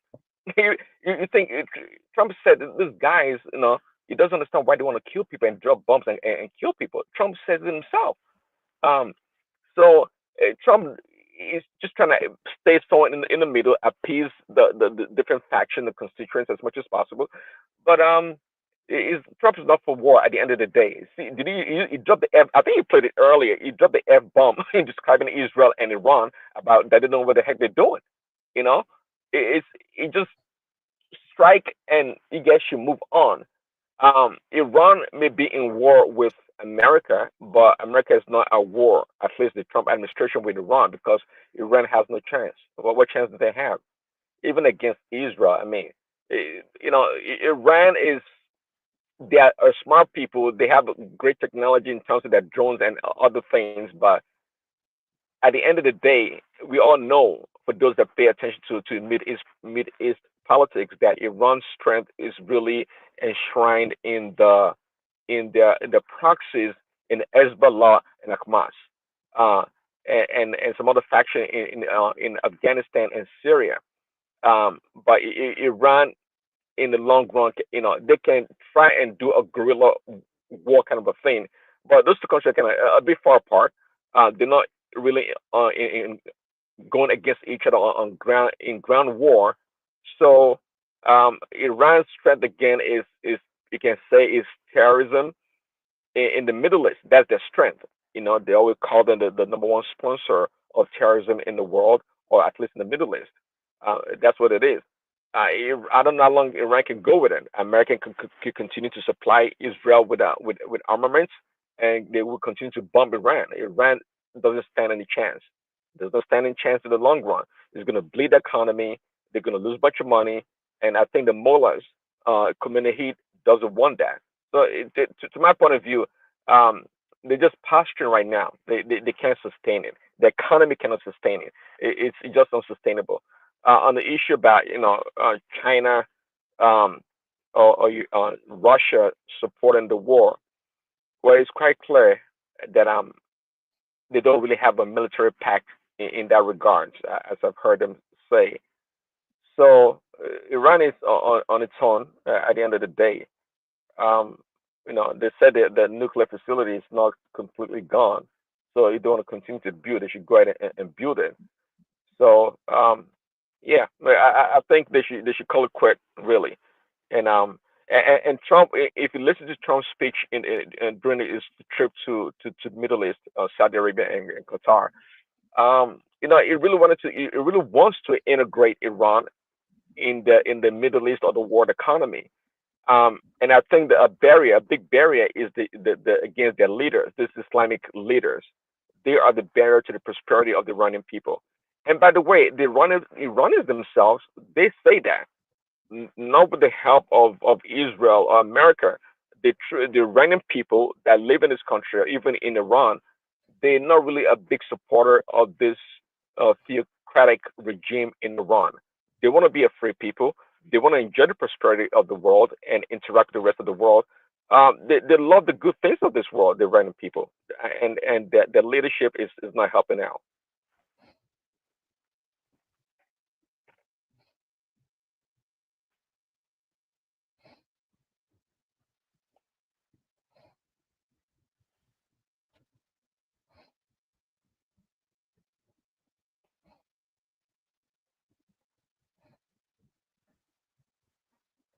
So, Prince Daddy, do you do a research on the Iranians that they want to be like the Americans or the Western world? How do you justify that? Because these are people that have a long history with their own culture and tradition, and how they do and how they go about doing their own stuff. To Well, me, I think I don't remember saying they want to join. Don't no, necessarily want to join because the rest of the world. you said that Trump is trying to let them come to this world, and they like the free world, and they will like the Western kind of free world or something like that. I think that is the mistake. No, hold on. That is the mistake. Sorry, Remy, ask that question, but apologies to you, Remy and Isaac. I can barely keep my eyes open anymore, so I'm going to take it to the back end. But we can still carry on gisting as we often do. The super chat of the day. That's Ola right there and Paddy. So thank you to the two of them. Thank you, everyone. See you tomorrow. If you want to continue with the conversation, you can comment the link in the comment section. But we're shutting it down at the front end because one man needs to rest. Thank you. I'll say see you tomorrow. I'll probably see you later on today. Thank you, everyone. Sorry, Remy and Isaac. I couldn't get to you, but I just need to go and sleep. Sorry, carry on. So,